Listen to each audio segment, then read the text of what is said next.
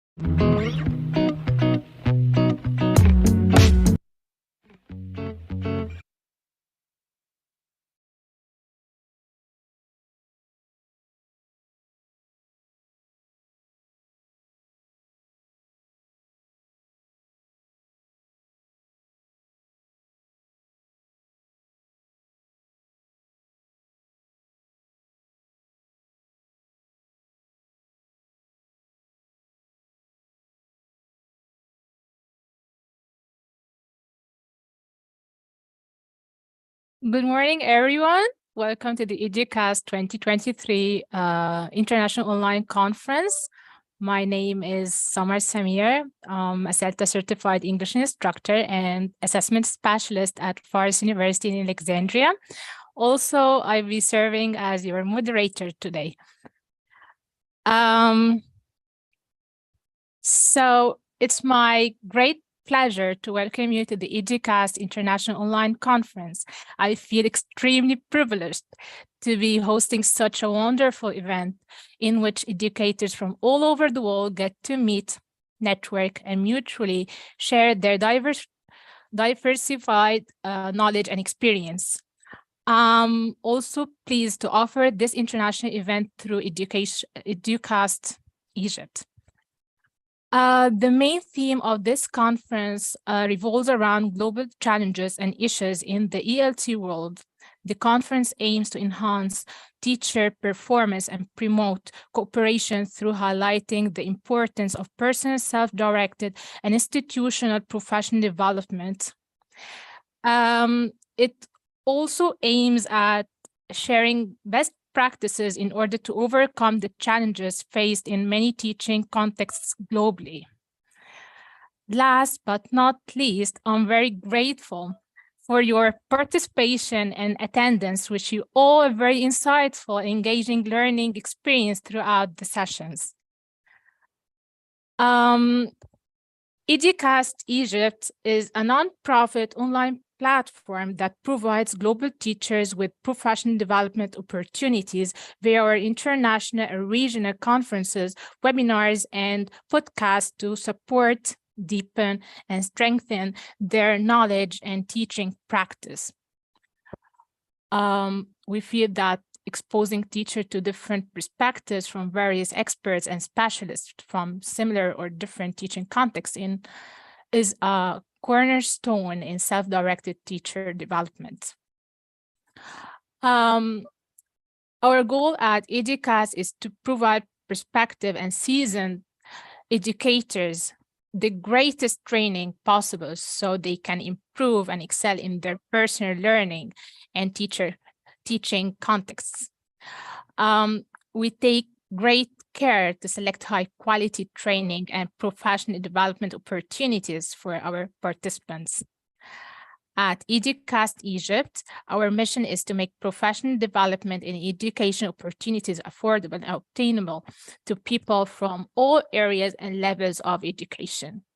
Our goal is always to bring state-of-the-art teaching and training methodologies, approaches, and techniques to every teacher globally.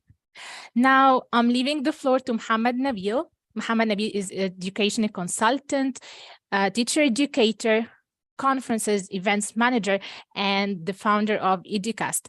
The mic is yours now, Mohammed. Okay, so thanks, Summer, for the wonderful introduction for the conference for Educast. Hello, everyone, wherever you are and whenever you are. So it's really good.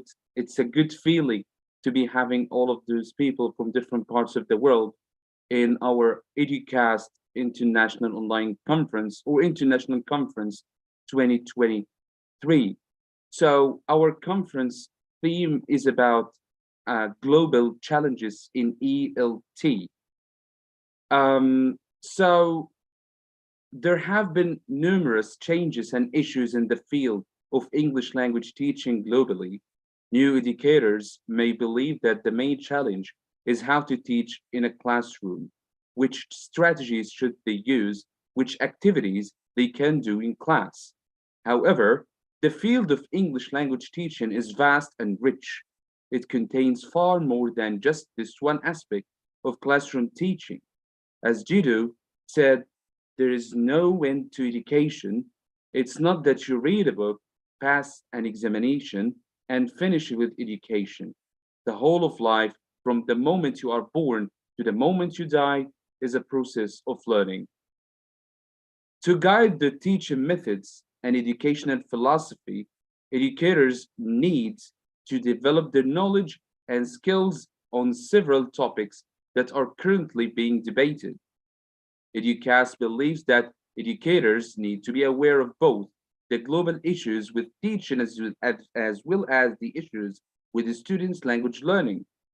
Being knowledgeable, conscious of, and thinking of the significant problems and difficulties facing the field of English language teaching are vital aspects of any educators' preparation and growth. So, reviewing the global issues affecting the English language teaching is the goal of this conference. These issues are reviewed objectively because we believe that this is the most accurate way to determine the type of change that should be taking place. Many presentations are conducted by our speakers to find solutions and help other educators overcome these challenges. Teachers must be extremely knowledgeable in order to provide the finest learning, which is ensured through the professional development programs for teachers that Educast offers. Also, Educast is committed to helping educators find great opportunities regardless of whether they are experienced educators seeking to advance their careers or new ones who are just getting started. So everyone, it's a real pleasure to be hosting this conference and a real pleasure to be having all of you with us today. So as you can see, we have different people from different parts of the world, and we have a very big team that has been working on putting everything together in order to provide the best quality of education. Educast is also offering teacher training programs, and we host educational events online and on-site. So in the chat box, I just want you to send me where you are joining us. Where are you joining us? Where are you from? And what do you teach?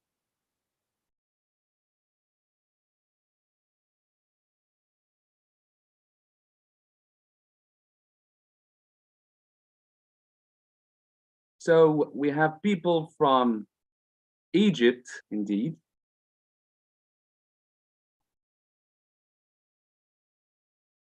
Good morning. We have people from India, yeah, Philippines, Kuwait, Malaysia, yeah, Cairo, Egypt, Cairo again, Saudi Arabia, Romania, yeah, Egypt again, Sri Lanka, yeah, that's really good.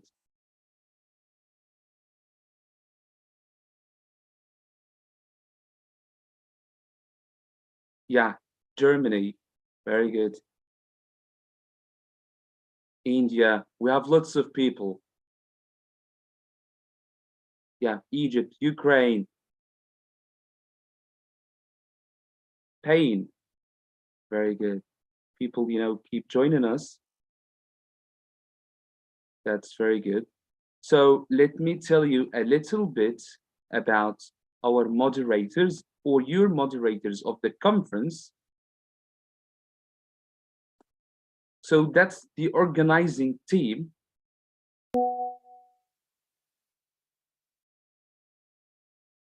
That's me. And we have Ron Moraine, the educational consultant and expert at Educast EG. We have Samar Samir, Raga Ali, Haya Sami, Yihad Fauzi, Shayma, and Manar. They are all, are doing whatever it takes to help you in this wonderful event on Thursday and Friday. So let me share with you that this conference is sponsored by Delta Bookstore and Text Inspector. So I'd like to invite all of you to keep attending the whole conference till the end, because there will be lots of surprises. Okay, so hello, Ron, are you there?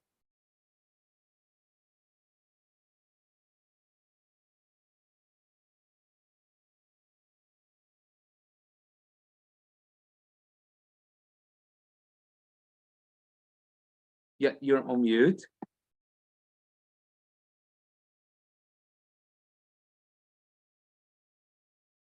Could you please unmute yourself? Oh, yeah. Good morning. Yeah. Good morning, Ron. How are you doing? Well, I'm alive and it's very cold in Germany. Yeah, same here, but not that cold indeed. So I Yeah. see we got a lot of people from all over the world here. Yeah, we have lots of people here, Malaysia, Morocco, Spain again. Yeah, different nationalities, different people gathering here for the same purpose. And Learning. I noticed in the chat box that there was a teacher who's from Egypt who teaches German. I was like, oh, that's great. Yeah. Yeah, that's right. Okay. Well, Ron, could you please tell the people here about what we've been doing, what we are doing, what we can offer? Well, Mohammed, I have to say that we've been working on this for a while, and it took a while for us to brainstorm who we wanted to come to the conference and to share their knowledge and experience.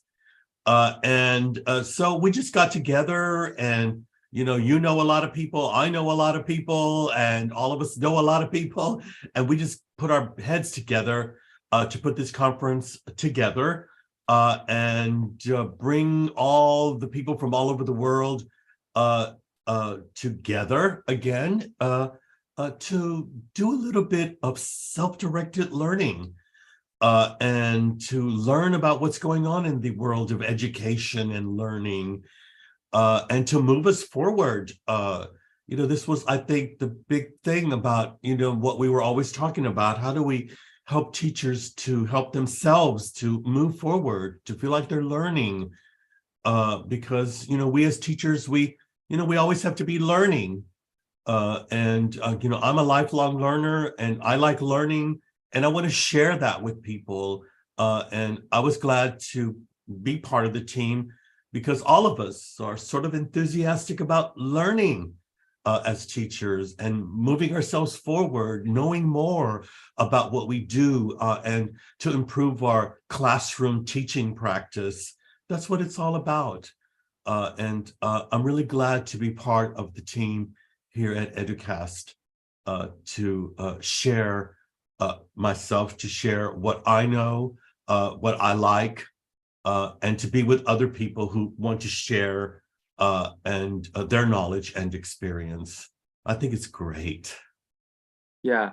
So actually, Ron, the last episode of our podcast, Educast Interviews, was with you, and we were talking about self-directed learning.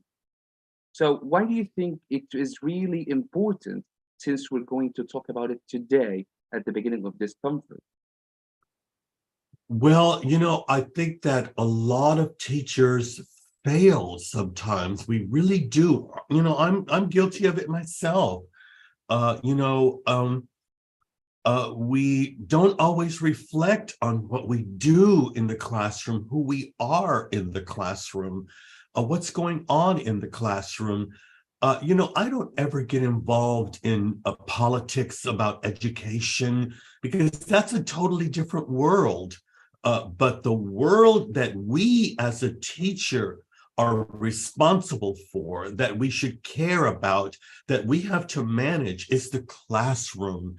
And everything that happens in that classroom, we have to teach ourselves. We have to learn about that. And it takes a while. My self-directed learning journey started, a long time ago, and I just like learning. And we as teachers, we have to accept that if we're going to be a teacher and we're going to be in that classroom and we're going to be around other people, we're responsible for them. We're responsible for what's going on in that classroom because, our learners have goals. They want to do something with English, and we have to be there for them. When I realized that was what really teaching is about, I have to say that it made me love the job even more. And it's, for me, not a job. It's just everything about me. I'm a teacher 24 hours a day. You know, I have a private life, but when I walk into that classroom, I know that I'm responsible for what's going to be happening in that room. So I want to educate myself about everything that I can to make sure that I'm doing not only the best that I can, but everything that I can do to make sure that my learners are really, you know, learning English, using English, because they want to learn. And I love being part of that journey. But it goes back to, you know, self-directed learning. What are we as an individual, as a teacher, doing to educate ourselves on how we can improve our classroom teaching practice? Because that's what this conference is about. Everything that happens in that classroom. We have so many great speakers from all over the world who are going to share their knowledge and experience with everyone about how they can improve their teaching practice in the classroom. That's what Educast is about. Exactly. You're completely right, Ron. And, you know, I think this conference is totally about self-directed learning. You know, although we have different other topics we're going to get exposed to. But let me show the people our program for today before we start and kick off our first session. So the first presentation will be with our education expert, Ron Moraine, at 8:30 Cairo time, and then Emily Bryson from National Geographic Learning about empowering learners in challenging circumstances using Teaching Through Crisis series from National Geographic Learning. And then we're going to have a short break till 10:30. Then we're going to get back with the great one, Christine Kumi. After that, we're going to be separated into two different streams. On this stream, we're going to be having Cesar Correa, who will be talking about practical aspects to become the best ELT teachers. On the other link, there will be Sumaya El-Nagar, who will be talking about online ESL tools in teaching young learners. And then on this stream, we're gonna have Harry Waters talking about cultivating change makers. On the other link, Tamara El-Khalili will be talking about teachers' challenges in times of protracted crises in Lebanon. Then on this link, we're gonna have Tom Godfrey, the director of ITI Istanbul, who is gonna talking about embodied approaches to professional development. And then we have our dear mentor and colleague, Dr. Hana Khamis, who is here right now. She will be talking about, you know, native speakerism. And, you know, the title of her presentation is, "Are English-Speaking Arabic Natives were recognized in digital speech recognition tools?" That's a very good question. So on the other link, we're going to have Bhavna Gupta from India, who will be talking about stories. Why stories? Well, why not? On this link, we're going to have Vanessa Rayleigh, the ELT author, who will be talking about starting out with SDGs in preschool, primary ELT classrooms. At the same time, on the other link, we're going to have Mohammed Saeed Atta, who is going to talk about using teacher-student ratio and teaching across modalities in classroom assessment. Then Nirmeen Nasr and Abha Sharma at 3 o'clock Cairo time will be talking about differentiated instruction in response to the burden of mixed ability classrooms and challenges in designing differentiated assessments. Then at 3:45, Annie Altamirano and Monica Salvo are, you know, talking about assessment for learning, the road to success, and out of hell, heart engagement. leadership, and laughter in the classroom. And at the end of our first day, we're going to be having two wonderful speakers. Fatima Lusomsi, the IELTS teacher trainer, is talking about why teaching skills is more challenging than grammar or vocabulary.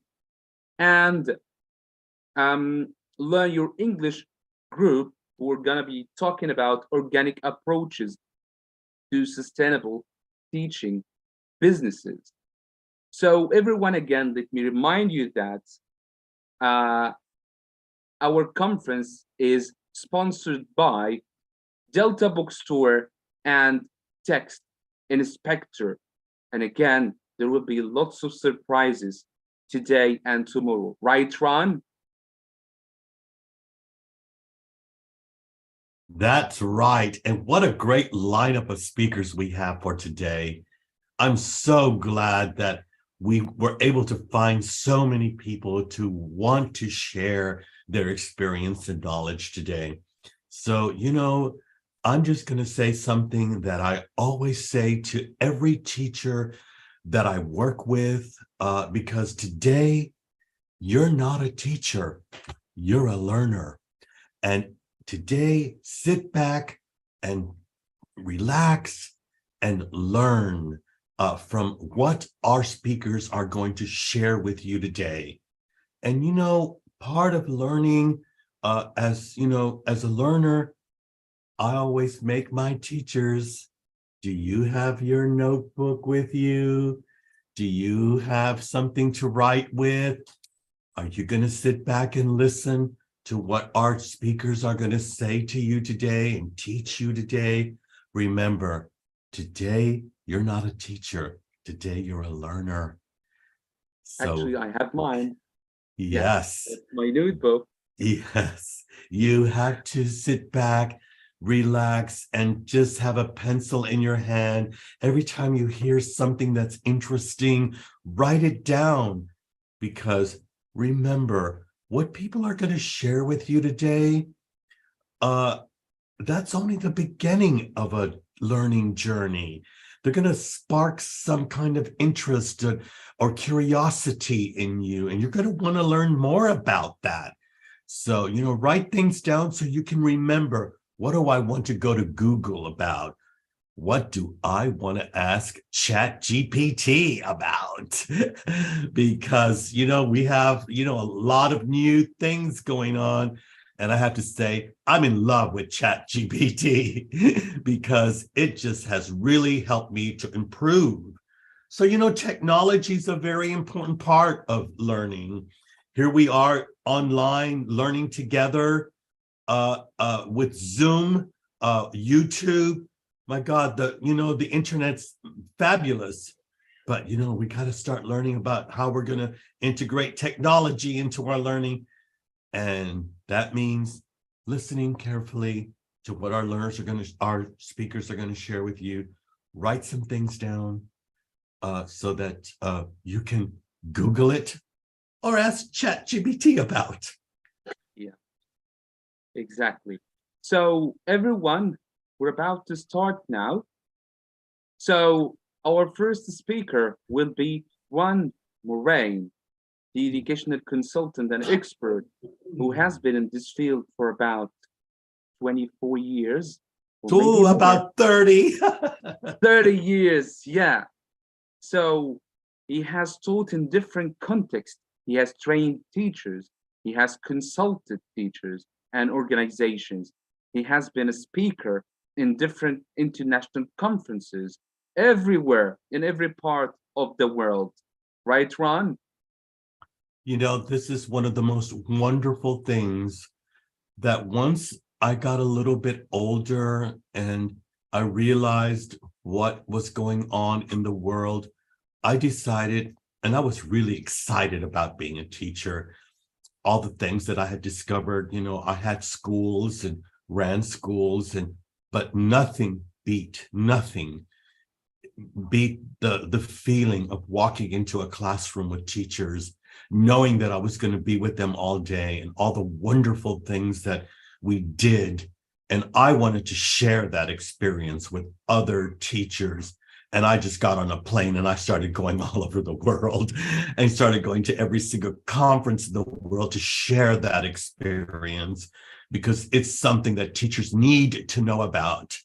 But I think that the most important thing that I learned myself was, what about my self-directed learning journey? When I started thinking about what that really was, my research went totally in that direction, because I wanted to know about what, not only what I knew, but what I had learned and what was I going to share with people.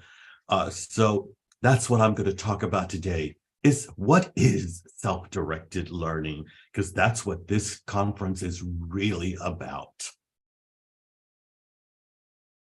Exactly. So everyone, we will start right now our first presentation with the expert in self-directed learning, Ron Moraine. So Ron, can you please start sharing your screen? I will. Let me just get that going here. Very good. Got to click that right there. And here we go.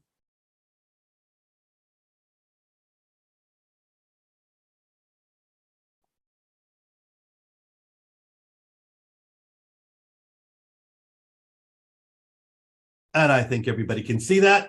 Mohammed, can you see that? Yes, crystal clear. So everyone in the chat box, can you see the screen?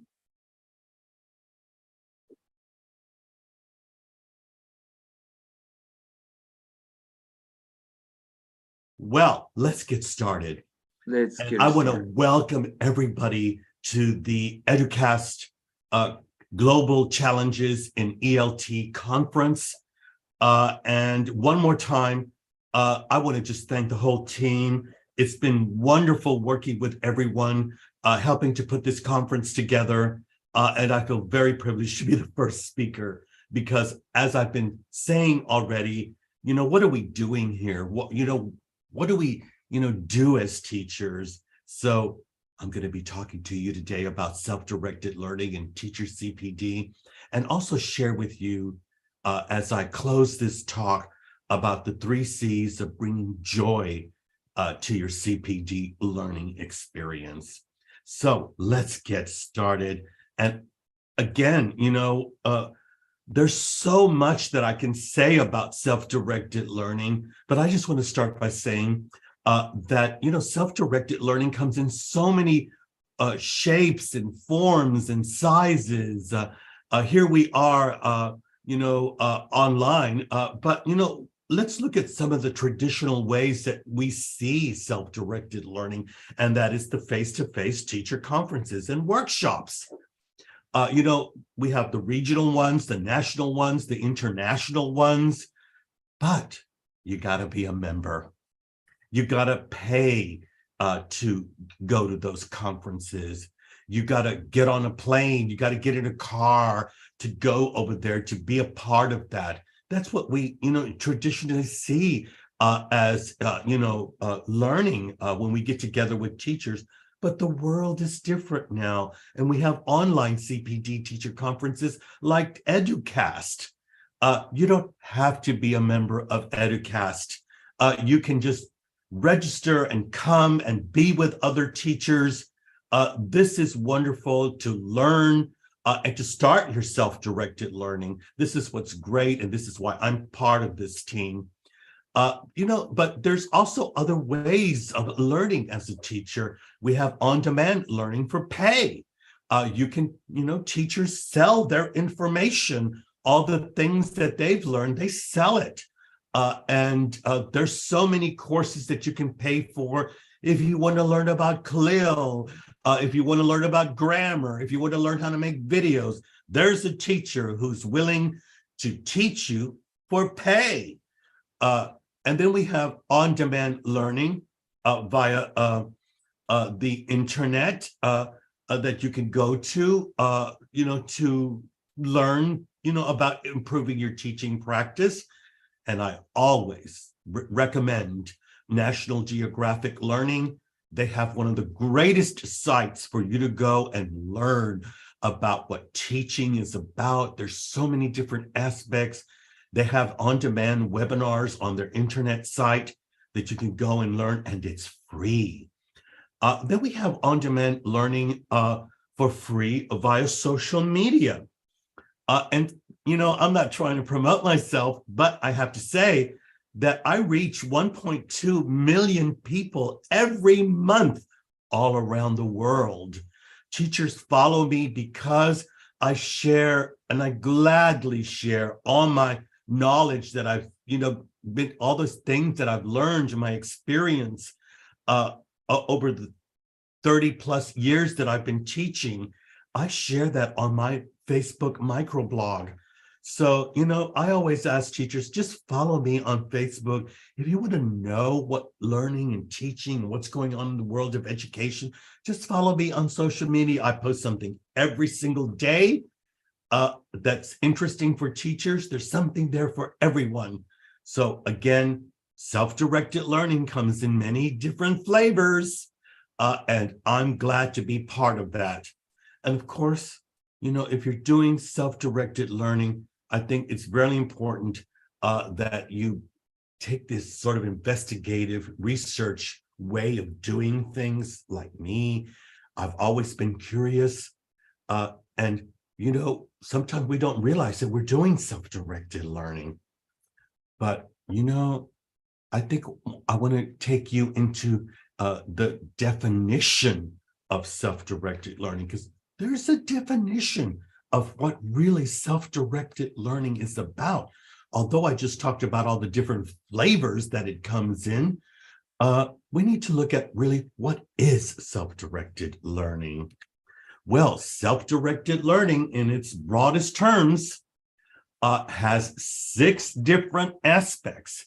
And I have to say that when you're, you know, is this something new? Is this something that, you know, which is barely discovered? You know, as humans have existed on this planet, there's always been self-directed learning, always. And I'm going to look at the definition that was given by one of the greatest educators of the 20th century, Malcolm Knowles, who put it into 6 different aspects. As he studied that, he was very interested in how adults learn. And was there really a definition of that? What do we call it? And he said that there are actually 6 parts of self-directed learning. One of them is that when we look at the behavior of teachers or any adult who's learning, that the first thing that they really do is they take the initiative to want to learn. And they do it just because they are curious. And either they learn by themselves or they find somebody else to help them to learn because they want to know more. So the number 1 thing is they take the initiative to learn. The number 2 thing is that they really diagnose and reflect on what they need to learn. They sort of think about it.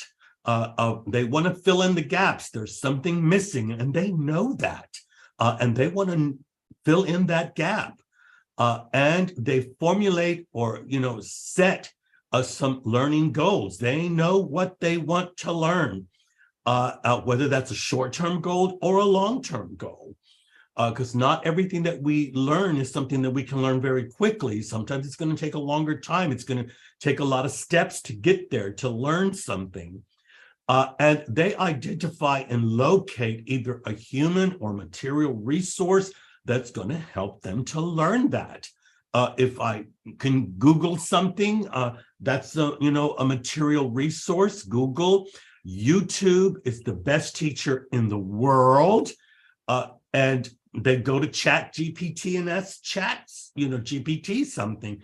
But they start finding either an individual, a human, or a material resource to help them fill in those gaps. And they choose and implement the appropriate learning strategies. If we're a teacher and we're teaching in the classroom, we have strategies that we use, whether we know that or not, on how we teach. And we should also reflect on how we as a teacher learn. So we do have,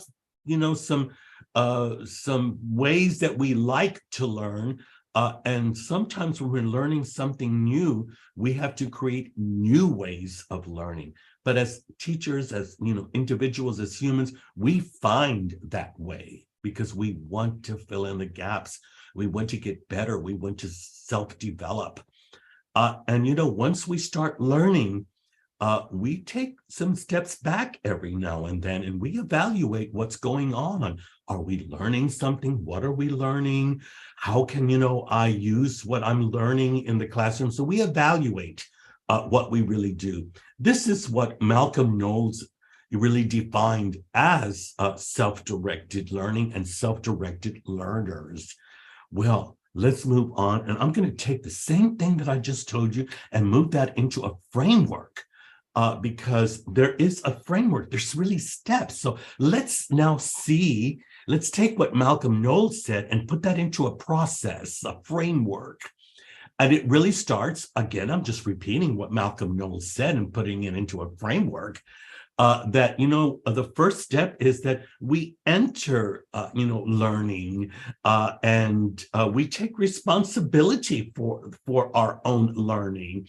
We plan what we want to learn and we know what we want to reach. We sort of have set some outcomes for ourselves and we plan some activities like you being here today.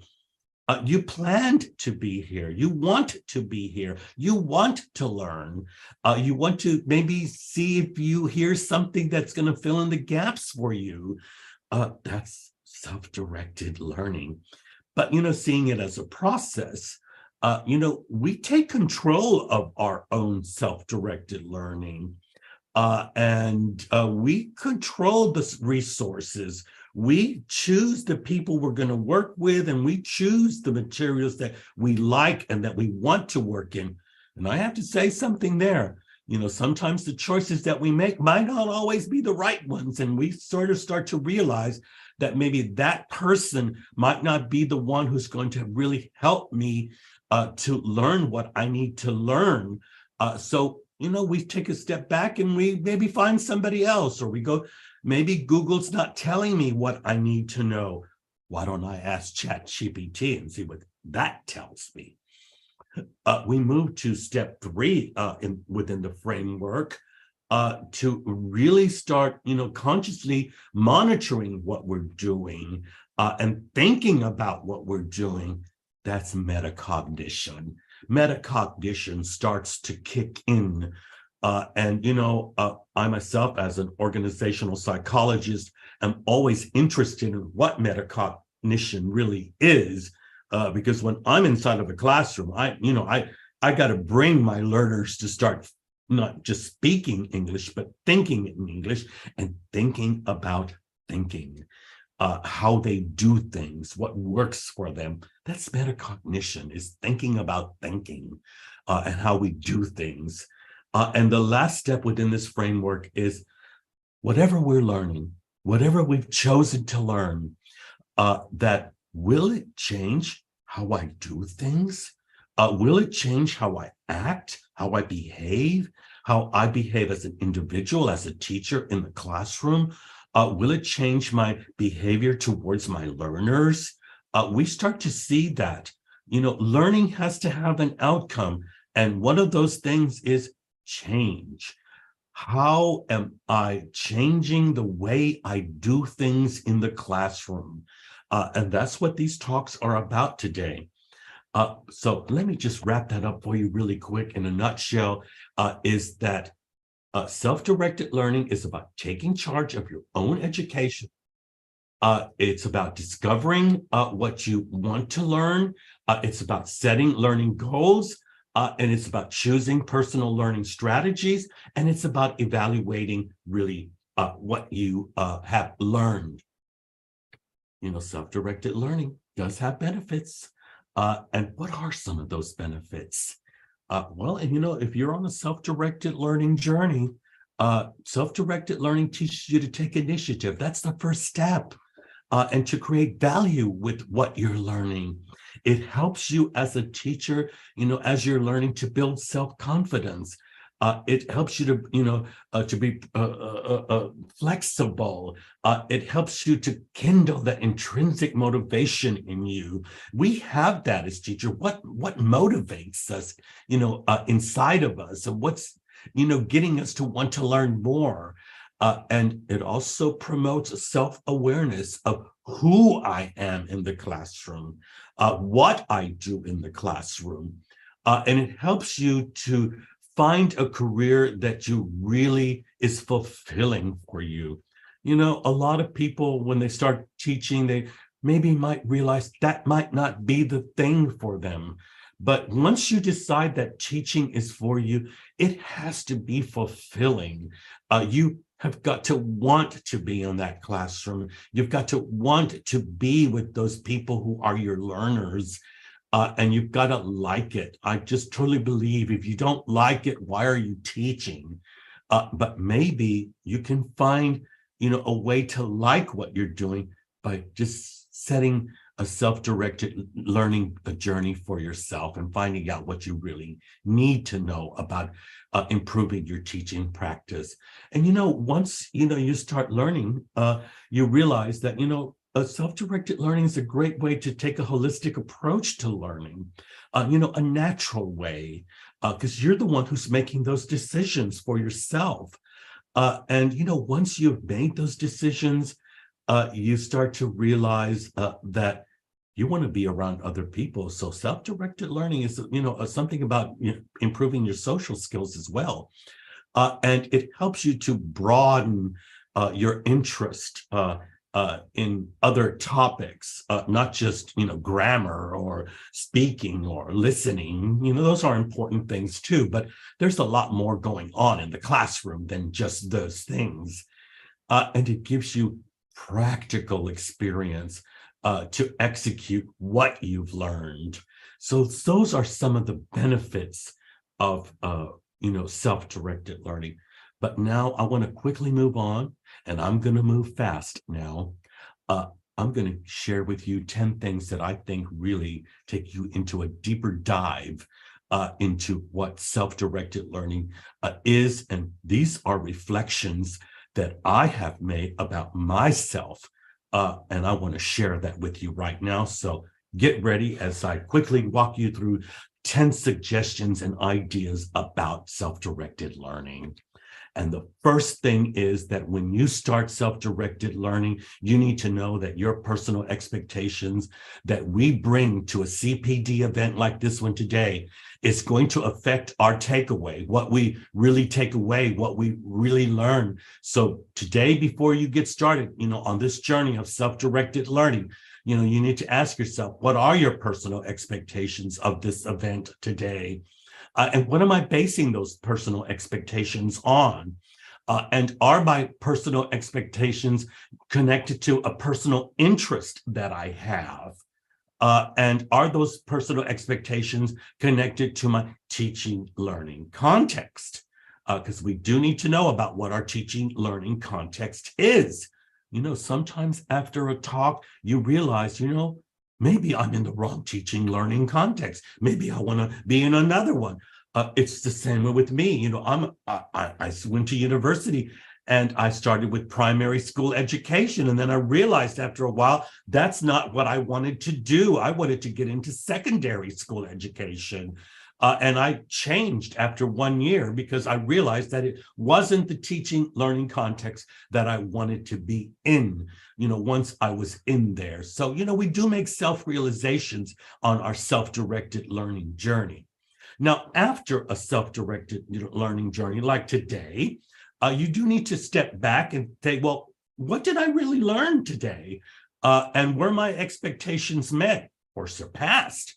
And how do I transfer what I've learned today? This is also very important. Now let's move to number 2. And, we as teachers, we have assumptions of and attitudes and beliefs about what we think learning is about. Those are going to affect, not only how we behave and perform in the classroom, but how we make decisions on our self-directed learning journey. What do I want to learn is based upon what I believe. So if you believe that teaching is about teaching English, it's about teaching grammar, and you like the grammar syllabus, that's probably going to, guide you in your self-directed learning journey. But we do know that, grammar syllabus is not always the best way to learn. But how do we know that? Somebody has to tell us. The experts, Scott Thornberry, will tell you that right now. Go to his YouTube channel and see what he says about a grammar-driven syllabus and how teachers maybe should really rethink of that, okay? And so before you start any self-directed learning, ask yourself, what assumptions, attitudes, and beliefs do I have about learning and teaching? And that does mean developing a teaching philosophy. And what is teaching philosophy?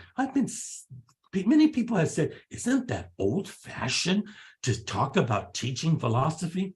No, it's not. All you got to do is go to Google and find out what teaching philosophy is and really develop one for yourself.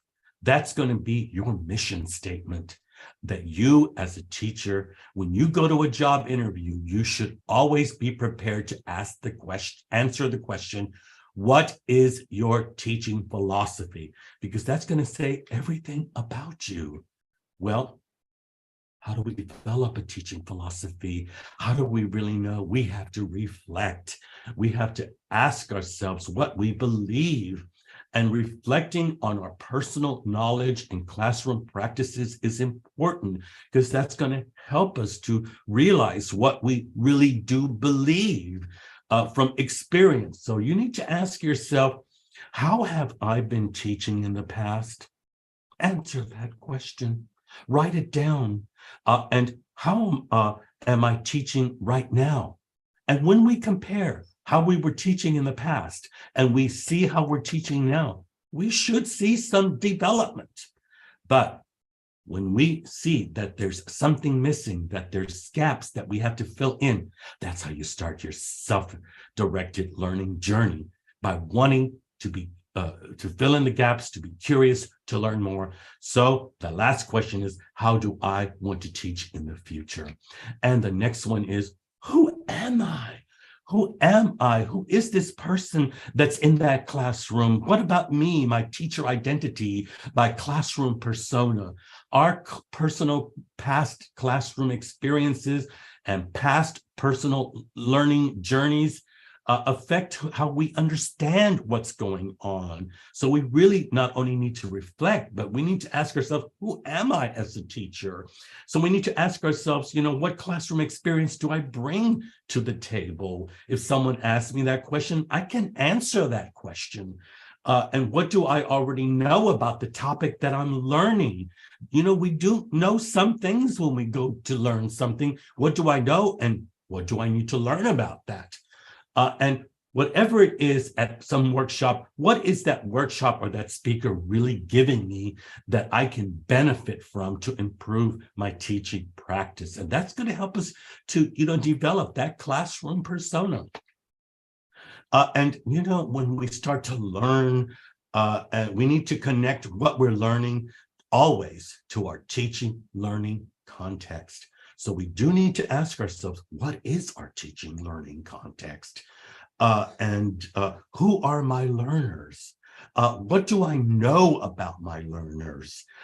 What do I know on how they learn? And what do they want to learn? What do they need to learn?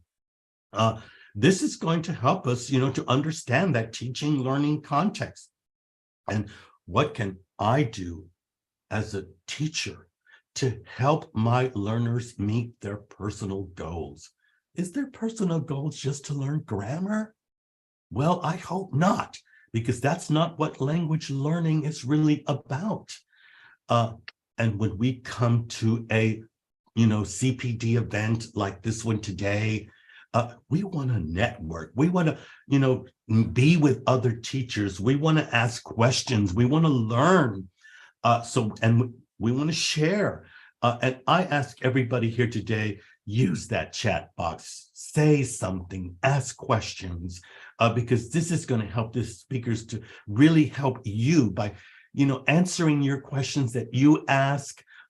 They can tell you a story. They can share their experience with you. And storytelling is a very important part of networking. That's what it's really about. Many of the teachers that you're going to hear today are going to tell you stories. They're going to share something with you, and that's important. And that's an important part of networking. And do you go to, and network with other people? Are you in a personal learning network? And what life experiences do you have that you can share with other people to help them learn? That's what networking is about with teachers. And, when you're learning something, this is really important, that you got to be open-minded, because you're going to hear a lot of different things that are very different than how you're doing things.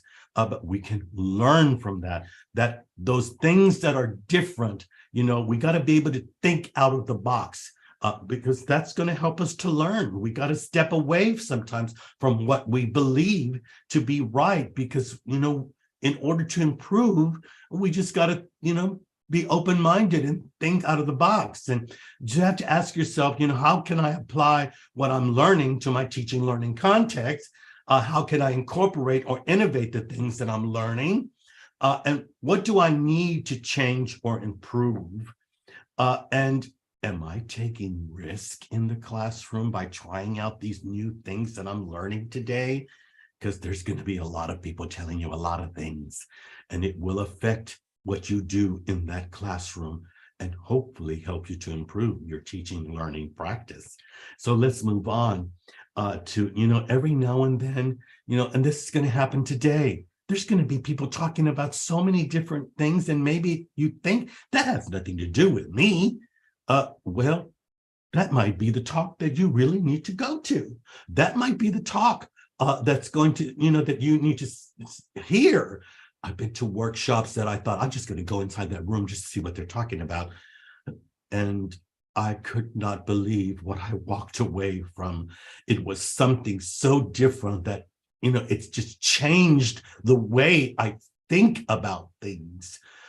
There was one talk that I went to in London. I will never forget it. I was listening to a great speaker, and I started to cry. Tears were coming out of my eyes because what that man was saying to me touched me so much that I realized, oh my God, I love being a teacher. That man motivated me so much. I came back to Germany and I just threw myself into the classroom and became, I think, more responsible about what I did, because I took the time to go to a workshop that had nothing to do with what my teaching and learning context was about.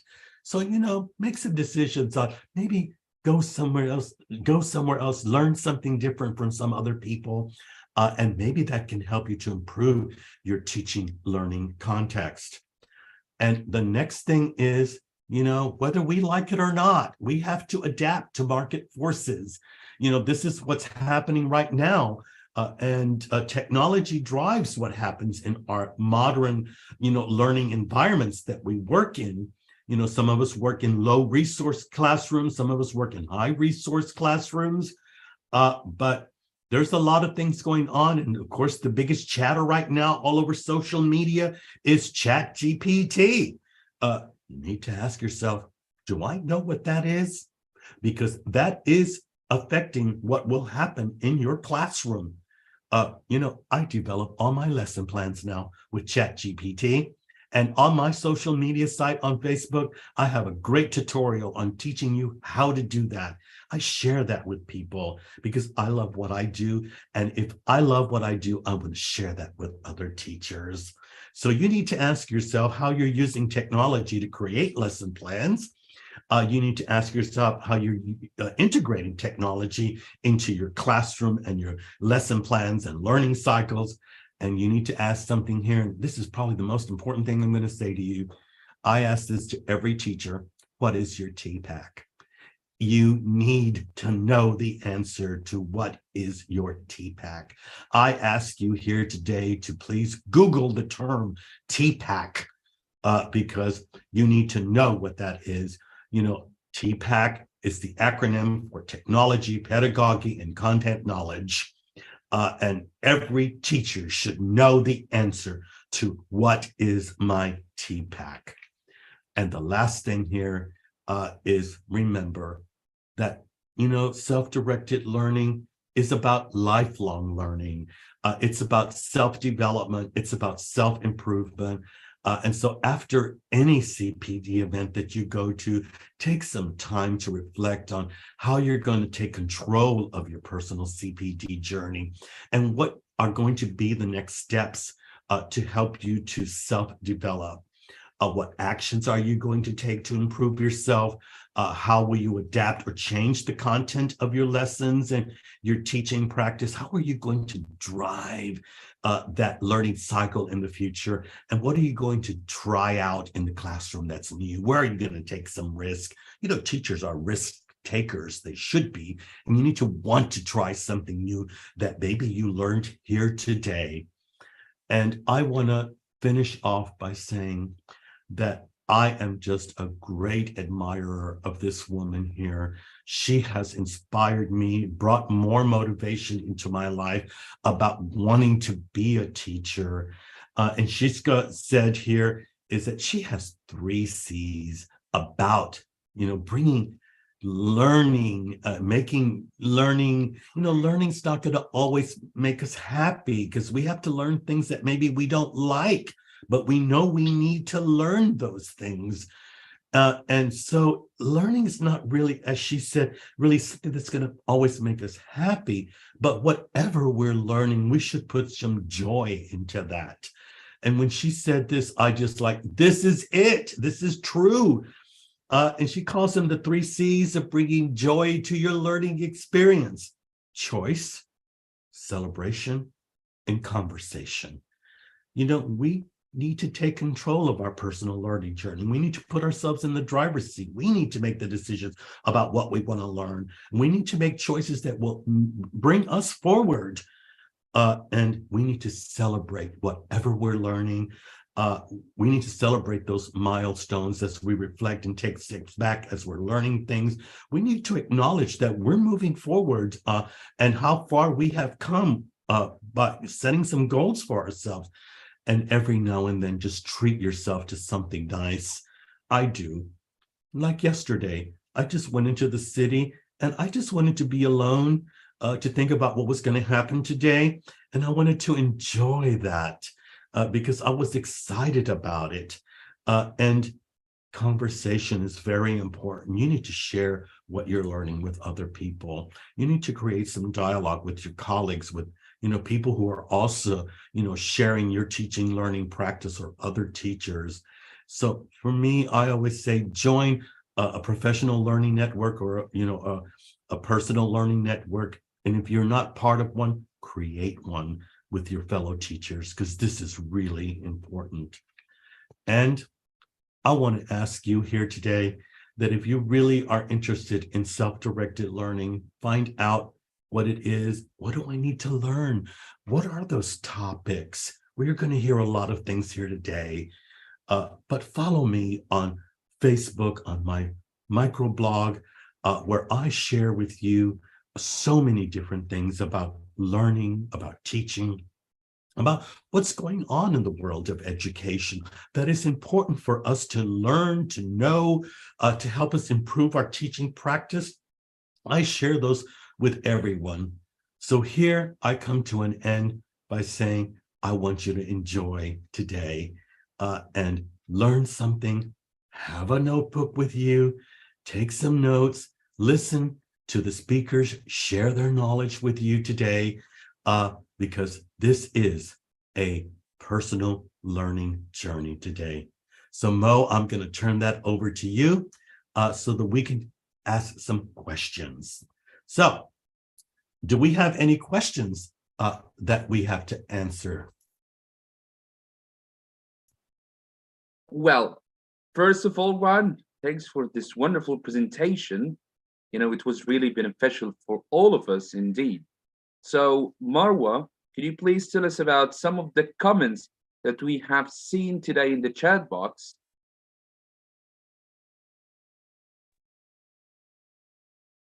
Yes, gladly. Hello, everyone. Hello, Marwa. Hello, dear. So Rasha Saeed is saying first time to attend an Educast conference. And Eunice said the whole life is a journey of learning. Absolutely true. And Natasha said, I'm from Philippines. I teach English for Japanese students. Wow, that's interesting. And Eunice said reflection is critical to us as teachers. And he also said we should have such spirit of responsibility for our students. Definitely. Also here we have Asma Said, who said CPD is continuing professional development in case somebody doesn't know. And Shayma Said said, I had a task about teaching philosophy in an online course I'm attending. Wow, that's interesting. And last but not least, M. Adwa said, great and well organized. We need you, dear master, to share the material instead of capturing or taking notes. Keep it. Also, I'm going to say, Marwa, right there. I am going to post this PowerPoint presentation on LinkedIn as well as Facebook, so that people can have that. So I share everything. Mm-hmm. That's great, thank you. Also, Shayma said cascade knowledge. Asma said thank you. Eunice said as well, if we can't prevent students from using Chat GPT, how can we make students use it in an ethical way, not in a way that affects their performance negatively? Well, you know, we as teachers have to learn how Chat GPT works.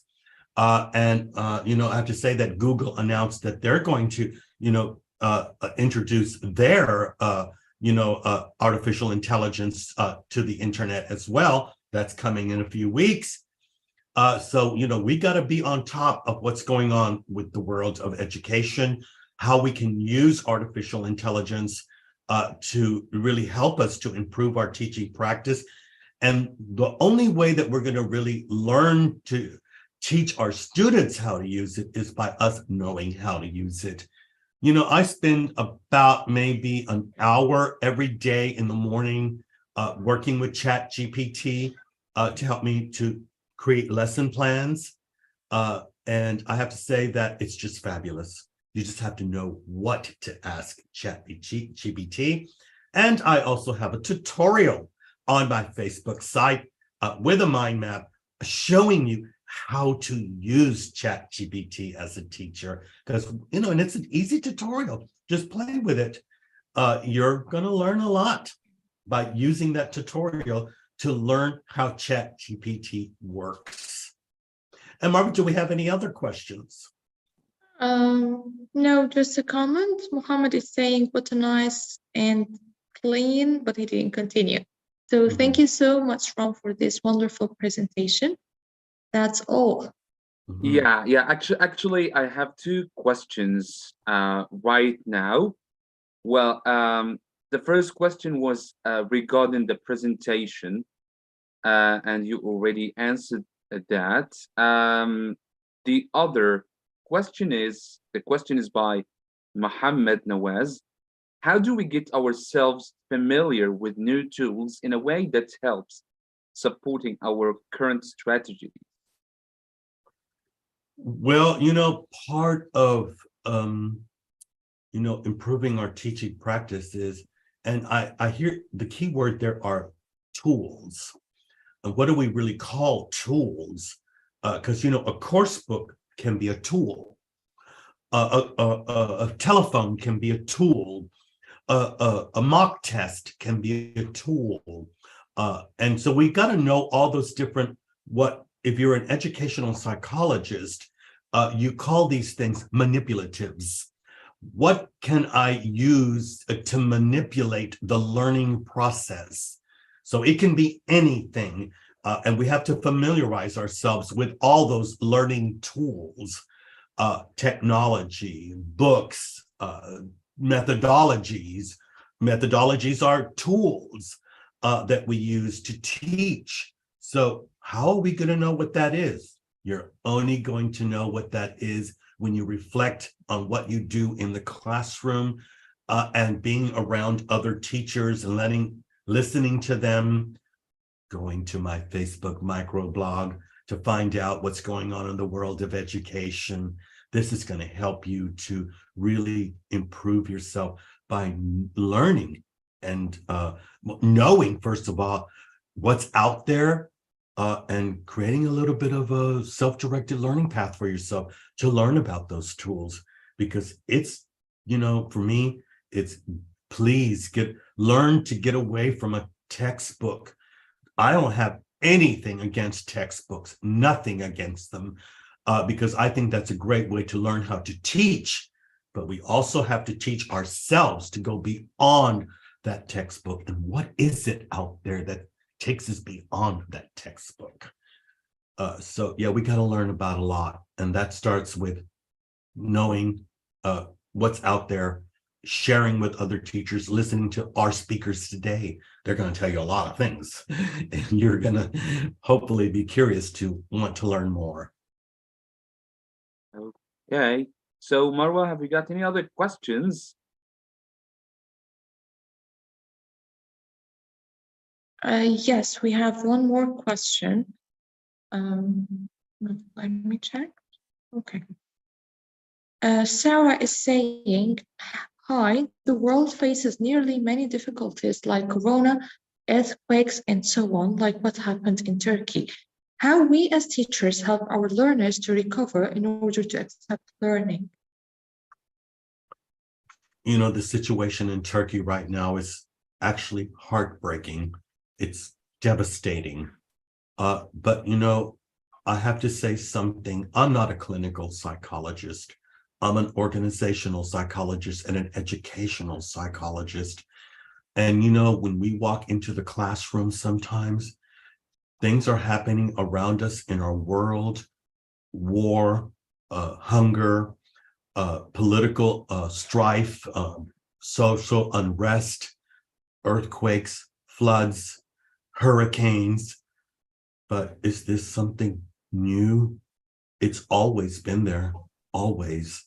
But we as teachers need to know what's happening in our world. And sometimes taking just the time to talk to our students about current events, let them voice how they feel. This is sometimes what Scott Thornberry calls a dogme event, where we just have to deal with it, listen to our learners, let them express their feelings and emotions about certain things. Sometimes we just have to take a step back and not teach grammar or not teach, speaking can come in many different ways. And yes, we do have to deal with those uncomfortable topics sometimes. I try to stay away from religious topics because that can be very, open up Pandora's box. But sometimes we do have to deal with those things as teachers. And, learning how to teach current events is important as a teacher. And you can Google that. You can find out how you tackle these topics. Sometimes we call those parsnips. What is a parsnip? Find out about it and how we deal with that. That's important because those things have always happened. They're happening now, and they will happen in the future. And we as teachers, we got to deal with it every now and then in the classroom. Language learning deals with a lot of different things. And one of the things we deal with is current events. So learn how to handle that. Google it. Yeah, Yeah, indeed. right. Okay, we have 2 more questions. Mervat is saying, what makes self-directed learning more effective and fruitful? Well, all of us, not just teachers, every single job in the world that exists, we have to future-proof ourselves. And I didn't mention that word there, but we do need to future-proof ourselves. Things are changing very quickly. And we as teachers need to find out how is the world of learning changing? Corona helped us to realize that many teachers were not very good with technology. And the teachers had to catch up with, how technology works, because they had to teach online. And teaching online is not the same thing as teaching face-to-face. So we had to create some, learning for ourselves to be able to still work. And that's a good example of how we have to future-proof ourselves. What's happening in the world today? Well, ChatGPT is happening right now. And many teachers are scared. What is it? Well, how is it going to change the way I teach? You shouldn't be scared. You should be curious. You should want to know what that is. I was curious, and like I say, I spend 1 hour a day playing with ChatGPT to educate myself. I'm still learning, and it's great. I love learning, and I love what ChatGPT is teaching me, because that's only going to make me a better teacher. So you got to be curious. You got to know where to go, because this is what's important about self-directed learning. I want to learn to be a better teacher, to help my students reach their goals. I love it. So find out what you need to learn. So, hopefully that will answer that question. Any other question, Marva? The last question is from Sarah, and she's asking you about your favorite advice for all of us. And we can just end with this. So I'll leave this to you. Yes, and I'm going to say, what a wonderful last question that is. Thank you, Barbara, for saving that question for the last one, because I have something that I posted just the other day on social media that answers that question. Teach what you know and love doing it. This is important. This is really important. You got to teach what you know, and the more you know, the better you're going to be as a teacher. But no matter what it is, love being in that classroom, love being with your students, because you got to put your heart into it. I do. My students know that. I love every minute of walking into that classroom with my learners. So that's a wonderful piece of advice, Ron. Yeah, that's a wonderful piece of advice. Thanks a lot for this wonderful presentation. And now, Summer, we have our second, amazing speaker. So could you please introduce our second speaker for the people here? Hello, Emily. Hi. Thanks for your TED talk. And you mentioned quite a lot of the things just at the end there about how teacher well-being, etc. So I'll be covering quite a lot of that throughout my session too. So thank you for that. Okay, so now we have a wonderful speaker, Emily Bryson. Hi, Emily. Hello, how are you doing? Hi, Emily Bryson is the author of the National Geographic Learning's Voices series. She has been teaching learners from the refugee background since 2007. And she's dedicated to promoting accessibility, inclusion, and well-being. Okay, so we're happy to have you with us, Emily. So now the mic is yours. Okay, great. Let me just share my screen and get my screen all set up for you. So yeah, I've been teaching. So my session's entitled Teaching Through Crisis, Empowering Learners in Challenging Circumstances. And I noticed in the chat that one of the questions somebody asked was about how to support learners in these situations. So I'll be covering that really in depth. So I've been teaching learners from refugee backgrounds at City of Glasgow College since 2007. Can you see my screen now? Can you see my presentation? Yeah, crystal clear. Yeah, great. Okay, so I've been teaching students from all over the world for 15 years now at City of Glasgow College, and in that time I have seen a lot of a shift in the students and the locations that they've come from. And sadly, that is dependent on the political situation, often where there's a war or where there's a there's a reason for them to be displaced and to move to the UK for safety or to reunite with their family members. And in that time, when I first started, it was learners from Afghanistan, and then that shifted into Iraq, Congo, Syria, and now we're seeing more learners from the Ukraine. So it's about, as Ron said, that these situations have been happening for years. They will continue to happen. And it's about having a response in place for them and training ourselves to be able to respond, not respond to them, but to be there and be ready for it. So we put together this series of Facebook Lives.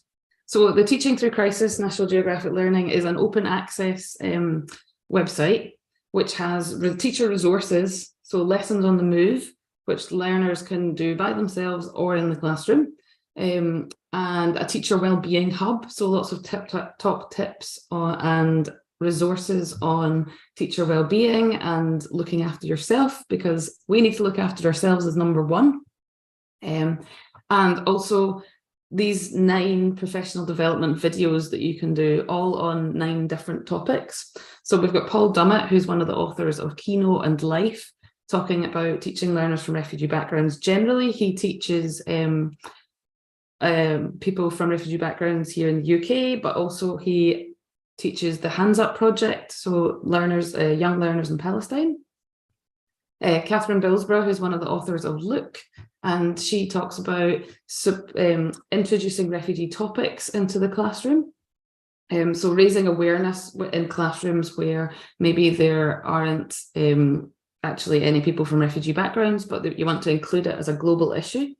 Laura Agbasso, who's in the top right there, she's got the dual perspective of being an ESOL learner, but also an ESOL teacher, not an ESOL learner, sorry, an ESOL teacher, but also she came to the UK as an asylum seeker in 2013. Then on the middle row on the left, we have Rania Dadul from Jordan, who teaches in a refugee camp in Jordan. Holly Geisen who teaches in Kenya, and Polly Ackhurst, who's based in Greece. In the middle, we have 4 amazing teachers from the Ukraine who talk about their experiences and how they continue to teach throughout as everything kicked off last year. And Alex Palinak talking about trauma on the right in the middle. And we've also got Emily Wilson talking about teaching in refugee camps in Greece, and Effie Tsuri talking about teaching young learners. And in the bottom right corner, we have Rosa Sally, who is a Glasgow girl. She's quite well renowned here, and she's a world changer. She has managed to end at the age of 15, she ended dawn raids for children by taking a case to the Scottish Parliament and fighting for it at the age of 15. And then she has done other amazing things, which I will tell you about later in the session. So I'll just start by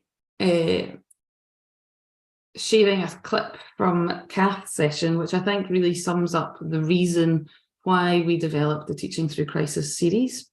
And I think she says it very well. So here you go. Do let me know if you can't hear it. Please, I'll just put the volume up as high as it goes. Do let me know if you need it louder. Hold on.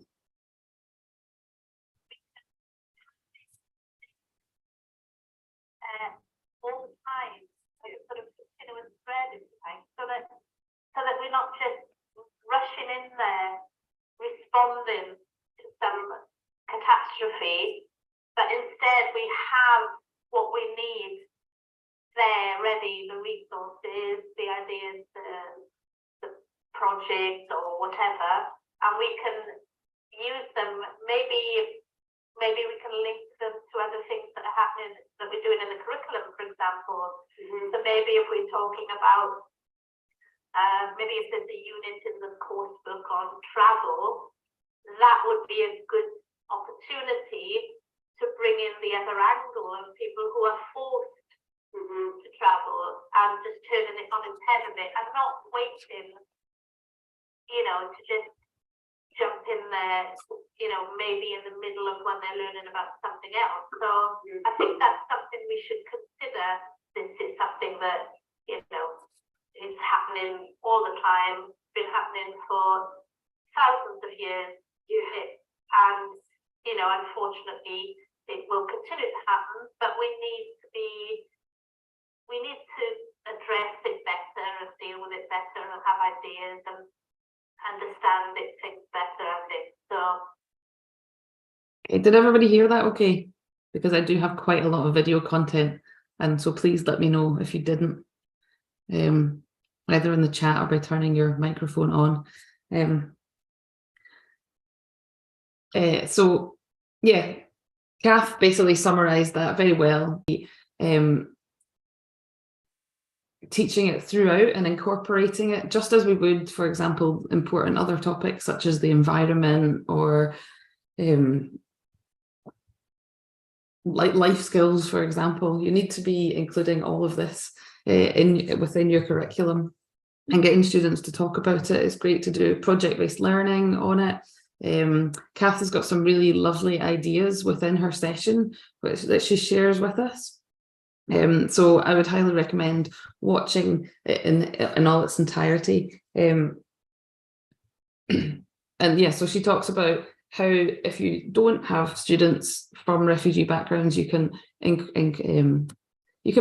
if you're going to be accepting students from refugee backgrounds soon, you want to be preparing your students for it in class, or maybe you just want to open their eyes to that as a global issue, then she's got some really lovely ideas on that. Oops. Okay, now is the moment of truth. I hope there is annotation tools enabled. If you can see you will at the top of your screen see a little bar that says you are viewing Emily Bresson's screen. It's with green, and then there's a drop-down menu, and the drop-down menu will have annotation tools in it, I hope. If it does, can you please share what challenges you have in your classroom, or what challenges you think people who support in emergency situations or in times of crisis, what challenges might people face, or what would teachers face? Can you write using annotation tools, or if you can't, just write in the chat. I'm not sure entirely if sometimes it's disabled, sometimes annotation is disabled. The volume's really low, probably a share side too. Okay, I'm gonna just reshare my screen because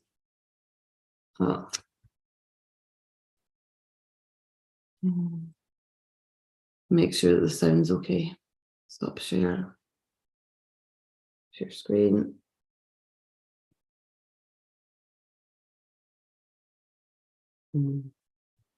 Yeah, so I think people here can, you know, share their answers or their ideas in the chat box.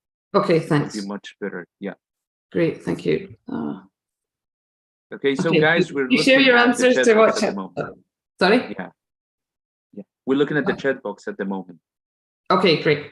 Okay, so share your challenges in the chat box while I go through the challenge of making the sound louder.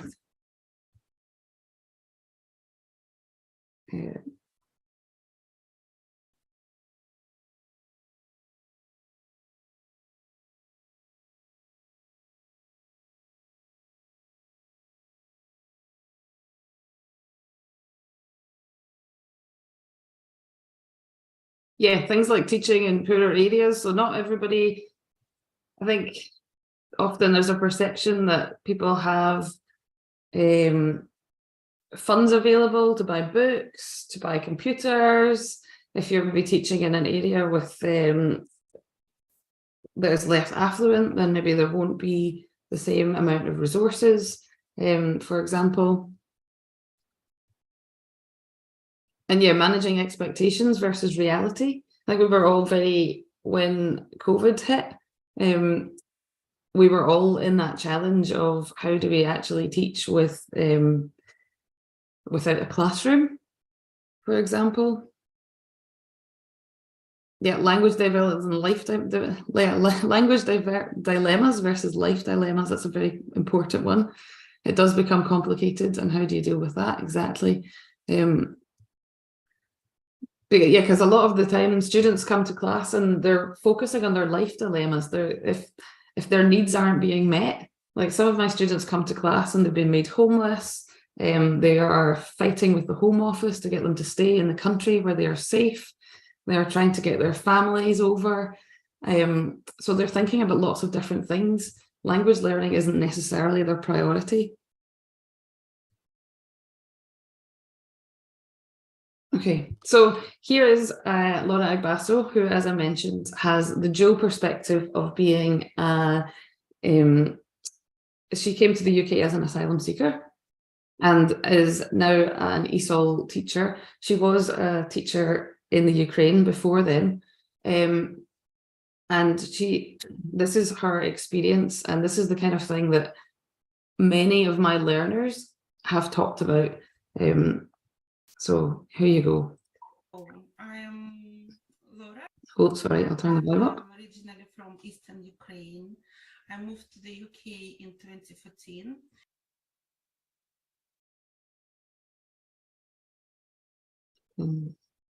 No, sorry. I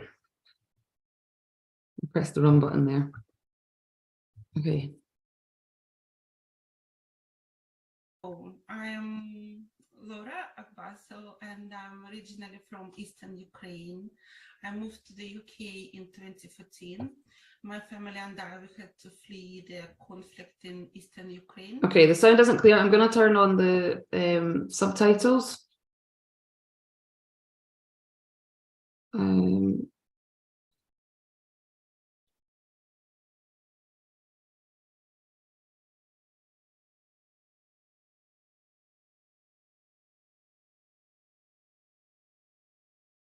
And hopefully you'll be able to read what she's saying. I'm Laura Agbasso, and I'm originally from Eastern Ukraine. I moved to the UK in 2014. My family and I, we had to flee the conflict in Eastern Ukraine. And that was the day when my life divided into two, a life before and life after. And it was, I think it was like beautiful time. I met a lot of people, beautiful views, nice, everything, but it was, I can say, the darkest time of my life. Everything changed. You're not you anymore. So during these dark times, I volunteered with, there was a bit of light for me. I volunteered with Red Cross. I was supporting classes, ESOL classes in Red Cross. And I did my master's in teaching English as a foreign language, to speak as a other language in Cardiff Metropolitan University and in the University of Leicester. And now I teach ESOL in college, and I work as a research assistant and mental health foundation. Okay, I'm sorry, I don't think the subtitles seem to work there actually. They seem to work for me, but not for the video. So what Laura was saying, for those of you that the sound wasn't clear, was that when she moved to the UK, she had this feeling of life before and then life after. So it was kind of like before 2013 and after 2013, when I lived in Ukraine with my home country or my new country, and how she was an English teacher in Ukraine, and now she's an ESOL teacher here in I think in Wales she's based, and she has done a master's in TEFL or TESOL, sorry, and she talks a lot about how she gets her students to she talks a lot about how she gets her students to lots of different activities for getting them to think about their lives and sharing their experiences. but also not to pry into their personal life too much, because there's a lot of things, and talking to them to find out what do they want to talk about and what is going to be difficult for them to talk about. Because a lot of my students and a lot of her students and a lot of students that have experienced trauma and difficult circumstances, there are some topics that they won't want to mention, like maybe, for example, they might want to talk, there might be certain topics, for example, I try not to talk about, like sometimes family can be quite triggering, because can you write about your family? Well, no, because many of them have died. They don't want to be talking about that, for example.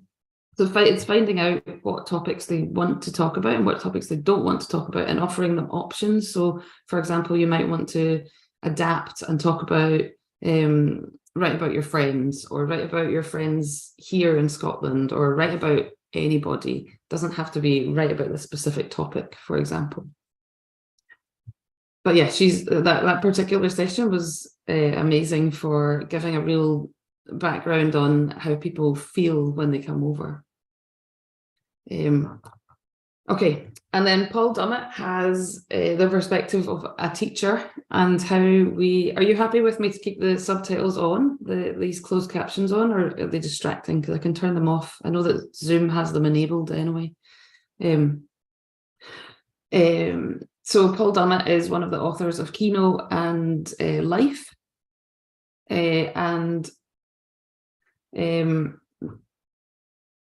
He talks about his experiences of teaching learners from refugee backgrounds. And, well, this is what he says, and then I'll comment. If you can turn your own audio up as high as possible, I think that will help. There's that whole sort of sense of instability they have. And I kind of, that's the thing I felt most, I think, is just that thing of being maybe a constant in their lives, or a point of stability or something. I don't know, I've never asked them that, but I've always kind of tried to provide that, just to be sort of steady and calm and easy and patient and, yeah, and warm. Yeah, so for Paul, he talks about providing a constant in their lives. So the ESOL classroom and the English language classroom in general can become like a safe haven. It can be a little place where they go to escape and to like a welcome distraction in their lives. And when they come there, they've got friendly faces there, they've got a welcoming atmosphere, they've got teachers that really care for them. Yeah, and so these are some of the things that Paul talks about during his session. So firstly, make your classroom welcoming, which I think we all do naturally anyway as teachers. Be kind, and be compassionate, and be aware that some students might need a bit more flexibility. Some students might not attend for various reasons on certain days, and just give them the space to do that. Some students might need to sit alone or be distracted, for example, and that's okay. Just being aware that students might not perform 100% all of the time because they've got a lot of other things going on. Telling stories and supporting them, giving them opportunities to tell their stories, but again, not the personal, not necessarily the ones, letting them choose what stories they want to tell. Making connections and building a relationship between the teacher and the students and within the classroom as well. And supporting learners to be the best they can be and to achieve their goals, just like in any class, really. And injecting some fun. He used this phrase of injecting fun. So it just brings, bring fun into the classroom, because fun makes people learn, doesn't it? And it creates a nice safe space. Okay, and Alex Palinak is a researcher at Leicester University, and she is also an ESOL teacher, and she has lots of experience and has done lots of research onto teaching trauma experienced learners. She, before she did her PhD, she was really reading up on it, and she was aware of a lot of ESOL learners came to class with PTSD, with mental health issues, but there wasn't a lot of research tying in education and trauma-informed practice. So her PhD was really on that and brought it was really quite groundbreaking in a way, but to get information out there and to inform our practices. And this is a really weighty session. I think it's really, really worth watching, especially if you're teaching any learners with mental health issues or that have PTSD or post-traumatic stress disorder. It's great she covers a lot of information about the symptoms that they might have, how to teach them, the adaptations that you might make in class. And so here is her take on it. Here are her key takeaways, the final minute and a half of her session, where she summarizes the most important points. It's important to have an idea of what to expect and to plan carefully around these issues beforehand, but thinking about certain topics and how you might deal with them. But also, we don't actually know at the end of the day what exactly might trigger what in which students. Anything can be a trauma trigger. It could be a smell, it could be somebody's body language, it could be unanticipated things. So we need to kind of be very attentive and be willing to be responsive and flexible on the spot, basically. And most importantly, we just need to be kind, we need to be welcoming, we need to see and hear our students on a human level. We need to have empathy, we need to be supportive, and focus on relationship building and trust building in the classroom, and that will kind of set the foundation really for everything else. I mean, and one final thought.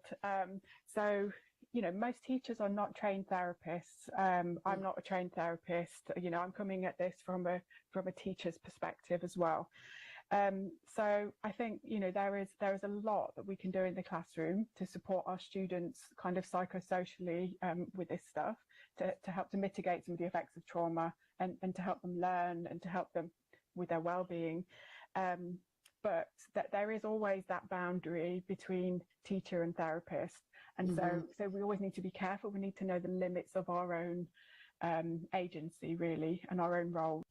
Yeah, and I think, so Alex there was basically talking about how, as teachers, there's only so much we can do. And Ron touched on this a bit as well, about how we are not counsellors, we are not psychologists, we are teachers.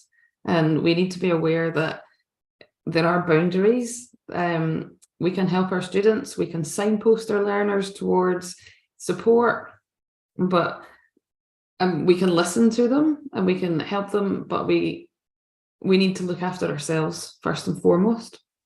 And to be able to, you need to put yourself first as well, and be aware that it can be.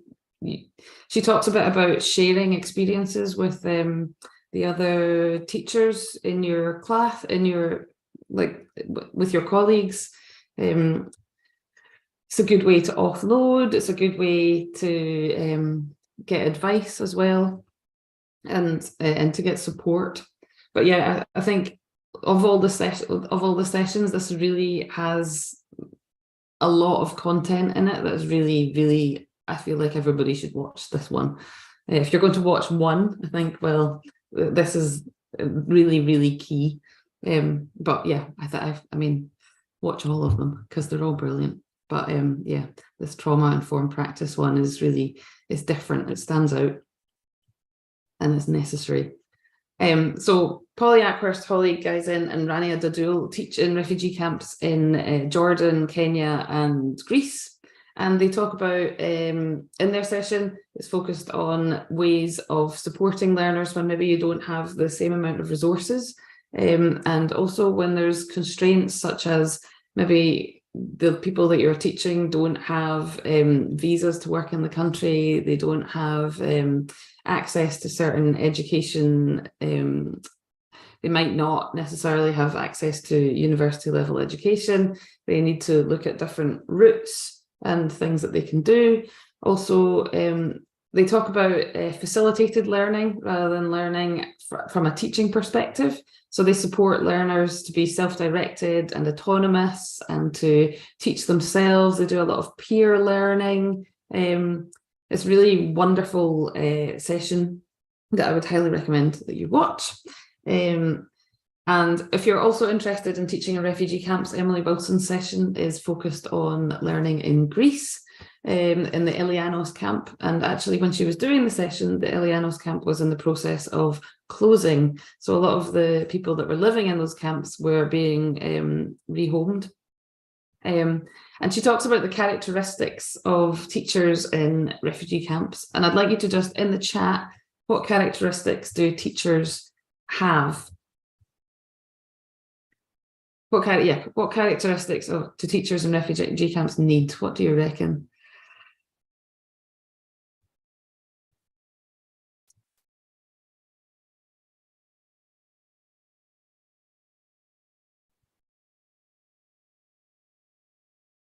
Yep, you're quite right. Compassion, thought, empathy, patience, kindness. Yeah.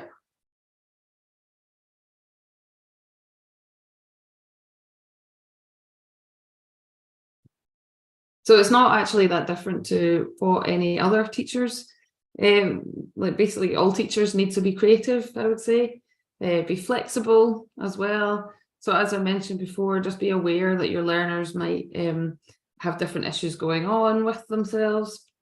So be flexible, be continuous learners, and learn and adapt every day. Be compassionate. I think many of you said compassionate. Be committed, and look after well-being not only of themselves but of the students, and put student well-being first. So actually one of the things that Emily Wilson did was she set up the Pandora project, which provides well-being support for people who are providing support to people in terms of crisis. So for example, if you're a frontline worker in a refugee camp, then the Pandora project will provide, for example, yoga or counselling for those projects. And if you'd like to get involved, you can get in touch with the Pandora project. All the links are on the Teaching Through Crisis website. Okay, and last year, well, when the Ukraine war kicked off, it was a horrible time, and these are particularly resilient teachers that I was amazed when I met these teachers just how much they managed to achieve and do and support their learners and put their learners first and put themselves first as well, and get through and use teaching as a means of getting through. Using teaching and learning as a means of getting through challenging circumstances. So here Olga talks about how she was surprised that there was a scheduled class and she was surprised that actually everybody wanted to attend it. And this is what her thoughts were. Nobody declined. You see the invitation. I knew that like people wanted is to have this lesson, and some of them were in Ukraine, some of them were like overseas. So, but still they had this intention, and why not? Because like as I told you, teaching is not about like only giving some tools, yes, giving some knowledge, yes, practices, but it's also about I think giving people a chance to align with each other who share the same pain, and to be together, yes, for a while, yes, to understand that they are not alone, yes, that they have support, that they have backup, yes, from their colleagues. So, and sometimes it's just like necessary for a person to splash the emotions that they have. So, and why not to do it in English? Yes, so like. You can practice, yes, your speaking skills, but at the same time, you get a kind of like psycho. Yeah, so she talks about how the English classroom kind of became like a kind of haven to for escapism, really. And then Julia has a very similar response here. Currently we're having lessons more to unwind, more to get back to normal life. And actually I heard this idea from Olga, this drama, interacting drama, and I thought that one of the techniques that might be used that is shadowing.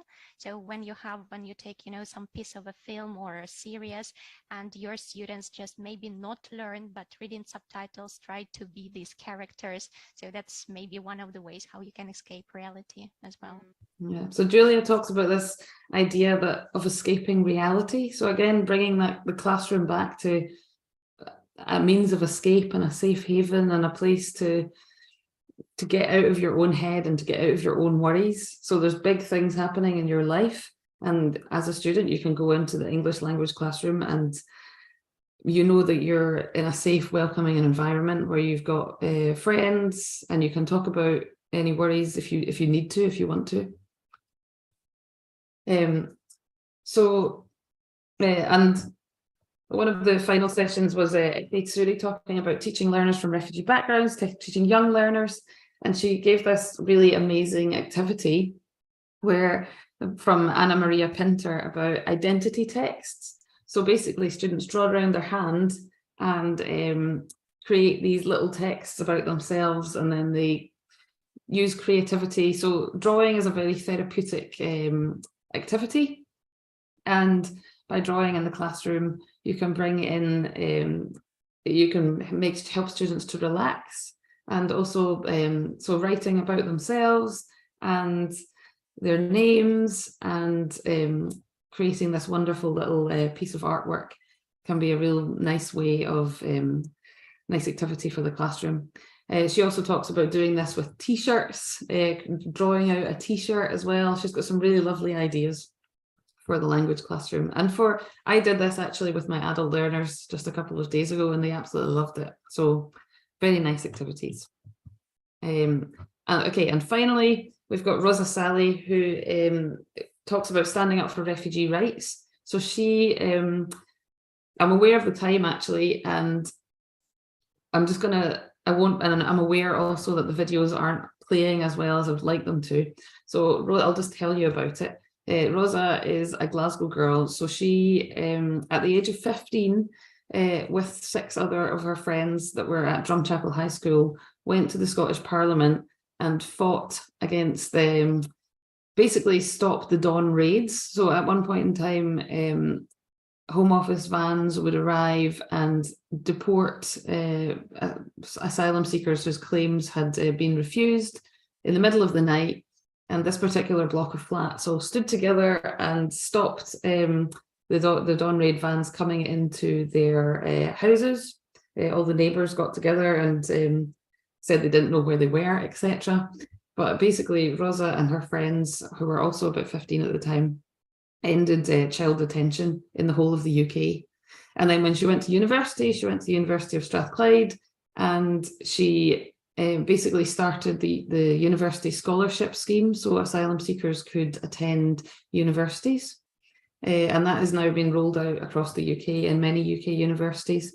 So she really has changed the world, and she is a counsellor now in Glasgow. And she has some top tips for standing up for refugee rights. So I often thought that maybe signing a petition, what's that going to do? Well, actually, it does a lot. So she recommends signing petitions, going to rallies, writing to politicians, using your voice, and standing together. And not to forget that small steps turn into big changes. So she can really, what she says is really very inspiring. Yeah, she's an incredible person. Okay, I'm going to skip this section. I was going to ask you to write here or in the chat using annotation tools ways of making what is necessary for a good education, but I'm afraid we are running low on time, so I'm going to skip it and just basically say that we often teach learners who are not in ideal circumstances. We're not necessarily in a classroom. There were pictures of people during the Ukraine war under learning in subway stations. Some classrooms don't have walls, some classrooms don't have all the pens and paper or whiteboards or laptops, etc. So we've created this series of lessons, which we've called Lessons on the Move. And these lessons can be used anywhere for mobile learning. You can use them on your mobile phone. Students can use them in self-directed ways. They are ready to go, or you can use them in the classroom. And here's one that Andrew Tiffany did. And he's very expressive. So I think even if the sound doesn't work, you're going to get a lot out of this video regardless. There's also subtitles on it as well. Hurrah. Let's talk about my friend. Do you know my friend? I don't know. Let me show you my friend, okay? Here's my friend. Oh, wait, hello. Where is he? Spike. Spike, where are you? Oh, Spike is gone. I need to draw him for you. I need to draw Spike, okay? So I have a pen, see? I can draw all over the screen, yeah? Okay, let's see. I can draw Spike for us. Okay, here we go. So we're going to draw this one. It looks like a 6, doesn't it? Yeah, looks like a 6. Okay, and one more. Okay, and then what do they look like? Oh, they are his eyes. That's right. These are Spike's eyes. Yeah, and this one. What's that? That's his nose. Yeah, that's his nose. Okay, and then he has a neck. Okay, so you get the idea. These are the kind of lessons that we have for students, which are really fun and they're really interactive. And look how enthusiastic Andrew Tiffany is. Isn't he amazing? Absolutely love this video. And there's whole loads of videos like this, like stories. We've got Alex Warner talking about how to use video, the National Geographic Learning photographs in class, which are incredible. So yeah, lots of free, and they're all free as well, free and ready to use. You can use them in any classroom. It doesn't necessarily need to be in terms of crisis, but it's there and it's ready if those challenging circumstances are arising. So we've got this teacher wellbeing hub as well, where there are lots of videos to support your well-being and student well-being too. And there's a lovely meditation by the wonderful Sarah Faulkner, which I don't think we've really got we've got time for. There's also suggestions of graphic novels and books that you can use in the classroom. These are some of my favorites. So yes, feel free to go to nationalgeographiclearning.com Teaching Through Crisis and check out all the resources. And we've got a little bit of time now for questions. Thank you, Emily, for sharing with us today. And Emily, you know, both of us share a passion for graphic facilitation and graphic organizers. Yes. And so you mentioned a little bit about you know, drawing in the classroom. And you know, I just want to jump on that because like we both share this passion for drawing. Yeah, and I love mind mapping as well. Yeah. So you know, I just would like to say that it's really important just to deal with emotions, like you said, in the classroom. This is, you know, we can't hide it. We can't run away from it. We do have to deal with that as teachers. But again, you know, like you said as well, and I think I mentioned that as well, we're not psychologists. No. We're not trained therapists. But we can try to, from the basis of empathy, you know, to deal with it.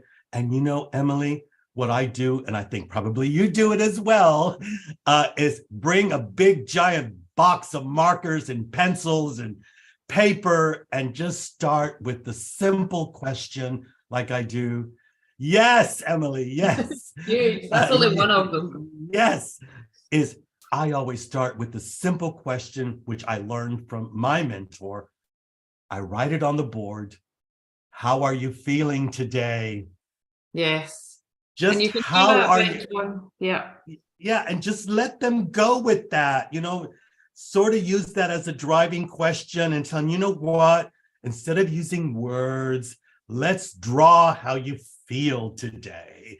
And Yeah, in and any draw color like you want. emojis or different weather, different, like you can draw a cloud or a sun.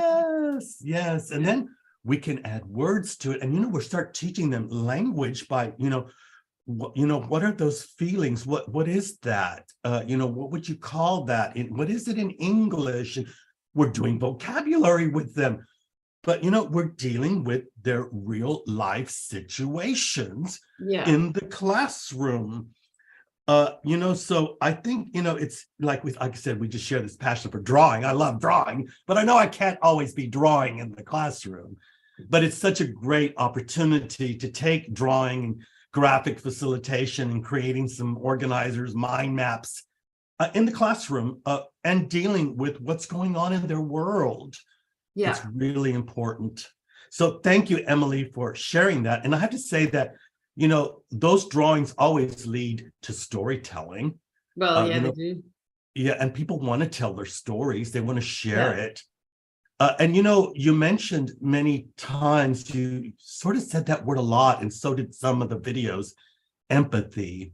Yeah, but empathy, I think, well-being. Yeah, I think we never should confuse the word empathy with sympathy. No. Because, sympathy is almost in the direction of pity. And that's not what we want to share with our learners.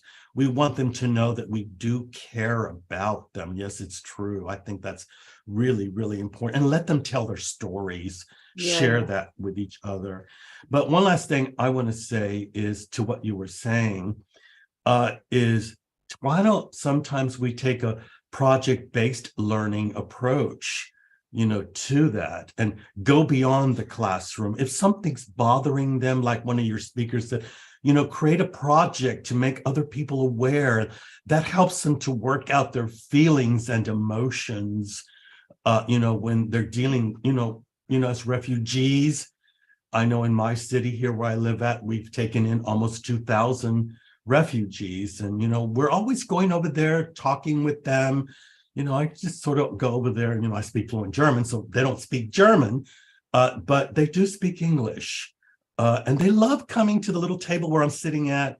We're having sandwiches and coffee, and they're sharing. And that's important. Yeah.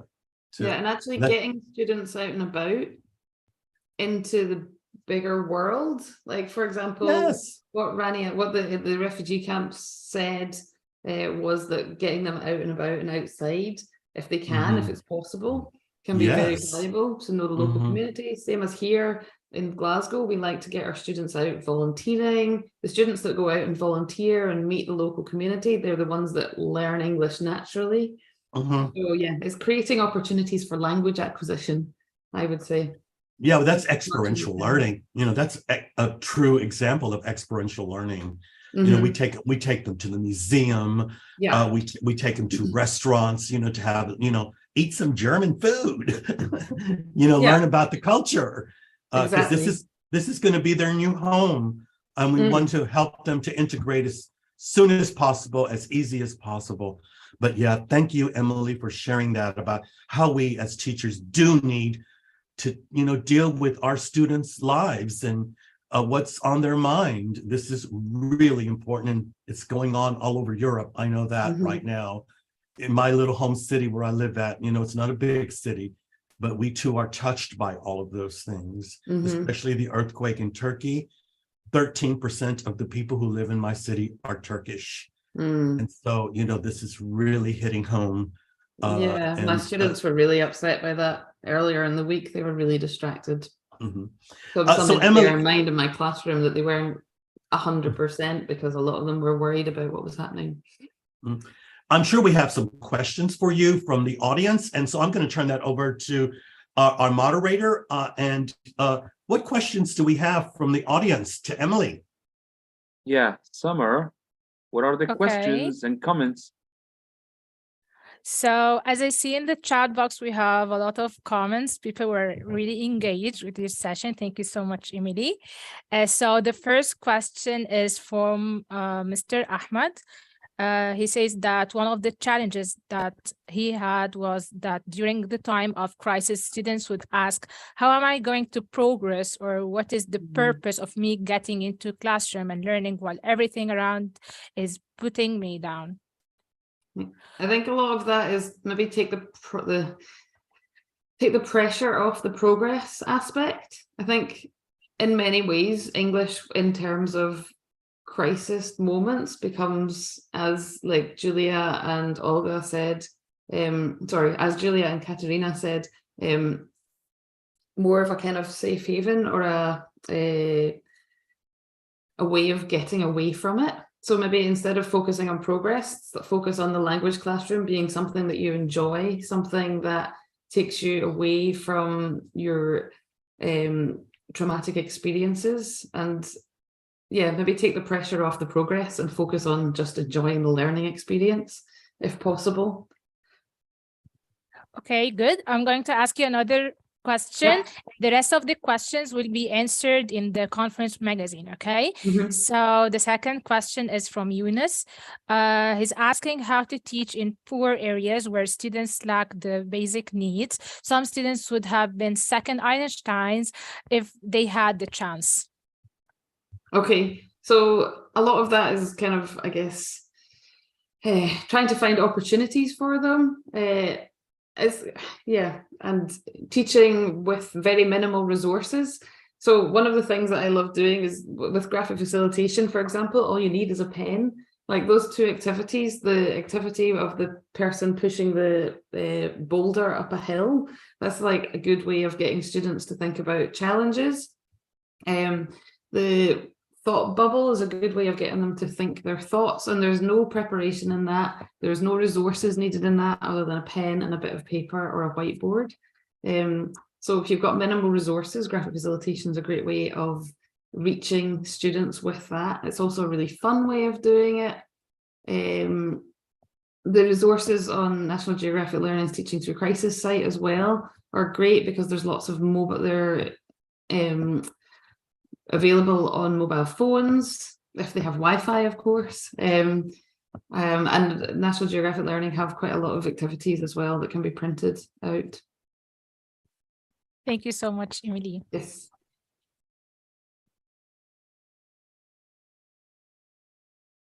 Okay, so I think that we're going to have a break. Okay.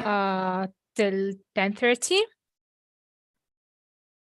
Could I just add something there, Emily? I don't know if, we talked about a lot of things that we can do with students as teachers in the classroom, but I think I should mention some things we should do.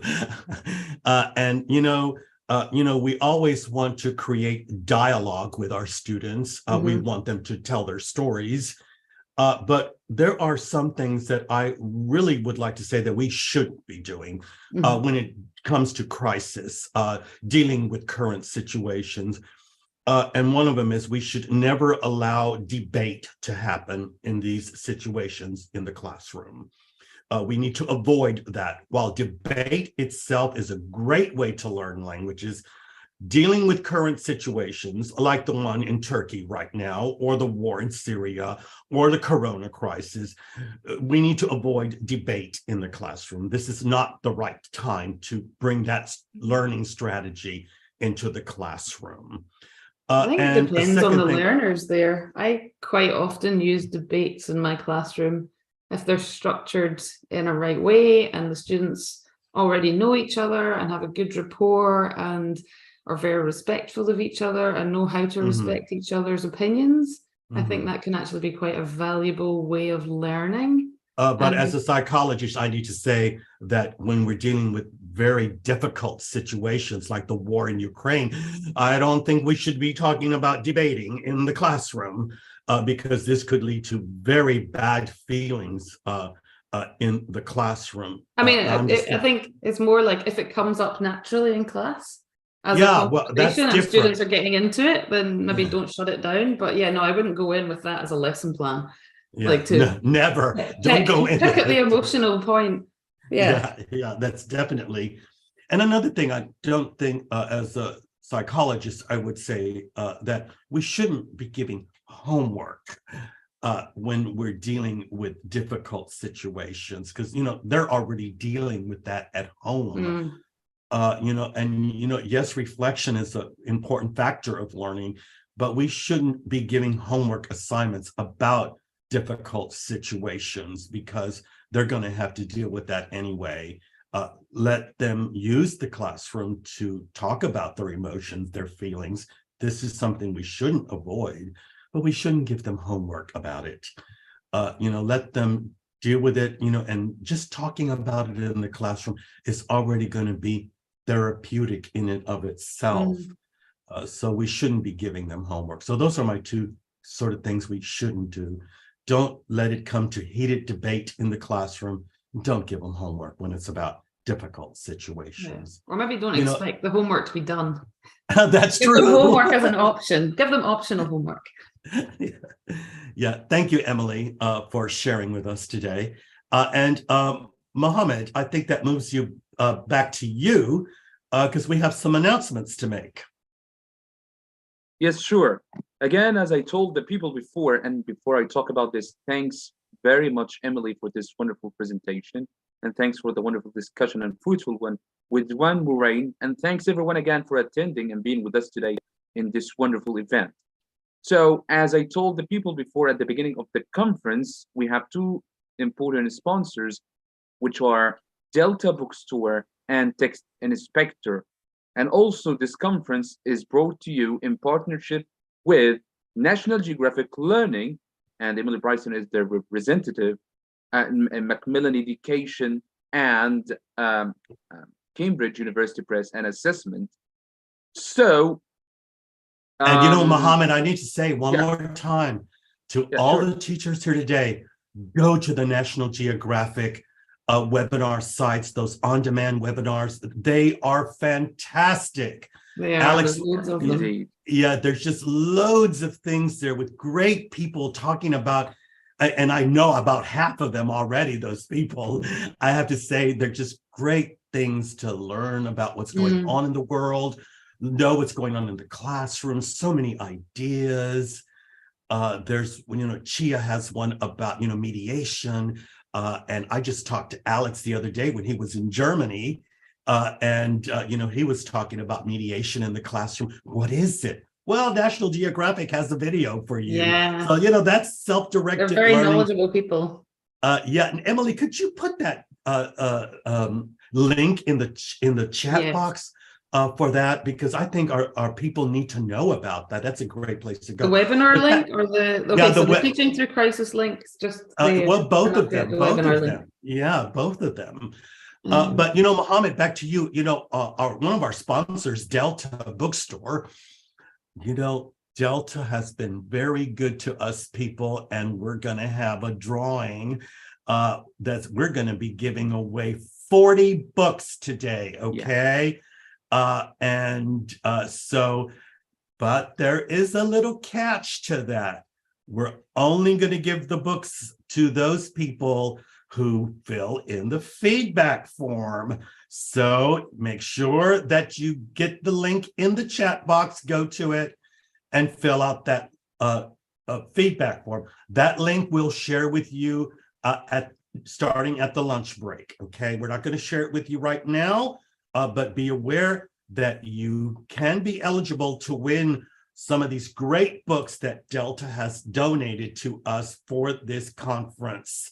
So stay tuned and be looking in the chat box when we share that link for the feedback, because that's the way you're going to enter this drawing to win some of those books. Exactly. Yeah. So again, we have another sponsor, which is Text Inspector. So I'm going to share with you a short clip about Text Inspector, which is an online tool designed for ESL teachers and research. They are offering a 1-month free subscription to everyone who has attended this conference, which you can claim by filling in the form, which I will share with you in the chat box by the end of the video. So let me share the video with you. Now, you know, Michael won the Elton's Award for that creation of that program, I have to say. And, you know, it's a great program, especially if you're doing any exam-oriented teaching where you have to, you know, assess writing. It's such a great program to use. Yeah, exactly. And they work with many places, Cambridge English, National Geographic Learning, and the British Council. So this tool is wonderful for all teachers, researchers, teacher trainers, everyone in this field. Right, Ron? Even to check our own writing, I have to say. Yeah, because we all make mistakes. Of right? course we do. My God, English is my mother language, but you know, I make grammar mistakes. Emily, do you make mistakes too? Yeah, we all make mistakes. So just a second.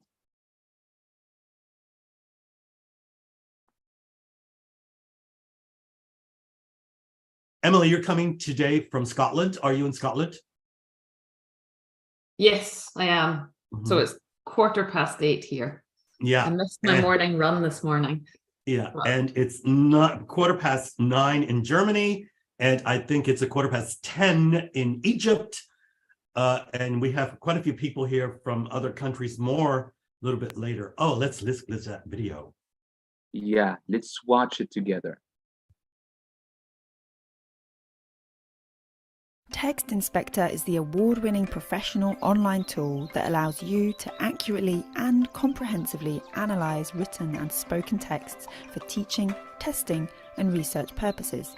Based on up-to-date, in-depth linguistic research, it uses statistically significant metrics, including lexical diversity, meta-discourse markers, and lexical sophistication, alongside tools such as the British National Corpus and the English Vocabulary Profile, to provide a detailed, accurate, and informative analysis of language use. This allows you to accurately assess the productive skills of your language students according to the CEFR and develop effective learning and assessment materials with greater ease.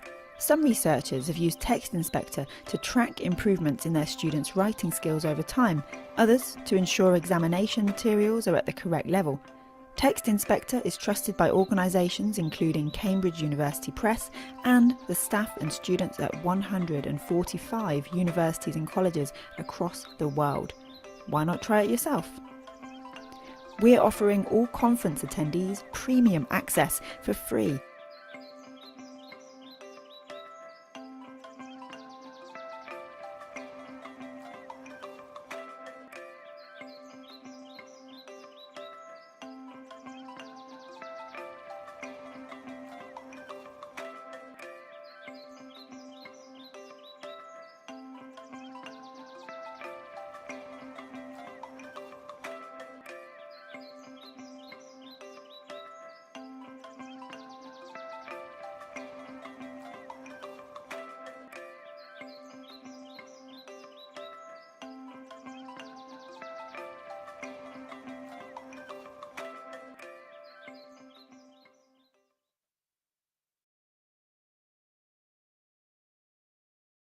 Oops.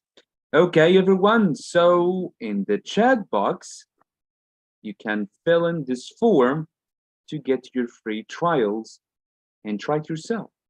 Right, Ron? Yes, definitely. And I highly recommend it for those of you, like you said, you can assess not only your students speaking and their writing, but also our speaking and writing. I have to say that this is a wonderful thing about, somebody said something earlier about tools, and you definitely want, you know, to check yourself, and you want to be able to, now I don't know why I'm speaking here and I realize nobody can see me. So let me just check this real quick. Okay. Here we go. Oh, my camera does not want to turn on. But anyway, it's definitely a great program. And one more time, he did win the Elton's Award for that program. I highly suggest that if you're teaching any kind of speaking and writing, to definitely, take him up on that offer and use it, learn how to use it. It's a great tool to have as a teacher. I highly recommend it. Yeah, very good. So Ron, let's tell the people a little bit more about the books you're going to get. Oh God, when Delta Bookstore approached us and said they wanted to sponsor, this is the wonderful thing about going to conferences face to face. I always look forward to that part at the end where you can go to the big room where everybody's going to meet and they're going to do all these giveaways from all the publishers.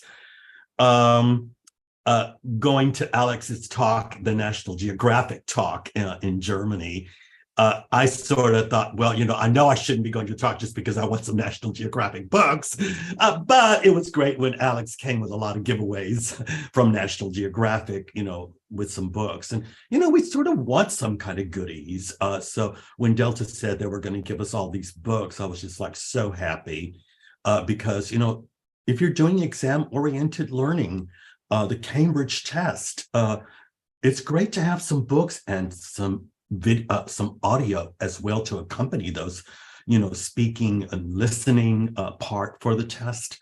So it was just great. And like I said, we have 40 books that we're going to give away today about, exam-oriented learning, some of the books you can use in the classroom with your learners. And remember that you can only win those books. You can only be eligible to get those by filling out the feedback form. We want to know what you think. We want to know how we, as a conference planner, can really bring things that are interesting to you, that's going to help you move forward to develop yourself as a teacher. So that's why we need that feedback from you. Your opinion, your voice counts. And by you sharing your opinion, giving us your feedback, you also make yourself eligible to win one of these books. Okay. And Mohammed, can you tell us about, how are we going to get those books to people? Well, okay. So as planned with Delta Bookstore, we're going to have some kind of meeting outside, in a place where we can send the people we're going to send everyone the details through their email addresses, and they can get their books with bags, with some gifts from Educast and Delta Bookstore. And for the people who are joining us from outside Egypt, we will send those for them, right, Ron? Because we really care about teachers. We really, care about helping them, right, Ron? And, I have to say that when we were talking about this, I said, I think I'm going to get on an airplane and fly to Cairo or to Alexandria so we can be there and live and meet them.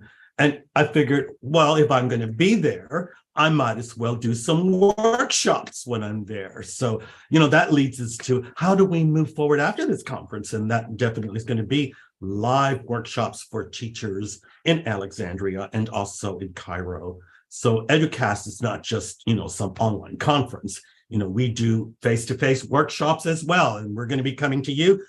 And by the way, I'm going to be in Morocco as well, in Casablanca. I'm going to be in Dubai, and definitely just did something in Saudi Arabia. So, I'm moving around the world, and I want to meet you. I want to see you. And invite you to some of the Educast events that we're going to be having all across the Middle East and North Africa. So definitely, Mohammed, I look forward to coming to Alexandria and also to Cairo. Indeed. Yeah, we're all looking forward to it. Especially me. I'm looking forward to meeting you and all of the other teachers, but not virtually, on site, face to face, right? Definitely. Are we getting ready for our next speaker?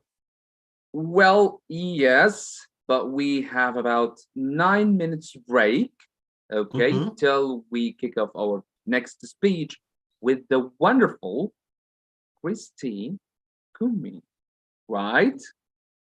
and happens to be a friend of mine. And I have to say that, you know, when Christine said, yes, she was coming to the conference, I was just overjoyed. She is one of the leading speakers in the world. She is a very important person in the teaching learning world. She is a specialist for assessment. She's written many books about assessment, a lot of her talks about that. But Christine is a great example of what it is to be a down-to-earth teacher. You know, when you just see her, talk to her, she's just so engaged with what she does. She puts her heart into it. She is also the past president of TESOL International. And so she's very involved. And if you don't know who Christine is, today's your day to get to know her. She's a great person, great speaker, and she has a lot to share with us today. So I look forward to her talk. I was really glad, that she's coming on board to the Educast conference.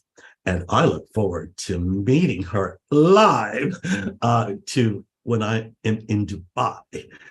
So Christine, you know, I owe you a lunch, and I want to take you to lunch when I'm in Dubai, okay? So I don't know, is Christine already there? Yes, I am. Oh, great, okay? Because like I said, Christine, I owe you a lunch when I'm in Dubai. I'm going to take you up on that, Ron. Yeah, okay. Well, you know, I'm just a humble teacher. It has to be something I can afford. No problem. No problem. Okay, well, Christine, welcome to the Educast conference.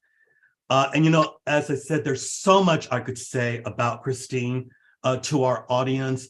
But, you know, Christine, you're always going, moving, shaking, going somewhere in the world. And you're probably the most traveled person I know. So I have to say, it's not, you know, like, I have to ask you, what countries have you not been to?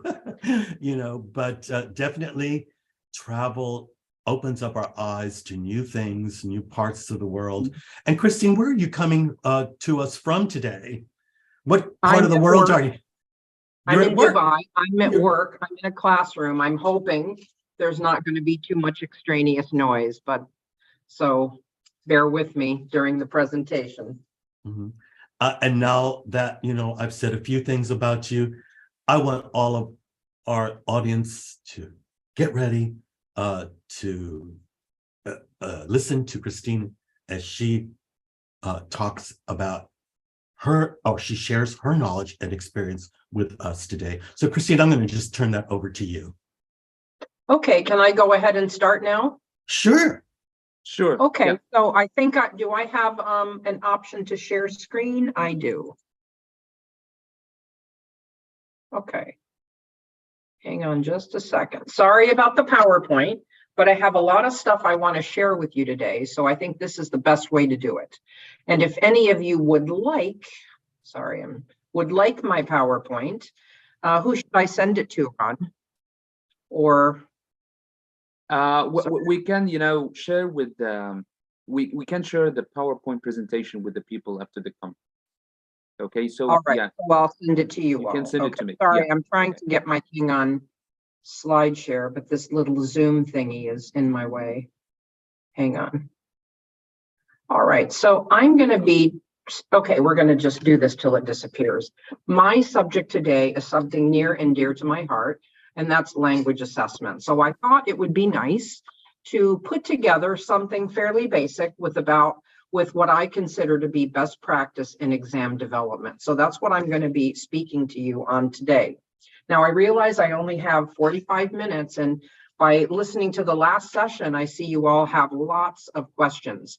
So I might try to skip through a number of these slides and let you, if you want to see them more closely, you can just email me. My email will be on the last slide, or you can request from the organizers my PowerPoint. So let's get started. What do I consider to be best practice, and why is this topic important? Well, I think that these days there's an increased need for teachers to understand the basic tenets of language testing and assessment. This is what is known in the field as assessment literacy. And even as far back as the mid-90s, Stiggins said, he's a general tester, he said that teachers who have high levels of assessment literacy, they know a number of things. And I think these things still hold true today. They know what they're assessing, why they're assessing it. They know how to assess, what the possible problems with any type of assessment might be. They know how to prevent these problems from occurring beforehand, and they know what the possible negative consequences of poor, unsound, or inaccurate assessment are. Now, I think the rationale for me is that teachers potentially spend as much as half of their teaching time on either assessment or assessment-related activities. So I think that statistic is rationale enough for the inclusion of training or professional development for teachers on this topic. So where do we begin? Well, I think we're going to look at this with a series of questions that we should ask ourselves, okay, before we actually start designing a test. We need to know, first of all, what type of test will be administered. So we need to know about test types, the difference between an achievement test, a proficiency test, a placement, a diagnostic, a criterion referenced, or norm reference test, etc. So we need to know our test type, and we need to know who's going to be responsible for the various aspects of the development of the test.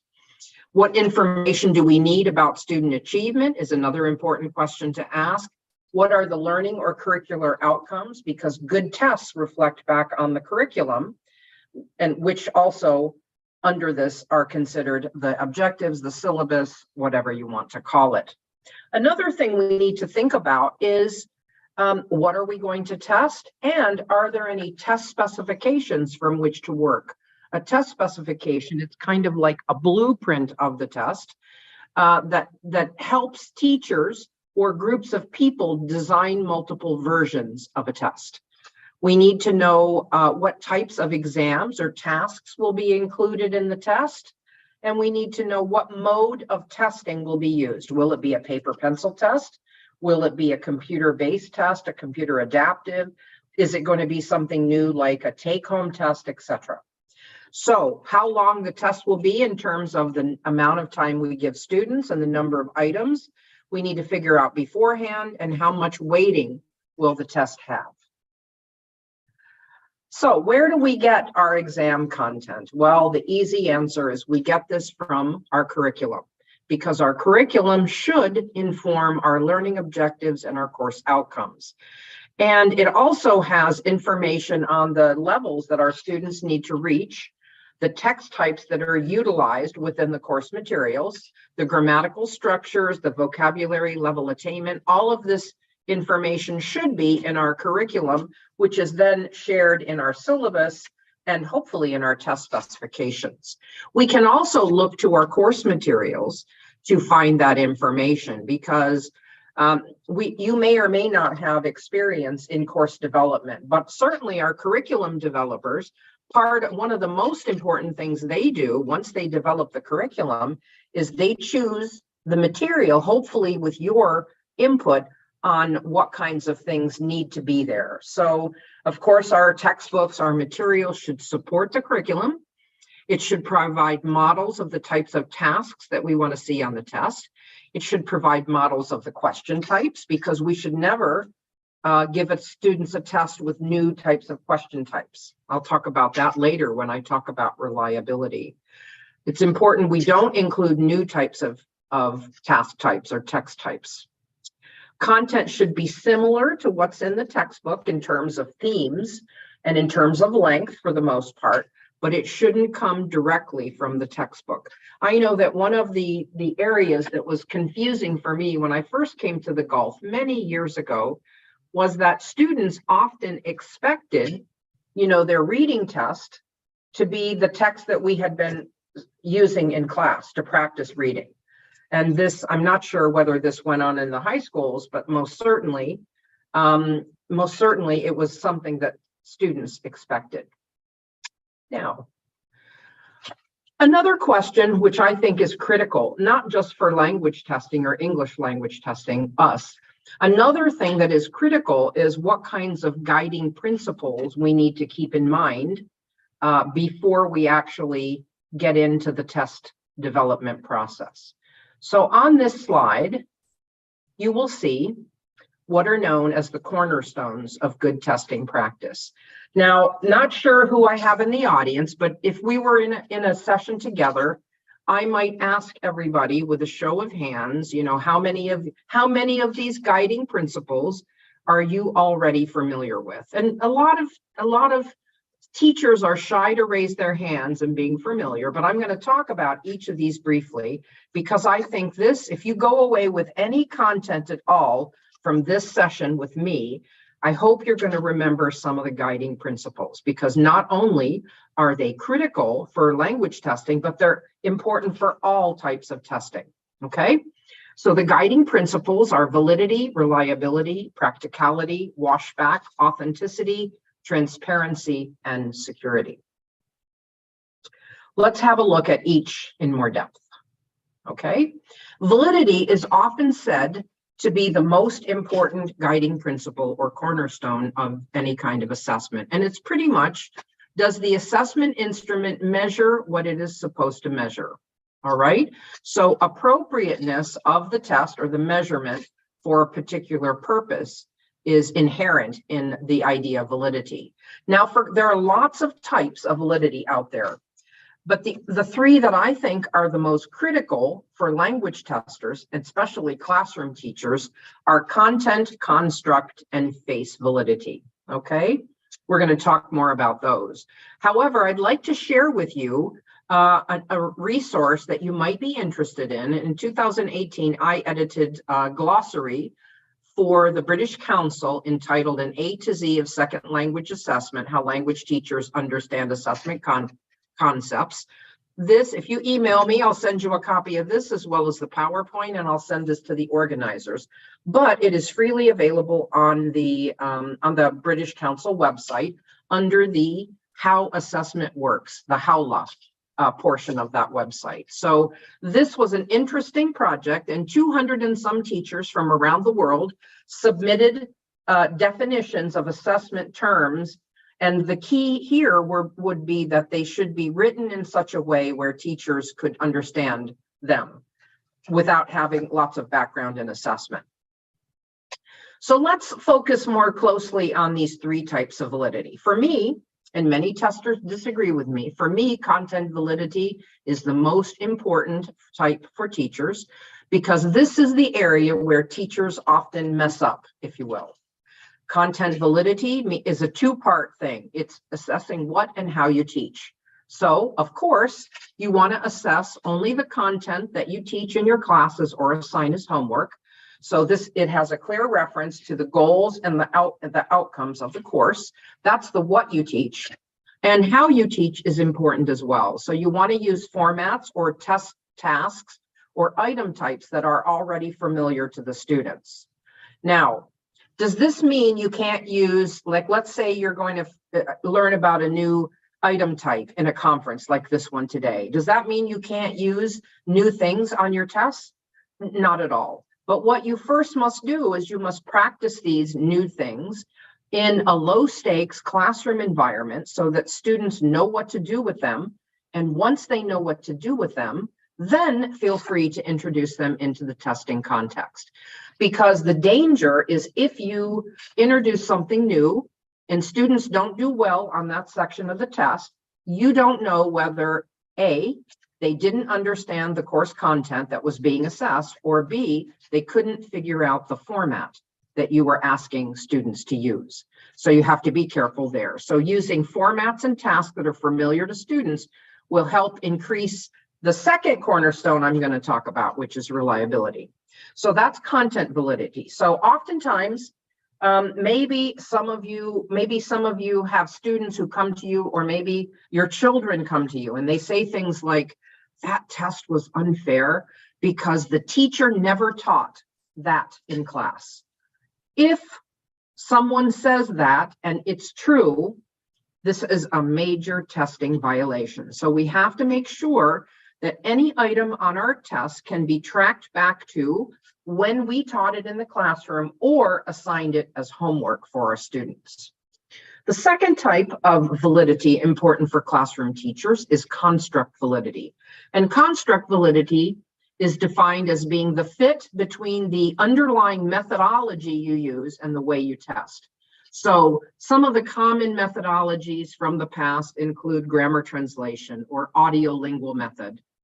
Now, hopefully we don't use those kinds of methodologies in our classrooms. Most teachers I speak with use an eclectic approach of what works, but it is predominantly based on communicative language teaching, whereby our goal as teachers is to teach through authentic language, as well as provide our students with authentic tasks to do that they would actually one day do in real life with a language. So let's say if you're a person that espouses communicative language teaching, that means that your assessment methods should also reflect on your underlying teaching methodology. So teaching communicatively, but then using grammar translation on your tests is a violation of construct validity. The third type of validity for us as teachers is the concept of face validity. And this is where the test credibility is often judged by not only stakeholders in the process, but also by students ourselves. And many times, at least in my own career as a test developer, many times it has been students who have pointed out, let's say, a typo or an error. So anytime you see something that is like a typo, a mistake, a formatting error that could affect the student's score, this is a violation of face validity. So there you have it, cornerstone number one, which is validity. Let's move on to what I consider to be the second most important cornerstone, and that's the idea of reliability. Reliability is synonymous with the word consistency. So this is the idea where if we give the same test at different times to the produce case, then the test seems to be reliable. Another aspect of reliability is through the marking, especially through the marking of subjective sections on the test, where there is human involvement in the marking. So oftentimes, this is why we do, if we grade essays or longish short answer questions where students actually have to write and produce language. Oftentimes, if we have lots of students being assessed, we have calibration sessions where we practice marking a few benchmark scripts to see that we can all arrive at the same level when we use the rubric. Now, there are a number of things that affect a test reliability. Let's talk a little bit about those. Within the test itself, the way we construct items can have an effect. If we have time today, I'm going to go through some of the potential item violations that you need to know not to make, and also you need to be able to spot in the tests that others develop. So item construction is one factor. The formats you use, I already talked about not using new formats. That can also reflect on your reliability. The length of the test as well. So oftentimes, when teachers develop tests, they have no real formula, if you will, for determining how long a test should take. They often say, well, the test is designed to be taken in an hour because that's the length of my class. Well, when in effect, there are like a rule of thumb that you can follow. And basically, it is when you develop a test, you give it to a teacher who has not been involved in the test development. That teacher takes the exam. They time themselves as if they were students. Then you give, if it takes the teacher 15 minutes to go through the test, then you give anywhere between 3 and 4 times that amount of time for your students. Remember, you want to build in a few minutes for students to check their answers as well. So it's important to have some kind of formula in place for determining test length. We all know what happens when we don't have such a formula, and at the end of the tests, students don't want to relinquish their test papers because they're only like 3/4 of the way done, and that can be tense for all involved. The opposite end of the spectrum is when we're 15 minutes into a 45-minute test. 15 minutes, students are all finished. So obviously they didn't have enough test to do, or they've been given too much time. So those are some test factors. We also have administrative factors as well. The setting of the test can be problematic. At my institution, we have nice, well-lit classrooms where we have enough space where our students are not crowded in. So we have really good facilities here. But sometimes when we have really large numbers of students in the big courses, we often use our big room that holds, I don't know, maybe 200, 250 students. And then the remainder of the students get in smaller classrooms. So sometimes I suspect, although I don't know of any research that would bear this out, I suspect that it is more nerve-wracking or scary to take a test in a large room than it is in a smaller classroom type setting. So these are some things we need to think about with regard to the setting. Procedures as well can affect reliability. That's why when our students take any kind of standardized exam like TOEFL, IELTS, APTIS, any of the British Council or Cambridge exams, that's why we have a script to read if we're the invigilator, because we want everybody in the world who's taking that test at that time, we want them to get the same instructions. We don't want some invigilators giving more information to their test takers than others, and perhaps advantaging them or disadvantaging them in the testing situation. As far as timing of the day, we have to be careful. They say that the worst time to take a test or to assign a test, especially I think in the Arab world where I think many of us are from, is right after the lunch, where what happens when we've had a big lunch, we kind of feel that we get sleepy, we're not at our best. They say also 8 o'clock is not such a good time in the morning. So the optimum times are, of course, mid-morning to right before lunch. And as we approach Ramadan, I'm sure there has to have been some research on that. So I feel that Ramadan could also have an effect on scores, hopefully a positive effect and not a negative one. So scoring factors as well have to be taken into consideration. When we develop an exam at the same time, simultaneously, we should develop a marking key so that when the students have finished, if we're doing, hand marking, we need to be able to start immediately, oftentimes, to be able to meet deadlines given to us by our institution. We also have to think about intra and inter-rater reliability. This has to do with markers. So if we've got a big team of markers grading the essay, we should get together, grade a few essays together so we know what is an A, what is a B, what is a borderline pass, what is a borderline fail, and what is a clear fail. We need to agree on those things. So basically, if there are 25 of us marking all these essays, inter-rater reliability means that there is standardization between all raters. Intra-rater reliability refers to our internal standard. This is the kind of like when I do marking of different things, I oftentimes try to do one whole class at one time.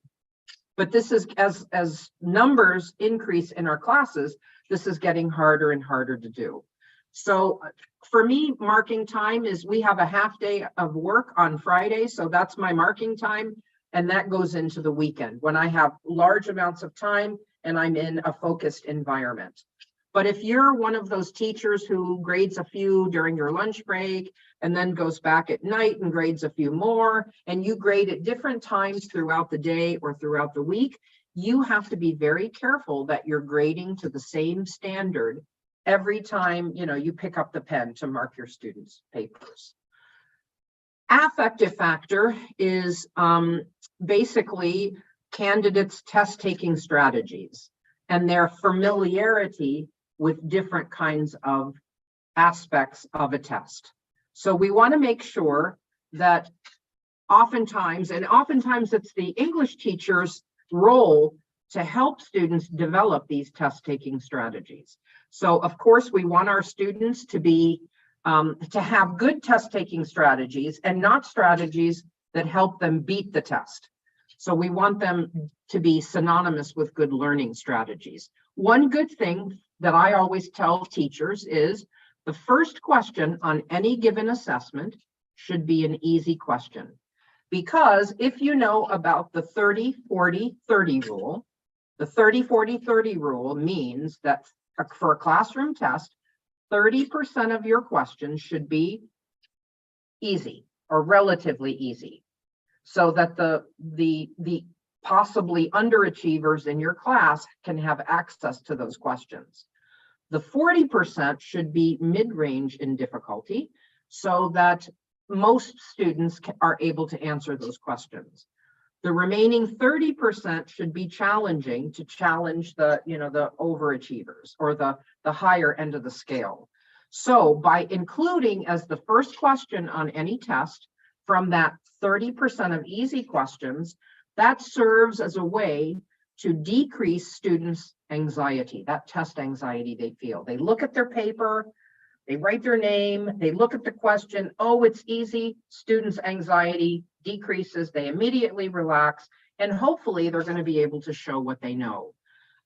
On the other end of the scale, if the first question is one of those ones that's from the challenging 30%, students' anxiety will, of course, increase.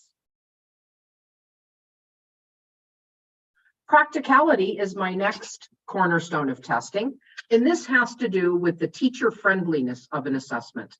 And this mainly refers to how much time and resources you have available to you.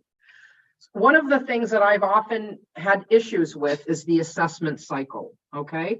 So oftentimes from a teaching perspective, and when I've directed, okay, let's start writing our midterm exam in week 1, oftentimes teachers say, oh, it's only week 1, let's wait a little bit. But in fact, an assessment cycle starts well before the exam is administered. And oftentimes the most difficult problems we have with assessment is because sometimes teachers engage in it in a last minute throwing something together and not having enough time to catch the mistakes that are there. So you want to make sure you have adequate time to prepare, to grade and analyze the assessment. And feedback is an important component. So you want to make sure that there's a feedback loop or cycle built into this process. And oftentimes for practicality reasons, it's often the reason that teachers don't want to become involved in the assessment process. They're basically okay with other people doing it. That, of course, doesn't stop them from complaining about it after it's done, I might add. Our next cornerstone is washback. And washback is the effect that any kind of test or quiz has on teaching and learning. Now, unfortunately, the most famous types of washback are negative washback.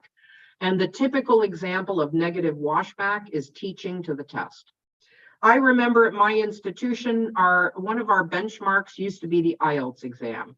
And, before students would take the IELTS to pass out of, their English requirements, you couldn't really do anything unless it was IELTS practice. And even if you tell students any type of English that we study that is academically oriented is in fact IELTS preparation, they don't really believe you. So there's the pressure on the part of the stakeholders to get you to do, endless IELTS or TOEFL or other type of exam practice. So this is negative washback is particularly inherent in curriculum. Positive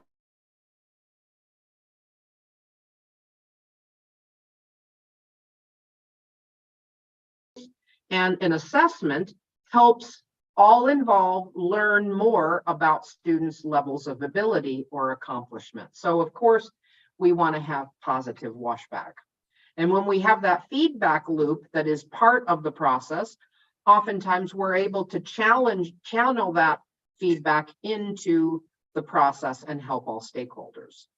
Next up is authenticity. Now, just as in communicative language teaching, our aim is to prepare students to function in the real world. Whenever possible, our assessments should mirror those real world situations and contexts, not only in the formats and the texts that we utilize, but also authentic use of the target language. An added advantage of using authentic materials and doing authentic tasks is that they have been found empirically to be motivating for our students. Transparency, yet another cornerstone, and this is the idea or the right that students and of course teachers have a right to clear, accurate information about how they will be assessed. The kinds of information they need to be aware of is what they have to do to succeed. What is the pass mark? What does it mean to get, what do they need to do to get an A or a B or a C or whatever? They also need to know what types of expected content and formats they're going to encounter, how much time they're going to have, what the deadlines are, what each task or test section will be weighted as, what are the grading criteria, what kind of rubric will be used to grade the speaking or the writing section, and any kind of useful feedback for improvement also needs to be shared. At my institution, we have a number of courses, and we have, I think at last count, 16 or 18 campuses. So students from all over the country take the same test. So we have our system course team leaders who actually send all students registered for the course this information. So they all are starting from the same level of transparency for our assessments. And it's very, very much appreciated, not only by students, but by teachers as well. Security is an important issue, and never more so than the posts that I've been seeing about AI and assessment and chat GPT, etc. So you need to be aware of your institution's policy on assessment security, and of course, what the policies are with regard to cheating, plagiarism, or any other kind of academic dishonesty. Staff, faculty, you also need to know that there are clear security guidelines for all stages of assessment, and you need to be able to follow it. Now, there should be serious consequences for breaches of security on both the student and the faculty end. All too often I hear from people around the world with regard to testing is that, yes, we bring up cheating incidents at my institution, which means that we have to file all these reports, blah, blah, blah, but nothing ever happens to the student, no matter what. So it's important to, I feel, to follow procedure and to move forward with these kinds of things, even if they don't end in the way we would like them to end. So security, very important. So let's move now to what kinds of qualities good test developers need to have. Well, I think you need to have a knowledge and an awareness of a lot of things, the curriculum, the objectives, the material being tested. You also need to be aware of what type of instructional model or methodology is being used. You need to understand who your test takers are and what the context of your assessment is.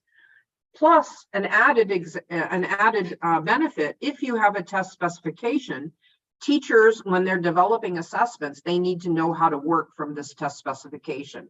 Again, a test specification is like a blueprint of an assessment that tells you lots of information.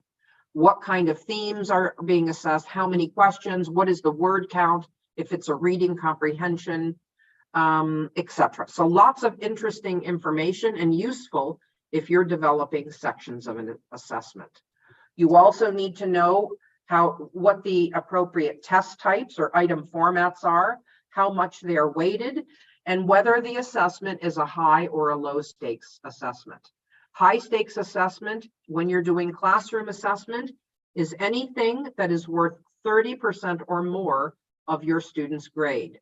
This is deemed high stake because if a student fails something that's 30% of their grade and they fail it big time, they are in danger of failing the course, depending on their other exams, okay, or their other sections or assessments.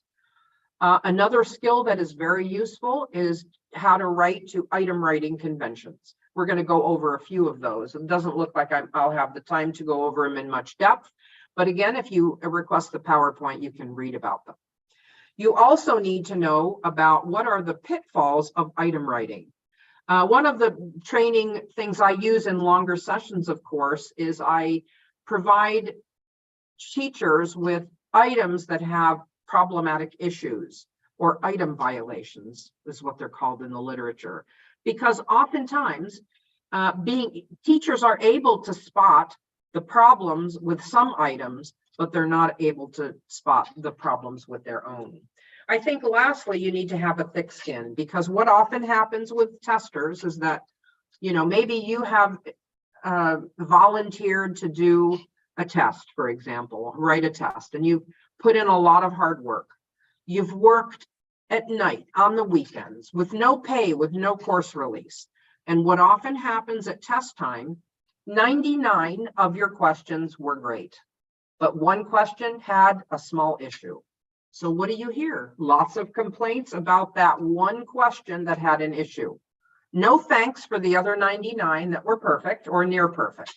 So oftentimes teachers, they say to themselves, I work nights, nobody paid me anything extra. I put my heart and soul into that test, and now people are like hating on me. That's the usual thing. Oftentimes, and I'm going to say this, pardon me, any curriculum developers, most of the time, any item problems within a test can often be traced back to a curricular issue. But curriculum people are never kind of on the firing line when tests are given. So the easy person to attack or to complain to are the testers. And oftentimes teachers ask themselves, why am I doing this? And they can't find a good answer to say why they're doing it, so they don't do it the next semester. So we lose a lot of good people simply because oftentimes testing occurs at high stress times in the semester when tempers are high. So my advice, please, you know, go easy on testers because they go through lots of stress during the testing season, which now with continuous assessment is kind of like all through the year because we're always engaged in some kind of assessment.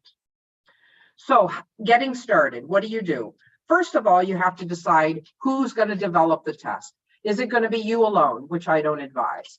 Is it going to be you and a team of colleagues? Yeah, that's getting better. Is it going to be somebody with, is it going to be just a tester if you have one available? Not advised either. Is it going to be a testers or people who have been trained in testing and teachers working together? That's what I would recommend because you need testing knowledge, but you also need knowledge on the ground of what's happening in the classroom. And it is the teachers who are best able to provide that. You need to set a realistic timeline for your test development, and you need to start early. Throwing something together a week before the exam in last minute panic mode is not advisable. You need to inventory what you need to assess, and you do that by looking at your curriculum, your syllabus, your course plan, your materials. Then you need to think, okay, of this material that you've just inventoried, what is most important? Usually that will be weighted in the curriculum, so you can get your information there. Then you need to decide on weighting, create a plan, or work from an established test specification. If you don't have a test specification, but if you have a test that really works or has worked in the past, maybe you need to create a test specification from that test. That's called reverse engineering. So you take the test and write a specification that looks like the test that you know has worked, that is tried and true. Make decisions about what types of items or tasks you want to include. I recommend multiple measures assessment, and multiple measures assessment is the realization that there is no one way of doing something right. You have to have different types of assessment. And that means some traditional tests and quizzes, but also some alternative forms of assessment, like projects, like performance-based assessments, presentations, etc. So if there's one thing that I would like you to take from this session this morning is the whole idea of multiple measures assessment, which is the realization that there is no one single type of assessment that can give a teacher all they need to know about a student's language proficiency or development. Okay. Now, I think I have about 15 minutes left, so I'm going to try to maybe go through this. Again, I'm not going to go through this, but if you need to know the difference between objective versus subjective test items, here's a little bit of information on this slide, some advantages and disadvantages. What I wish I had another session for is item violations. And these are, of course, the problematic issues mostly with multiple choice questions. So the most frequently made item violation by teachers is this one, the double key. That's where you have more than one answer in a multiple choice question that is correct. That's the most frequently made error. The second most frequently made error by teachers when they write MCQs is the next one on the list, which is the no key.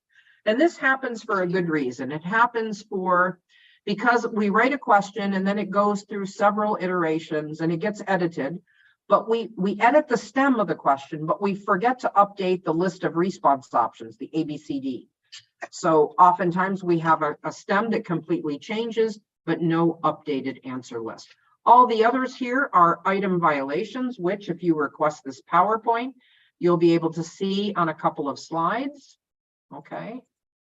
I'm going to go through very quickly, so you're going to be having the motivation to ask for this PowerPoint so you can read all about it. So some general tips for you to remember is that the questions, the MCQs this pertains to, should be clearly in the stem. So a student should read the stem and they should kind of anticipate what the answer will be before they look at the response options. They should also, of course, be clear, precise, and as simple as possible. And 4 options are optimal for MCQs, and 1 must be the unambiguous correct answer. The others function as distractors. The only exception to this is if you're using the best answer format, and that's where all of your response options have some degree of correctness, but 1 is the best answer. Now, 4 is pretty much optimal, but word in the testing community is that the test developing teams from IELTS, from TOEFL, from the British Council, from Cambridge Assessment are looking into decreasing the number of response options in a question to 3. Now, I would advise before you do that as an institution, you wait to see how the testing development teams do that and see how they do that. The reason being is that oftentimes if you ever write MCQs, you know it's kind of easy to come up with 3 response options, but oftentimes we search to find that other 4th one that is a good one. And this is especially true with lower levels of English. It gets harder to find that 4th one. So that's something to think about for your future test development. In terms of response options, they should be the same length relatively and the same difficulty level. And you should avoid answering where you take selective verbatim, where you have word for word matching from the text into the question. Other things to avoid: all of the above, never, always, anything that's absurd or a giveaway distractor, any kind of items that presuppose you correctly answering a previous item. Because remember, all items need to be independent of one another. So I think that is all I really have time for, because I want to make sure that you get my email and we have time for questions. Hope that's okay. Gives us about 10 minutes for questions. So I'll leave this up before I stop sharing, so you can get a picture of my email if you'd like to request this PowerPoint, or send me an email about something. Do we have any questions or any comments? Yes, I see Jeremy's hand raised. Can you turn on your mic? And well, so yeah, let me help you out with this, okay? Because we have lots of questions already. Okay, oh, we do. Okay. So yeah, lots of questions and comments. So the first question for you, Christine, is no. Okay, how does assessment work? This question is from Summer. How does assessment work? Yeah, it's, you know, right. It's a very general question, right? Yeah. Well, I think it works differently in whatever context you're in. In my own context, assessment is to see if and to what extent students have mastered different course concepts. And we have a great assessment system at my institution that follows pretty much all the best practice that is recommended. We have a multiple measures assessment scheme. We have things where students work together on different types of assessment, but they always have an individual grade. We have all kinds of different types and very interesting types of assessment at my institution. Yeah. Sure, it's the same for all of you. Yeah. Okay, very good. So another question here from Jeremy. He says, would it not be problematic for intra-rater reliability to mark in binges or binges? Yeah. Markers get tired. Yeah, markers get tired or perhaps less tolerant as they go through large numbers of papers. Well, research on marking recommends that you don't do more than 20 papers an hour. And that's 20 papers where the essay is about 250 words. So you do 20, you stop and take a break. Basically, that's what the recommended number is. Okay, another question. But yes, of course, if you sit down and grade 60 papers, not only will you go crazy, but you definitely are going to have problems with regard to inter-rater reliability, you know, and your own mental capacity. The fatigue factor is crucial. Yeah. Okay, another question from Yunus from Egypt. He says, those who make exams make the first questions confusing on purpose. How can we change this philosophy? Well, they shouldn't be writing exams if they're asked. First of all, when we assess, it's to find out how much our students know about what we've taught them and what they've learned, not to confuse them and find out how much they don't know. I'm seeing a question here from Sarah. What about the tricky questions? Is it possible? Yeah, a couple of those tricky questions should occur in the like the 30% of higher level questions. But when you have a test where all the questions are, you know, are geared towards those who have the upper intermediate group of students, there'll be mass failures. Similarly, if all your questions are easy, everybody will get an A, and that's not good either. So if a person wants to trick students, in my view, sorry if some of you are here, you shouldn't be writing tests. So. Okay, another question from Blue Ocean. Will that be summative or formative type of assessment? Well, yeah, there should be both, and that's part of the multiple measures assessment scheme, where you have continuous formative assessment, but you also have you also have summative assessments at the end of a semester or an academic year. But yeah, there should be a mixture of both. Okay, another question from Summer. She says, what's the assessment cycle? For me, when I talk about the assessment cycle, is from the planning stage all the way through the development of the assessment, the administration of it, the marking and the analysis, and then the feedback, the washback section. So again, any group probably now with continuous assessment teams, there used to be an assessment season, like there was placement testing, then there was the midterm, and then there was the final. And we had a little bit of a break in between. But now with continuous assessment, teams of teachers are always in the process of developing something. And that's the nature of the beast, I think, now. Okay. There's another one here. Is there what we call, it's from Noha Hilmi, the head of the testing unit at Fars University in Alexandria.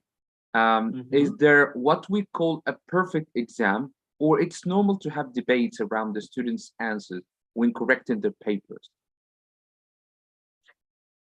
I think, you know, nothing is really perfect. It can always be better. But when we look at a classroom assessment, they say that if the mean is 75%, the midpoint of the 70th percentile, then that implies that the exam has discriminated effectively.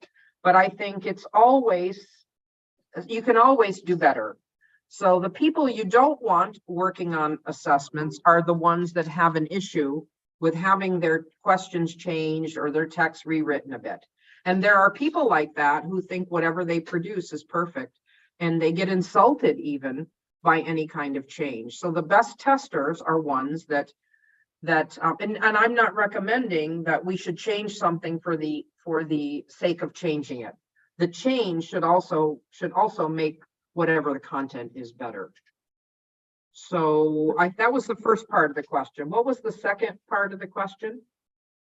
What the second part is about the confusion, the debates over the correction, you know, because some teachers think that this answer is correct. Some others would say that, okay, we can, you know, consider it right, you know. I think this debate is healthy. But what we shouldn't have is no debate. We shouldn't have teachers going on their own and accepting this for a certain answer, and then not telling other teachers who are grading the same exam that they've been accepting this. And this is the problem with subjectively scored things. So it needs to be a decision that people make together, and everybody needs to know, you know, that that's the change. That's why. And I know teachers don't like it when they are asked to come to sit in a classroom and mark papers together. They'd rather be, you know, I don't know, at home, you know, in their comfortable chairs, marking their papers. But what often happens is students go to, you know, teachers make their own decisions, and they give students credit or take credit away from student answers, and other teachers do it differently. What we need is consistency, you know, the whole reliability factor. So I recommend, and teachers hated me for it when I was in charge of testing, marking papers in one room so that when something came up and you say, well, I think for question 14, we should accept blah, blah, blah. And then we discuss it and we decide as a group, or through the person who's in charge of the test, to actually make that change. And we change the key. And nobody likes that, because then people groan and they say, oh, we have to go back and give students credit for that answer. I always say it's my job to ensure that students get credit for what they know.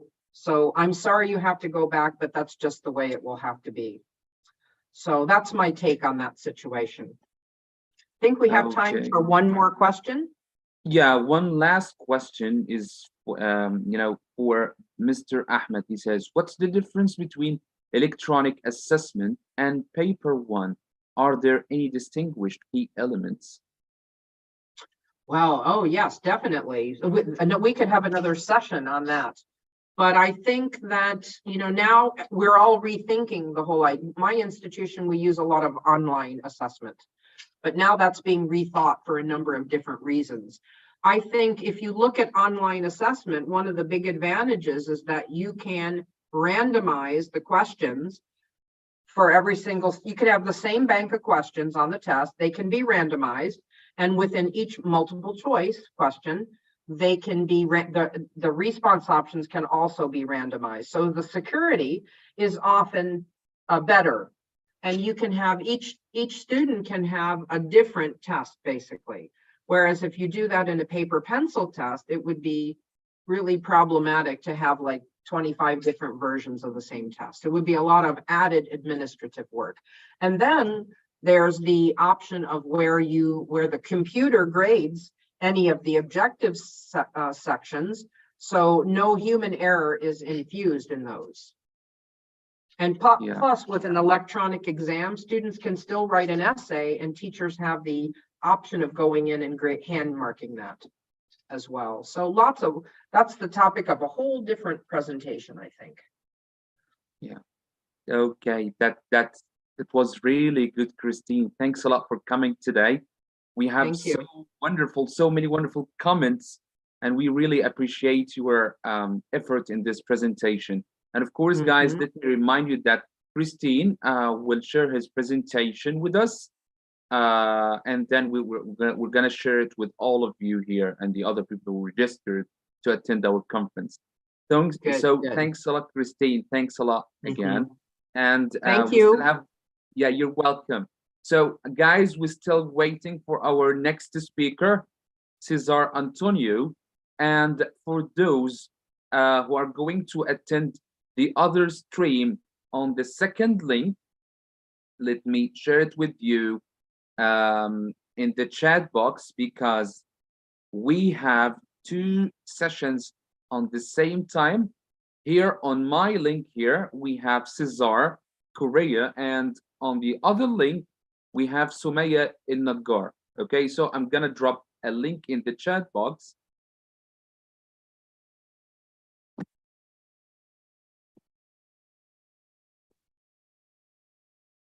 or the other link.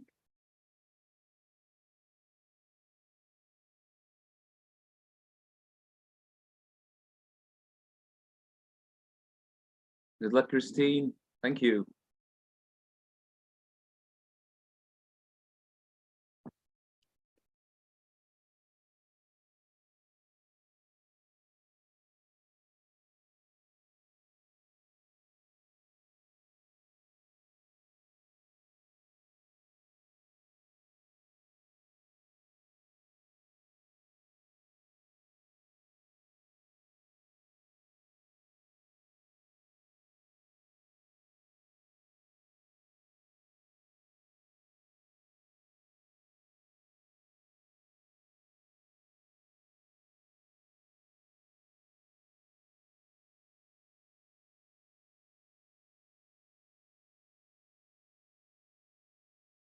So everyone will be back in 5 minutes till our next speaker joins us.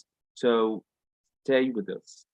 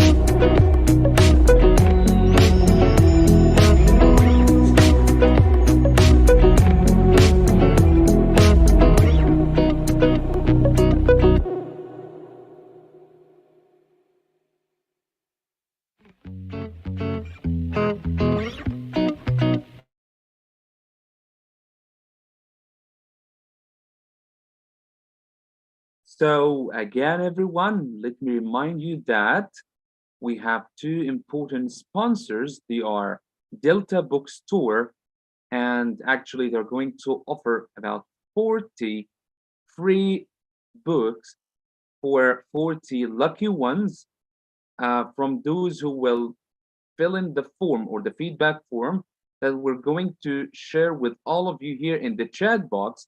So stay tuned for that.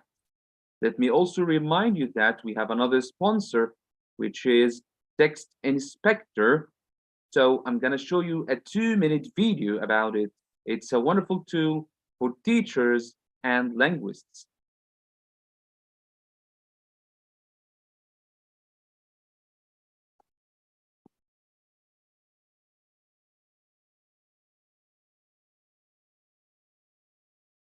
To accurately and comprehensively analyze written and spoken texts for teaching, testing, and research purposes. Based on up-to-date, in-depth linguistic research, it uses statistically significant metrics, including lexical diversity, meta-discourse markers, and lexical sophistication, alongside tools such as the British National Corpus and the English Vocabulary Profile, to provide a detailed, accurate, and informative analysis of language use. This allows you to accurately assess the productive skills of your language students according to the CEFR and develop effective learning and assessment materials with greater ease. Some researchers have used Text Inspector to track improvements in their students' writing skills over time, others to ensure examination materials are at the correct level. Text Inspector is trusted by organisations including Cambridge University Press and the staff and students at 145 universities and colleges across the world. Why not try it yourself? We're offering all conference attendees premium access for free.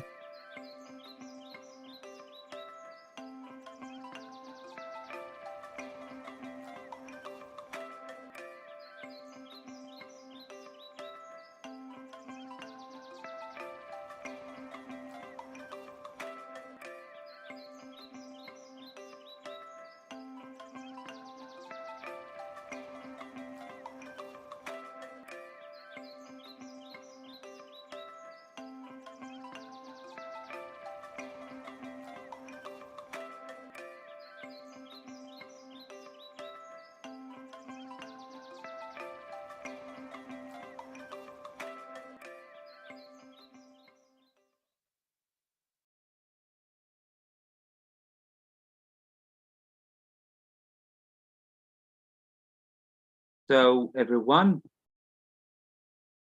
for those who are joining us, Text Inspector tool will offer those who have scanned the QR code free trials to test the tool themselves.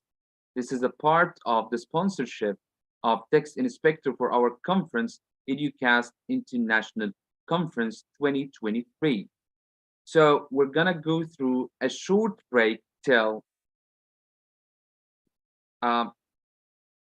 12 p.m. Cairo time, and we will get back here for Harry Waters' presentation about cultivating change makers.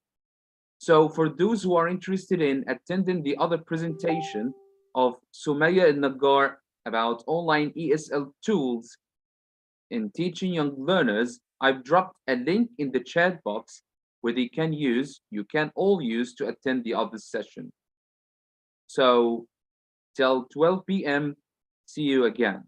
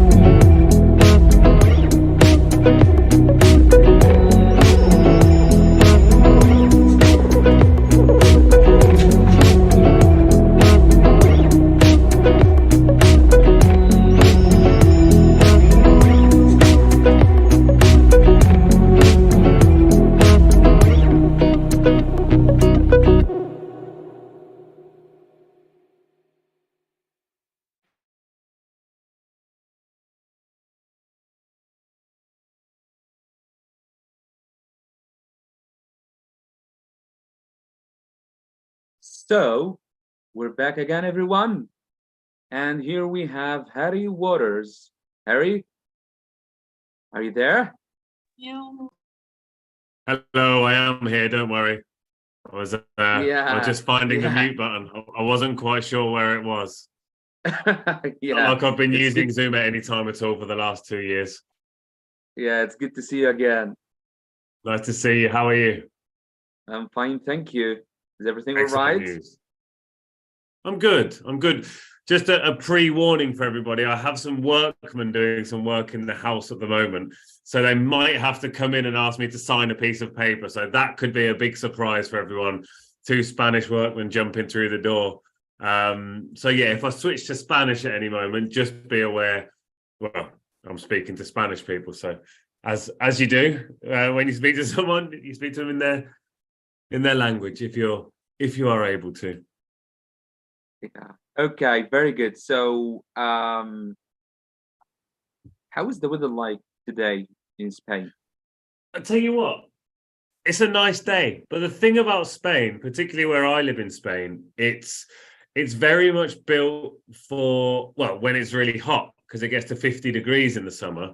So the houses stay nice and cool. The floors are like made of marble. The windows and doors aren't very well sealed. So when it's a bit cold, so when it's like 12 or 13 degrees outside, it's about 10 degrees inside. So I'm chilly, but it's fine. After this, I'll walk straight outside and just stand in the sun and get some vitamin D on me. Yeah. So the last time we met together was in a podcast, right? It was. And yeah, we were talking about sustainability in ELT. This is what you do. This is what you're interested in, right? Can you please tell the people a little bit about your interests? Of course, yeah. So I've been a teacher for 15 years. I know I don't look old enough. That's everybody says that. Then yeah, of course, yeah. About 15 years I've been teaching. And I've always been involved, like ever since I was a child, with activism of sorts, like trying to, fight for social justices. It's something that I grew up with as a child. I carried into my student years, and as I became a teacher, I continue to try and help my students fight for the right thing. And one issue we have, a huge global issue, an issue we all share, is that of the climate crisis. So for about 10 years, I've focused my lessons on that and tried to direct students towards that. But it was about 2 and a bit years ago that I started Renewable English, because I saw the difference that as teachers, what we can make, if we've got a class of 30 students, out of those 30 students, maybe 15 of them will be interested, and those 15 will go and speak to their families and their friends. So I realized the impact that you have as a teacher, as an amplifier of kind of knowledge and an amplifier of ideas. It spreads from you to your students and then out into the community.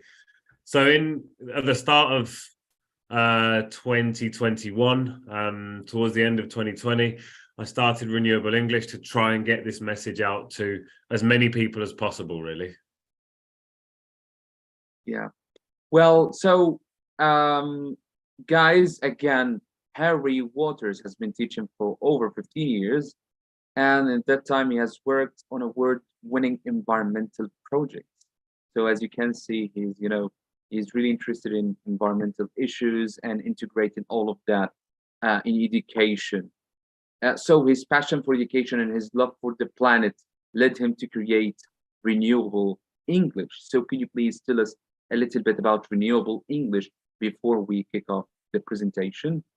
Absolutely. So yeah, Renewable English was it's kind of like my baby. I mean, other than my actual child, and of course my dog, but then there's Renewable English, and we're currently getting ready to release the 3rd series, which is very exciting, which is funnily enough called Cultivating Changemakers, which might have a connection with today's talk.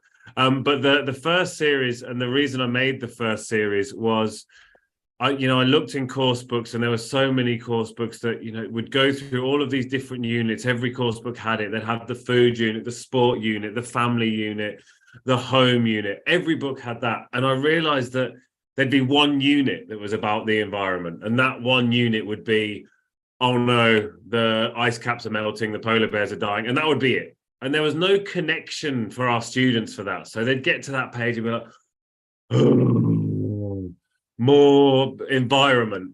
So what I did with Renewable English was I tried to make sure I could find a way to connect the environment to every subject. So the first series is all about that. So we look at food and we look at how food affects the environment. We look at pets and how pets affect the environment. We look at sport and so on. And we see the correlation between the two and the small differences we can make to make bigger differences. The second series was all about the Sustainable Development Goals. Something that as an activist, as a political person, they upset me a lot, because then people aren't doing enough about the Sustainable Development Goals. Politicians and leaders aren't doing enough. But as a teacher, they are wonderful. They are an incredible asset to a teacher, and materials and resources for teachers to show the world and to let people see all about these different issues around the world, and it can really help our students find a passion. And the next series, which is coming up in about 4 weeks, is all about what we can do with our students to help them become change makers, and looking at different areas of change making, not just Greta out there shouting and fighting for change, but everybody back, everybody behind Greta, and everybody who's, helping with these ideas, and inventors and artists and all these different things. So that's basically Renewable English, and it's all there and it's all free. Yeah, that's very good. So Harry, are you ready to start our presentation for today? I was born ready, Mo. I was born ready. Yeah, although I probably couldn't use Zoom 39 years ago. My Zoom skills would have been very bad when I was born. It's like, oh, I'm just a baby. I can't use a computer. Okay, I'll be here to help, so don't worry about that. Amazing. Thank you so much. Okay. Okie dokie. So excellent. I'm being given permission to share the screen. Yep. So I'm going to share one of the most said phrases since 2020, and that is, I'm going to share my screen. So here we go. We all know that phrase, and then get ready for the next one. It's coming up. The next phrase is coming up. Here we go. Can everybody see my screen? If you'd say in the chat box, that would be great. So hopefully everybody can see my screen. Yep. Let's check the chat there. There we go. That's a yes. Good news. Just testing everybody's aware and awake and watching. So today we are talking all about cultivating change makers. I'm a little bit early, I understand. I'm about 12 minutes early, so don't worry. There'll still be time for you to nip off and grab a glass of water or use the bathroom when I finish. So don't worry. And as I mentioned, there might be a short pause while I sign a piece of paper. So today is all about cultivating change makers, and we'll talk about that soon. But first, I'm going to talk about something else. I'm going to talk about me, but just a little bit. So I like flags, and apparently using the incorrect colored font. So I like flags, that says. Does anybody know which flag this is? It's my favorite flag. If anyone can get that, you get 7 bonus points. Any vexillologists in the audience today? Vexillology, obviously, being the study of flags. If anyone can guess, feel free to put it in the chat. If you can't, I'll tell you very shortly. I love secondhand shirts. They are the first letter, by the way, is M. M space I. So 2 words. And the capital is Majuro. I love secondhand shirts. They are like my passion. However, you can see the second one back there, which was one of my favorites. I had it for many years. I ripped that recently, so that has now become a cleaning rag. So that's what I use to clean the TV screen on my computer screen. Something a bit jazzy. And I founded Renewable English, as I talked about before. I mentioned what it did, what it does. If you'd like to check it out, check me out, not in that way, obviously. Feel free, there are some QR codes there, or you can just find me. I'm at Renewable English pretty much everywhere. I'll probably drop the Instagram in there as well at some point. But I'm on various places. So if you have, hey, there you go, Gabby, it's the Marshall Islands. Yes, Gabby, you're my hero today. It is the Marshall Islands. And yeah, the reason there's those 2 lines is because that's the line the island's going. So there you go. A bit of information about flags. Oh, and somebody's at my front door, so I imagine it's my wife. I'm going to have to ignore her, and I'll let the gentleman answer the door. That would be great. So, what are we going to talk about today? What are we going to talk about today? Well, number 1 is, what is a change maker? What is a change maker? How can we define it? Then we'll talk about what can I do, me as a teacher? What is it that I can do? And then there will be a Q&A. Again, there you go, just in case you need it. Yeah, I know, very brave. Very, very brave. You know, I don't want the dog to run out as well, so hopefully not. So how many of these people do you recognize? How many of these people do you recognize? What do you think? And what do you think about your students? How many do you think they would recognize? There is Camilla, of course. Mbappe. We've got 3. We've got The Rock there as well, yeah. Dwayne Johnson, Mbappe, yeah. The girl from Stranger Things, good. Millie Bobby Brown. Good, so we've generally got around 3, maybe some people 4. So I'll show you who they are. I can guarantee that most of your students will probably know at least 4 of these.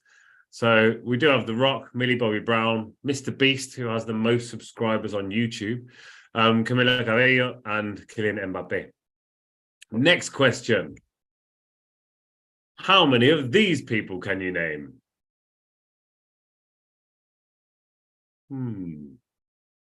How many of these people can you name? Okay, so Alexandra has asked for me to put the QR codes up again. Don't worry, I'll put them on at the end as well. Oh, somebody says they can name 5. That's good. Somebody said they named 5. Somebody else 1. Abraham Lincoln, good. Now, these for me are some of the OG original change makers from many, many years ago. There we go. We've got a Newton. Now, these people all instigated change in a very big way. So we've got, I'm sorry, I don't have the Instagram for these. I'm not sure they use it anymore. They didn't have it back then. These were change makers, absolutely. So the first one is Edward Jenner, who discovered vaccines. He actually no, I don't know if you know, but what he did to eliminate smallpox was he used cowpox because it combined and it acted as the vaccine. And because cows is vaca in Latin, so vaccination, vaca comes from the word cow. So yeah, he was pretty awesome. Isaac Newton, Before him, everyone was floating around in the air like, whoa, what's going on? Then he discovered gravity and we were like, grounded. Obviously, that's not what really happened. Rosa Parks, civil rights activist. Then we've got Katherine Johnson, who helped man get to the moon with her mathematics genius. Thomas Crapper, I wonder if anyone can guess what he invented. Any ideas? Emily Wilding Davidson was a suffragette. She threw herself in front of the King's horse whilst fighting for the right to vote. And then there's Abraham Lincoln as well, who, of course, amongst other things, abolished slavery. Thomas Crapper, by the way, invented the flushable toilet. So there you go. There's a little bit of information about Sir Thomas Crapper. And these were some, as we mentioned, change makers from many years ago. Now, how many of these do we recognize, I wonder? How many of these do we recognize?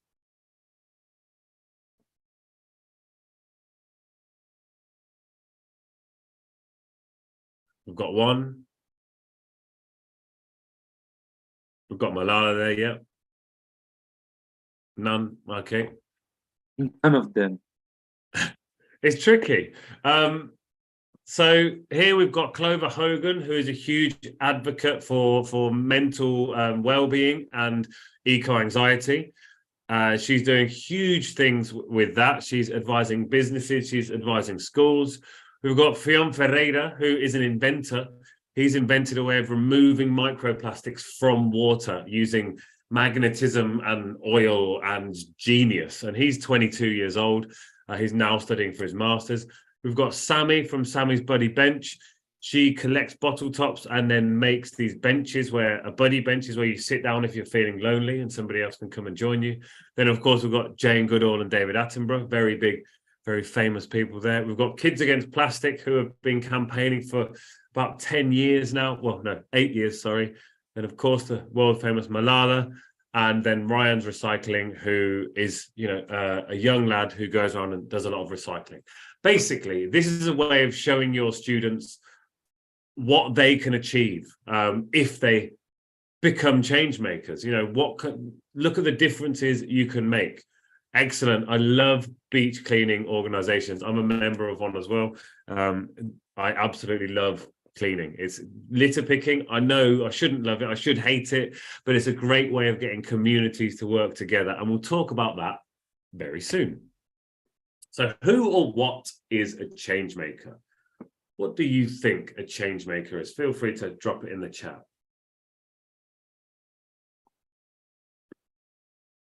Who or what is a change maker? Change maker. Don't be shy. Oh, I like that one. Makes life easier. It's able to make a change. Oh, very important. So this is a definition. This is not the definition. This is a definition. Someone who is taking creative action to solve a social problem. Exactly.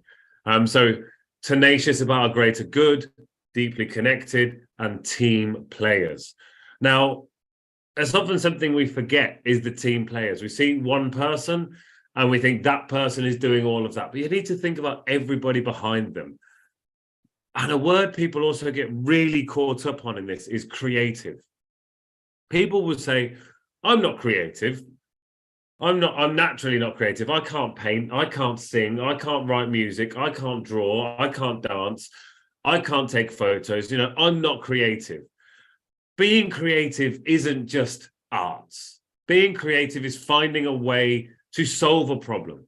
Being creative is a way of getting around a problem that you couldn't think of before. I don't know, maybe you knock over a glass of water and there is no towel around, so you take off your cardigan and you use it to dry the water. You've been creative to solve that problem. You are being creative. You are not, just sitting back and not doing something. So it's really important. Mo on his way. See, he is a change maker in doing that. We can all be change makers, and we'll talk more about that very, very soon. But he's solving a problem creatively. And these are some of the traits that we have in change makers. That they're intentional about solving a problem. they are motivated to act, and they are creative. So these are some of the different ideas behind it. So being intentional about solving a problem. So you're not doing it because you want more likes on Instagram. You're intentional. You're going out there to make a difference, not because you want likes. So these are courageous, of course. Absolutely. These are some of the different types of change makers. As we said, it's not just the people screaming on the front line. We've got designers and policy makers. They're the social architects, the influencers, people like ourselves, educators, researchers, journalists, parents. But, you know, the way that we can spread this message and influence people's ideas.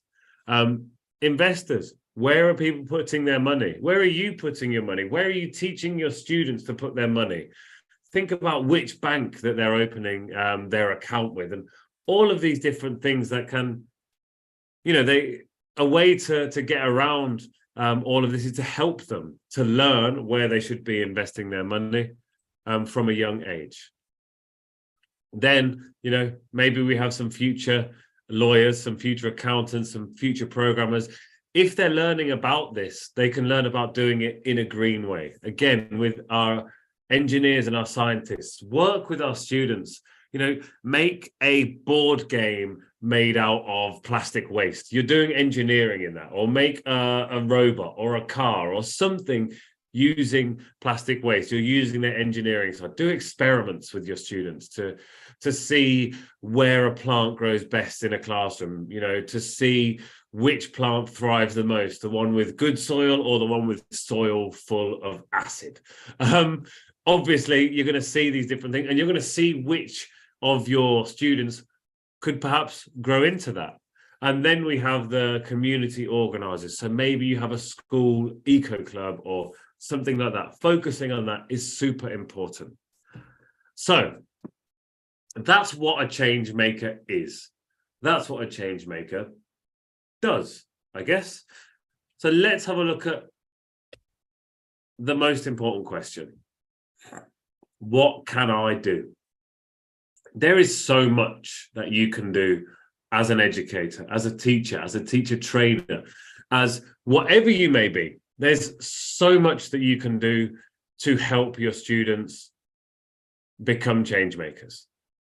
Now, for me, the biggest impact that you can have, it's not with your individual actions. Everybody says, every little help. It does. It really does.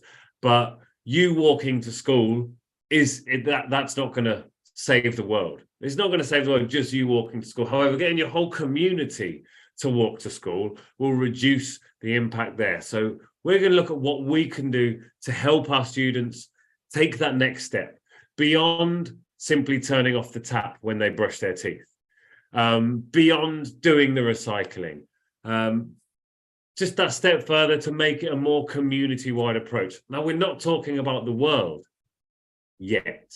That's coming up. First, we're talking about our communities and the influence we have over our communities. So there are 3 steps, according to me. Obviously, I don't decide how many steps there really are, but I have 3 steps to help my students to become change makers. The first step is to engage our students, engage them in an issue, engage them in something they're going to believe in. The next step, empower. A word we use an awful lot as teachers, to empower our students, to help our students get power within themselves to go out and make a difference. And now the third step, or I like to call it the third E, enact. So we are going to engage our students in a problem, empower them to do something, and then that next step is them going out there and actually doing it. So the first step, the obvious first step, is to engage your students. Engage them. And the best way to engage them is to make sure you know what they are passionate about. How can we know what they're passionate about? Well, it's quite difficult, because one student will be passionate about one thing, another student will be passionate about something else. So a great place to start is with some variety. Talk about the different sustainable development goals and what they are aiming at, and see if you can find a connection with your students with those. You know, perhaps they are very focused on the mental well-being of their classmates, something that it seems is more and more important. Although when these goals were made in 2015, so 8 years ago, when these goals were written up, within good health and well-being, there's only one single point about mental well-being. I feel in the last 8 years that has shifted somewhat, but you will be able to find something for your students, something for all of your students within these goals. There is such a nice variety here that you will be able to find something that they are interested in. Perhaps they want to be business people. They want to be entrepreneurs. Well, look at responsible consumption and production. Look at how they can have a responsibly built model. You know, how are they going to package their model? Look at these different ideas. I'm not sure about 8. Decent work, very important. Economic growth, ooh, a bit conflicted with that one. But let's continue. So the key to engaging your students is interest. It is 100% interest. That if your students are not interested, then they're not going to do anything, basically. If your students are not interested in what you're talking about, then they won't connect with it. Now, this is for anything at all, not just change-making things. This is for, if you're teaching the third conditional, you need to get your students to be interested in it somehow. You need to find the topic that's going to connect them to it. You know, if you're talking about reported speech, simply reporting back a bunch of sentences isn't interesting at all, is it? No, it's not interesting at all. You have to find something that is interesting. So you get them to become reporters on an incident they've seen, and you know, you make it more interesting. Next up is proximity. You can see me there on a local march that I went on not long ago. Well, it was a while ago because I was wearing my summer hat. So it was back in the summer, and it was all about the state of the village, because there was an awful lot of rubbish everywhere, and we'd done litter picks, and you know, we're trying to encourage people to collect rubbish on their way into school. So we went on a march around the town to kind of galvanize the people to make a bit of a difference. And we've got a small village. Our village it's about 8,000 people. I'm just going to sign a piece of paper here. Hola, ¿qué tal? Hola. Muchísimas gracias. El DNI, ¿vale? Sí, sí, vale. Okay, so I'm just going to... Sorry, one moment, everybody. And here we go. Muchísimas gracias, Javi. Nos vemos. Hasta luego. Déjala, no pasa nada. Muchísimas gracias, Adiós. There we go. That was different, wasn't it? I bet you've not often seen that kind of switch mid-session, but luckily I did forewarn you. So there you go. So the proximity is really very important. This was one of the big issues I had with when we were talking about this one unit that we had in the book, that one unit that was all about the ice melting in the Antarctic. That's not close to our students. Yes, they'll look at the polar bears and be like, oh, they're so cute, it's such a pity. But they don't have that connection. They cannot see that, you know, the thousands of years old ice sheets melting rapidly, but they can see things close to them. And then a connection. How are our students connected to these issues? In what way are our students connected to these issues? Find that connection and share it with them. It's quite easy to find a connection between young children and the planet, because you know, they're going to be living in it. They can see what's happening. You know, even my daughter, who's 9, has noticed a difference in temperature over the summers. And yeah, obviously, you know, last summer was absolutely insane. And she just realizes they're getting longer and longer, these summers. And yeah, she's not a fan of it. So she does what she can as well. And she is, of course, a kid against plastic, as we talked about earlier. So interest. How can we interest our students in what we are doing? How can we get them interested in a topic? Well, look for somebody in social media. So let's say you're talking about life underwater and you want to talk about microplastics. Well, look online. You'll be able to find an influencer online. You'll be able to look at their videos. And the way to help people with getting interest in that is showing them somebody of a similar age to them, showing them what they can do. Fiona's been an inventor for well, he said his whole life. He's actually on the next series of Cultivating Changemakers, which, as I mentioned, is coming out in March. So you'll be able to see the interview with him and, again, share it with your students. So this is a way of getting interest in the class, showing them. And it's a horrible thing to do, but when they see the metrics of these people, you know, Fiona's only had 95 posts. He has 18,000 followers. That's not a reason to motivate students, but sadly, it will motivate them. So showing them the reason he's doing it isn't for the followers, but it is, you know, to stop plastic pollution and reduce it. Then that's a really very important factor to take into account. And there are change makers online everywhere, like literally everywhere. You can't open an app without finding a change maker on it, which is great. So stories.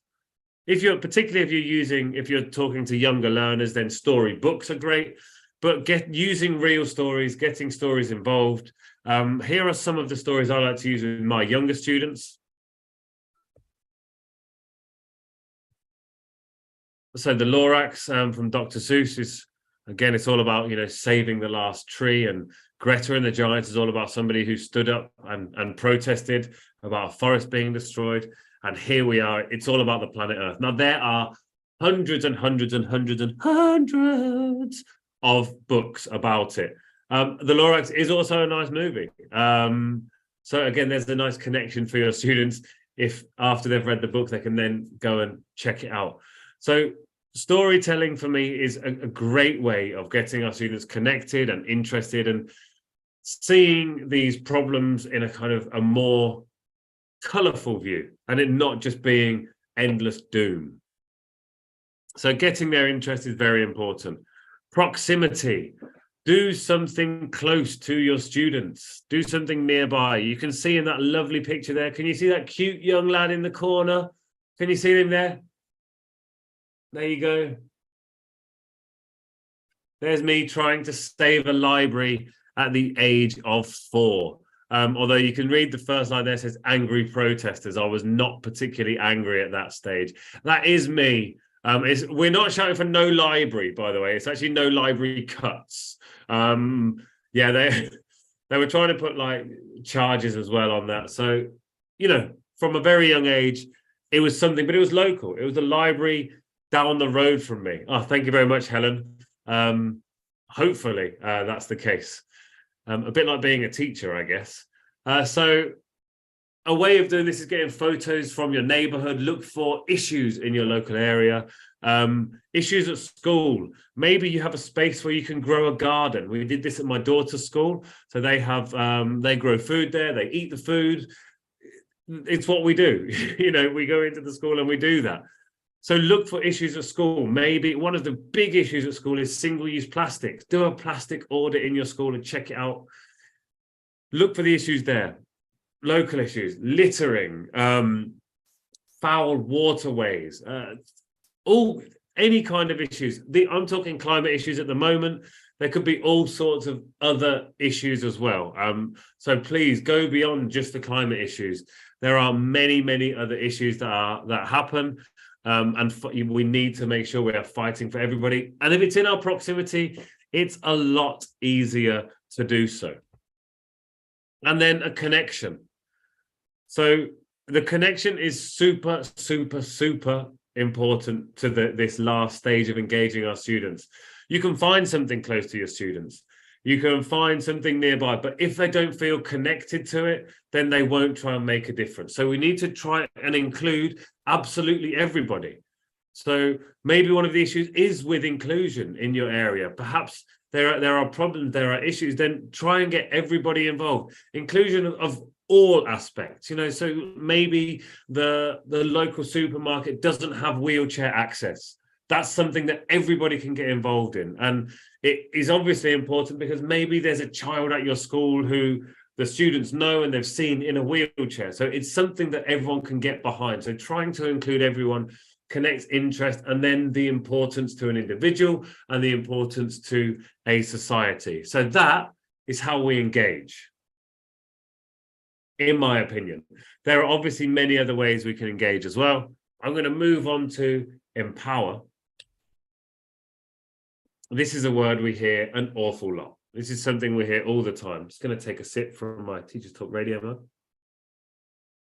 where you can actually listen back to Helen Slee and I. We had a conversation just the other day, and we were talking all about being a teacher. So I want to check that out. There's the plug. He got it in there, didn't he, Helen? He did it.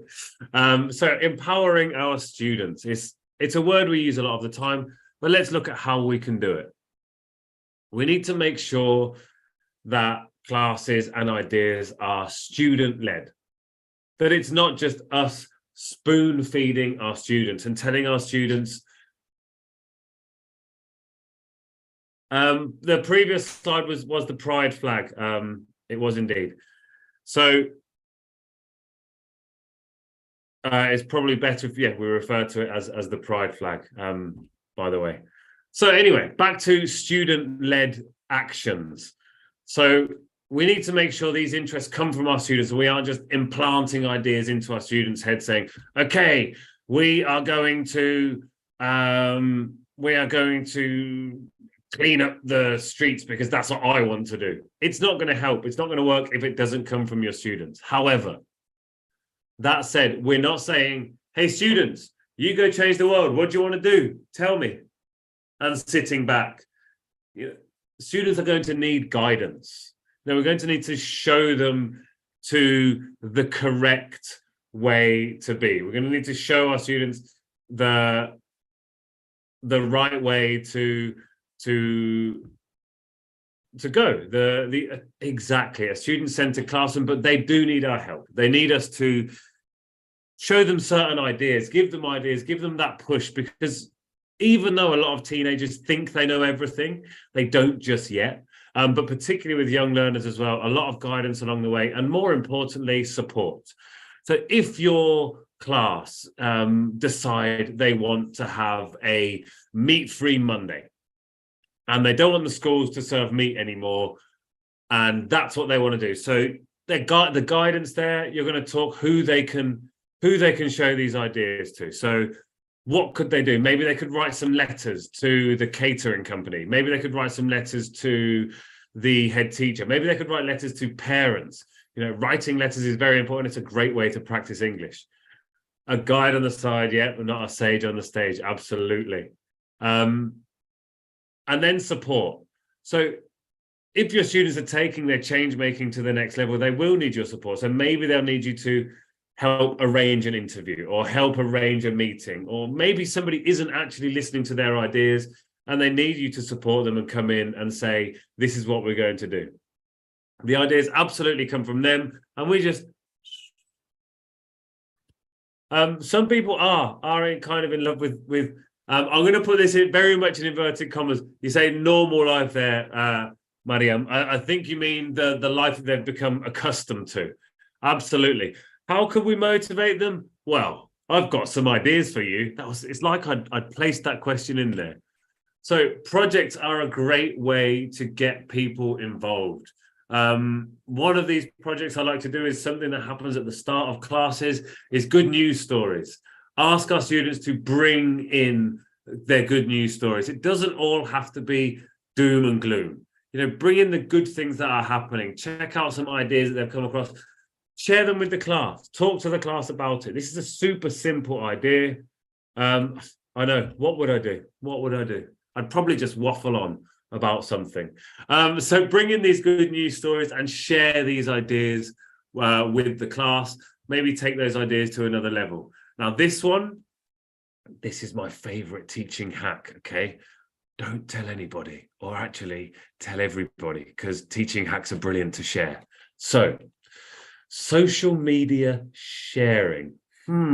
Why is that a good idea, Harry? Our students are obsessed with social media. Surely we should be getting them off it. No.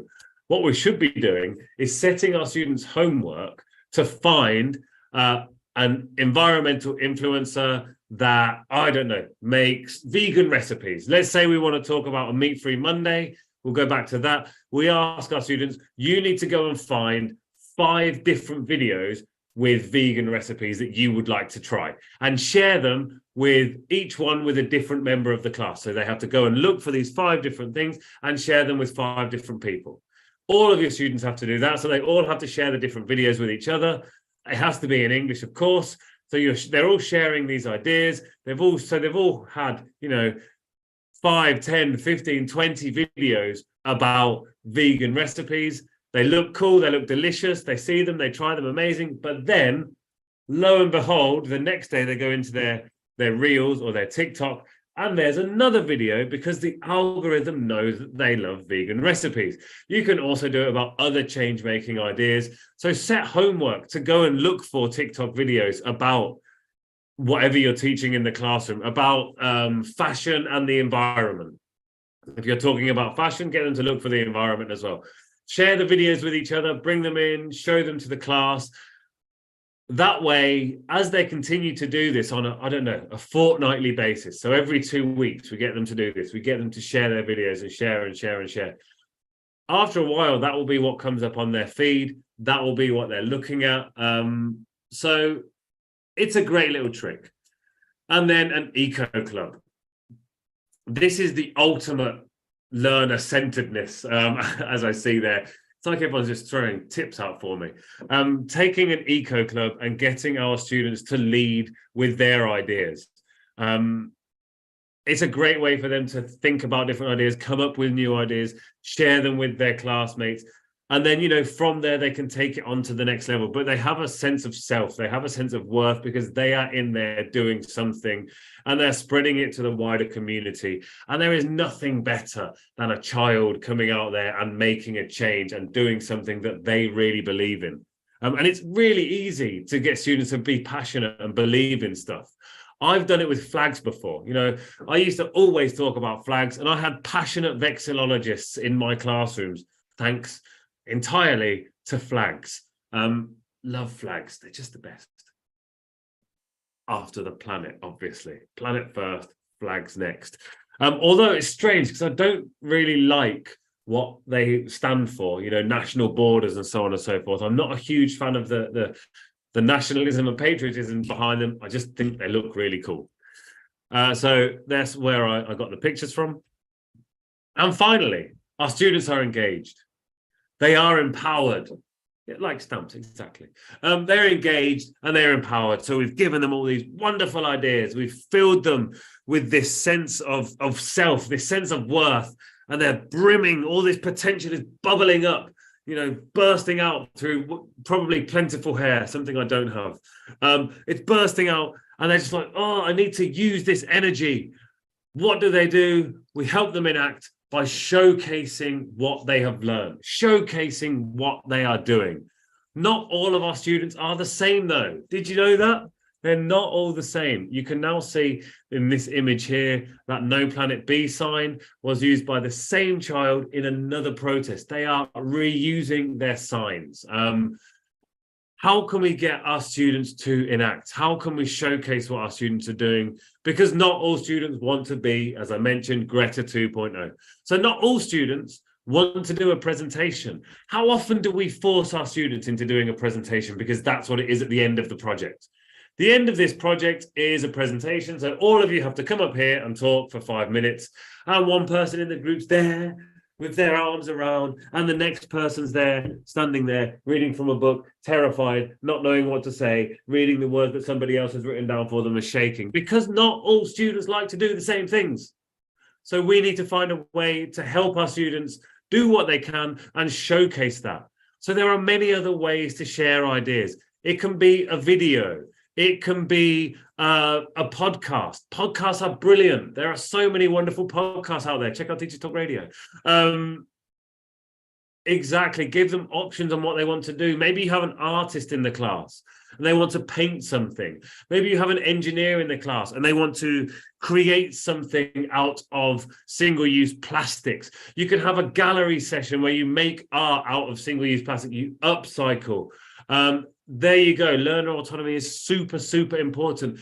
You can even, on a Friday, you can do a climate strike. Perhaps you don't want to take them out of school, but maybe at break time, maybe at playtime, they can go around, they can have a climate strike. You can teach them some charts, you can make some signs. All of these things are ways for your students to enact. Giving them these choices is so important. And I have 3 more project ideas to share with you. And I should be within the 45 minutes, and there'll still be time for people to ask questions and, you know, do anything else they need. So project ideas, and if anybody wants the slides or the ideas, please feel free. I'll show you how to get in touch shortly afterwards. Go on a litter pick. There's me with one of my classes, me and the super girls, as I like to call them. That was before we had another gent join our class, because we used to act like superheroes all the time, because we do a 5-minute litter pick at the end of the lesson. So they were superheroes. They are superheroes to me. And we would do it at the end of every lesson. 5 minutes, bam, it's a 5-minute blitz. We just go out there. Exactly. Now they're the Avengers. They're the Avengers with I'm the bald dude at the back with the bag, if you hadn't guessed. So I would, you know, we go just at the end of the street, there's an area where all the rubbish blows down. So twice a week, we do 5 minutes, bam, we clean it up. Now, it doesn't have to be a thing we do all the time, but litter picks, there are many different ways of doing litter picks. You can do them as a community, and it's a great way for our students to show they're making a difference, but also share their knowledge. They can talk about the life cycle of a plastic bottle, because we've talked about that in class. They can talk about all these other ideas. Next up, a clothes swap. Why not? Doesn't only have to be a clothes swap. Your school could organize a book swap. Clothes swap can be for uniforms. I know schools often try and get as much money as they can out of their students by selling them a new uniform every year. Well, wouldn't it look better if your school said, hey, we're doing a uniform swap, or, you know, they bought the uniform back and then they sold them again at a lower price. It helps everybody with cost of living. It helps the planet without having to create endless fashion. And your students are there they can enjoy these other clothes. And I promise you, there isn't the stigma now, as there was certainly when I was young, of wearing secondhand clothes. If I ever wore a hand-me-down from my brother, I would get, you know, all sorts from people at school. Ah, you're poor, you can't buy more clothes. That's not the case anymore. Now it's, you want to help the planet, you're awesome, that looks really cool, that's different. That's not just the same that everyone's getting in Thada. That's something new, that's something original. So these clothes swaps, toy swaps, book swaps, all of these ideas. Look at that. Helen did a close up at university 10 years ago, and they're still wearing the clothes. I don't know when I got this. I should probably wash it, that's for sure. And the final idea, as something I've mentioned before, is a letter writing campaign. All exams have letter writing in them. All of them do. You can get your students to write letter campaigns to anyone about anything. There's a brilliant one on Kids Against Plastic at the moment, and that is all about sending letters to the head of Tesco, a supermarket in the UK, to stop them using tiny plastic toys on the front of all of their publications. So you can send letters to anyone about anything.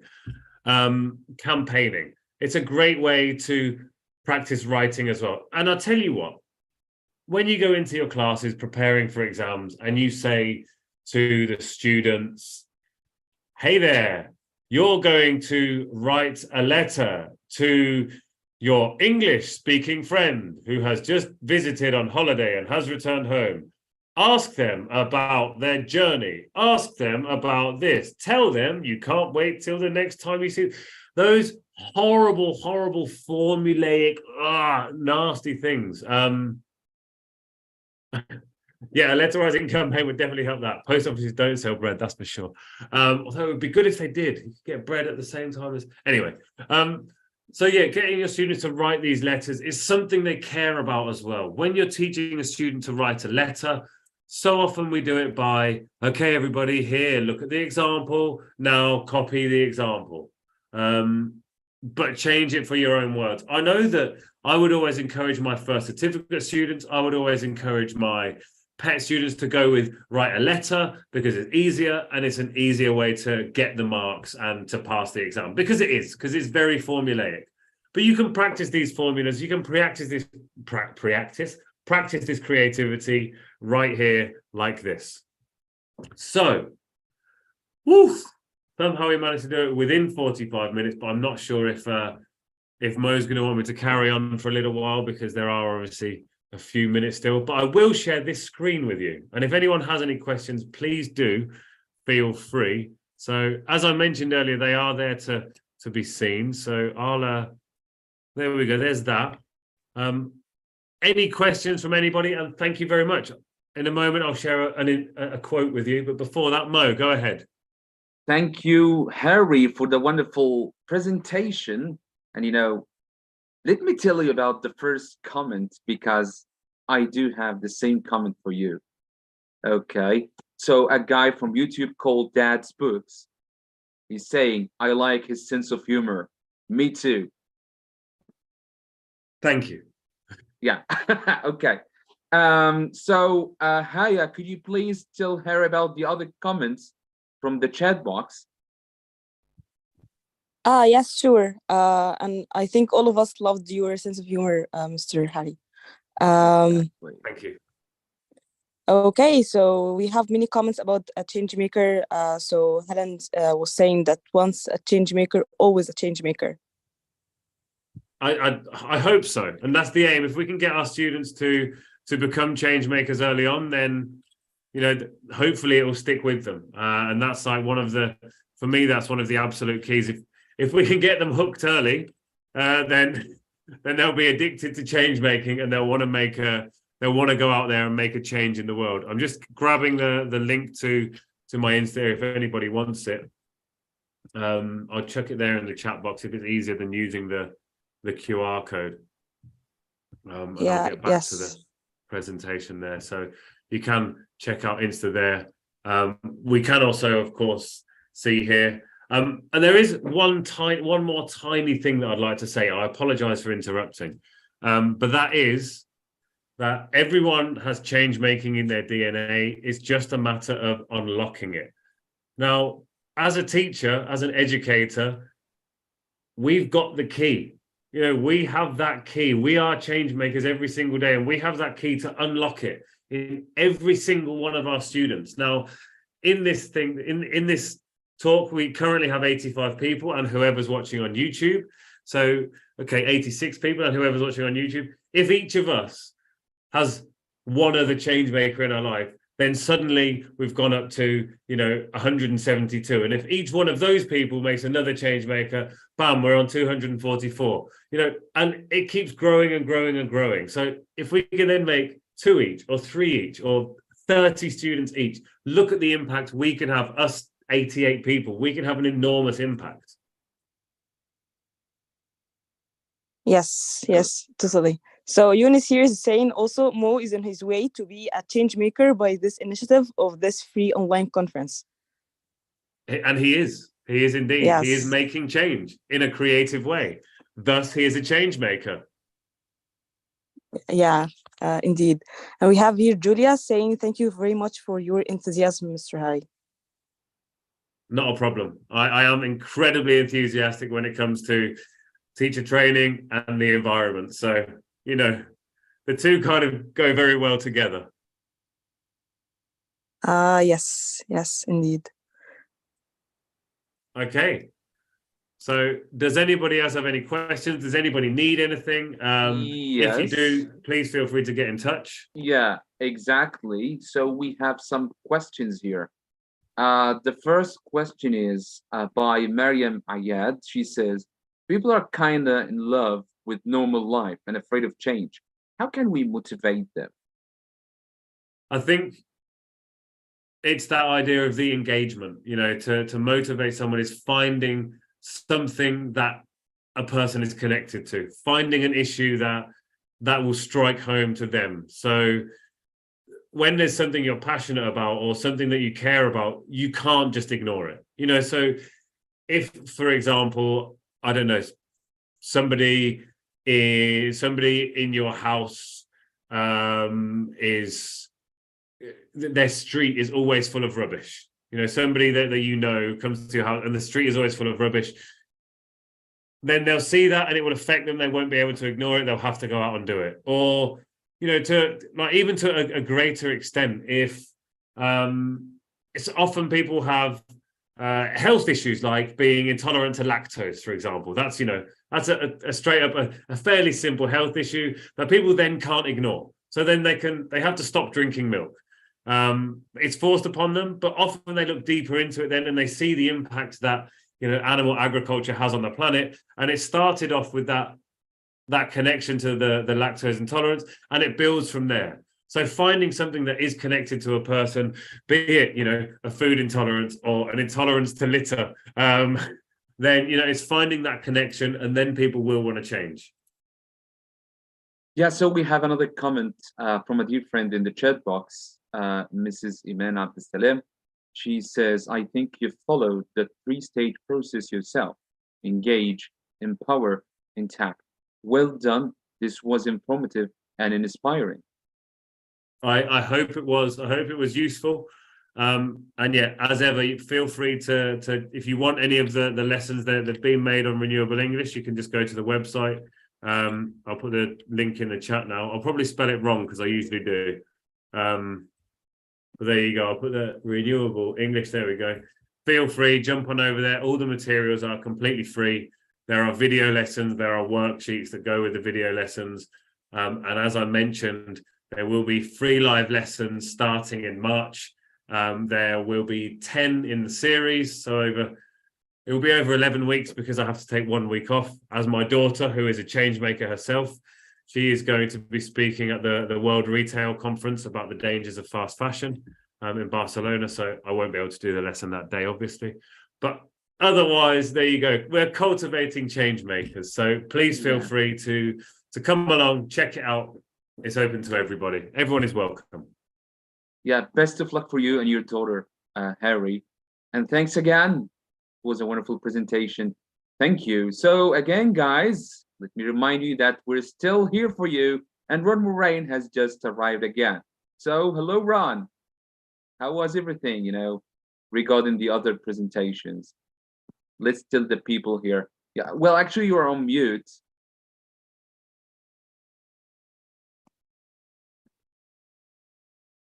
Yes, here. Yeah, could you please unmute yourself? There we go. There we go. Okay. Yeah. Thanks, Harry. I was in the other room, so I didn't get to catch everything. But yeah, Tamara was talking about what's going on. You're welcome, sir. Yeah, it was nice to see you again, Harry. Always a pleasure, Ron. Always a pleasure. Never a chore. You know, as we move on here, I think it's time for us to talk about that, you know, those books again. Okay, did you already mention those books? Yeah. I think it's time that we start putting the link into the feedback. Okay, can we get the link into the feedback, into the chat? Already there. Oh, it's already there? There in the chat box. So the people should, can have, you know, can copy it and go and put it in the browser, and then they can be, or they can fill in the form or the survey.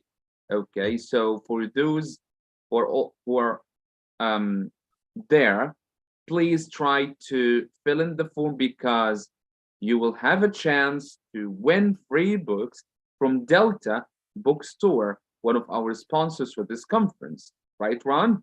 Yes. Mm-hmm. Could you please remind the people of the books? Well, you know, they're all about testing. Okay, it's all about now one of the books, and I don't have the pictures of them here, but they're all connected to Cambridge. Okay, and you know, I think we have what, B1, we have some B1, and we have some B2, and we also have some C1 books. Okay, and some of the books come with CDs, so for the listening, So that's going to be, and some of them come with not only the class book, but also the workbook. So you get 2 sets, okay, if you win. So, now we wish that we could have one for everyone, but we can't. So, we're going to make sure that we get it to the right people. But again, you can only get those books if you fill out that feedback form, okay? And again, we have 40 books to give away. And for those of you living in Egypt, Mohammed and I will probably meet you either in Alexandria or Cairo, where we're going to invite you to come pick up your books, in either Cairo or Alexandria at the Delta bookstore, okay? And let's take a group picture together. And while I'm there in Cairo and in Alexandria, I think, Mohammed, we're going to give some great workshops for the teachers here today, and we're going to be sending you some things there. I look forward to coming to Egypt to do some workshops with my colleagues there because, I believe in self-directed learning and sharing what I know after being a teacher for more than 35 years. It's time for me to help some of the younger people coming into this career of teaching, but also we're going to allow anyone to come to the workshops, seasoned teachers as well, because, I think it's important that we have a mix of all kinds of ages and backgrounds and teaching context. But definitely, I look forward to coming and doing some workshops there in Alexandria and Cairo and meeting a lot of the people that are here today. So we're going to be taking a lunch break, aren't we? Well, apparently we only have 5 minutes till we start our next session with Tom Godfrey. So yes, that's right. So well, I just wanted to come in and say hello to everybody, and remind you about the books, because I got to get back to my Zoom room and introduce the next speaker. So I'll see you all. Exactly. Okay. See you. Okay, everyone. So we have 4 minutes till we start our next presentation with our wonderful speaker, the director of ITI. So I think Tom is here, right?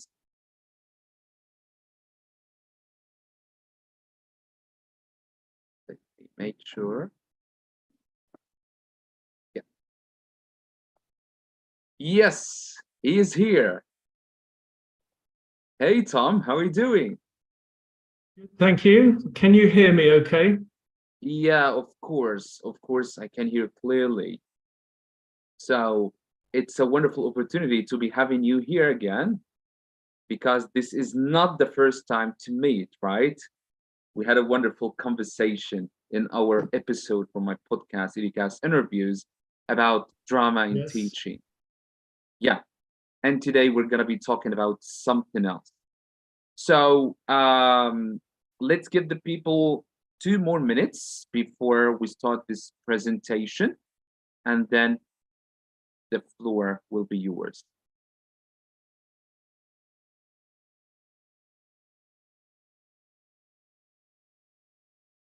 Can I share my screen? Yes. Yeah, sure. Can you see that? Yeah, they can see it clearly.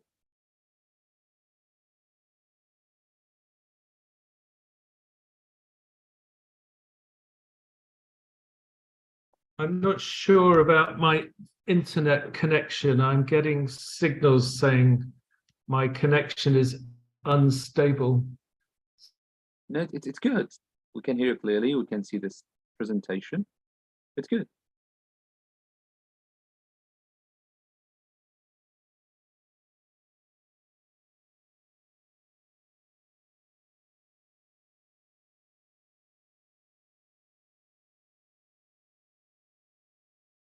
Yep, it's clear. So yes, Tom, if there is any problem with the connection, you can turn off your video.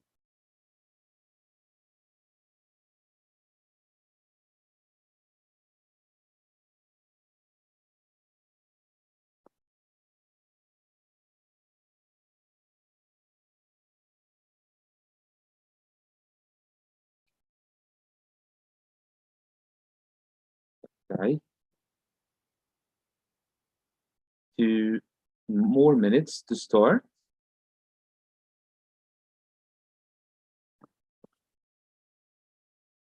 Yeah, we've lost him, but I think he's gonna get back again. Some connection issues.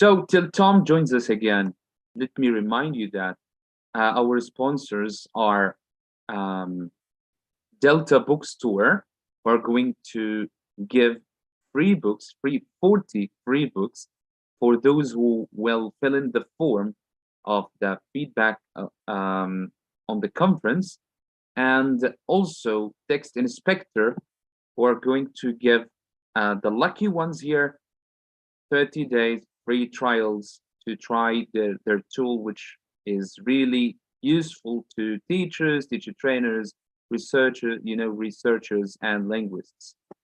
So we're still waiting for Tom.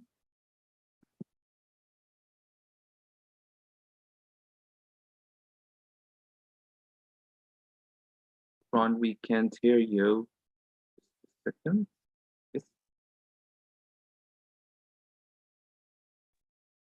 Mohammed, I just wanted to mention that every teacher who fills out the feedback form will get that 30-day free trial from Text Inspector. Now, correct me if I'm wrong, but I think that we're going to give that to everyone. Indeed. Yeah. So Tom is back again, everyone.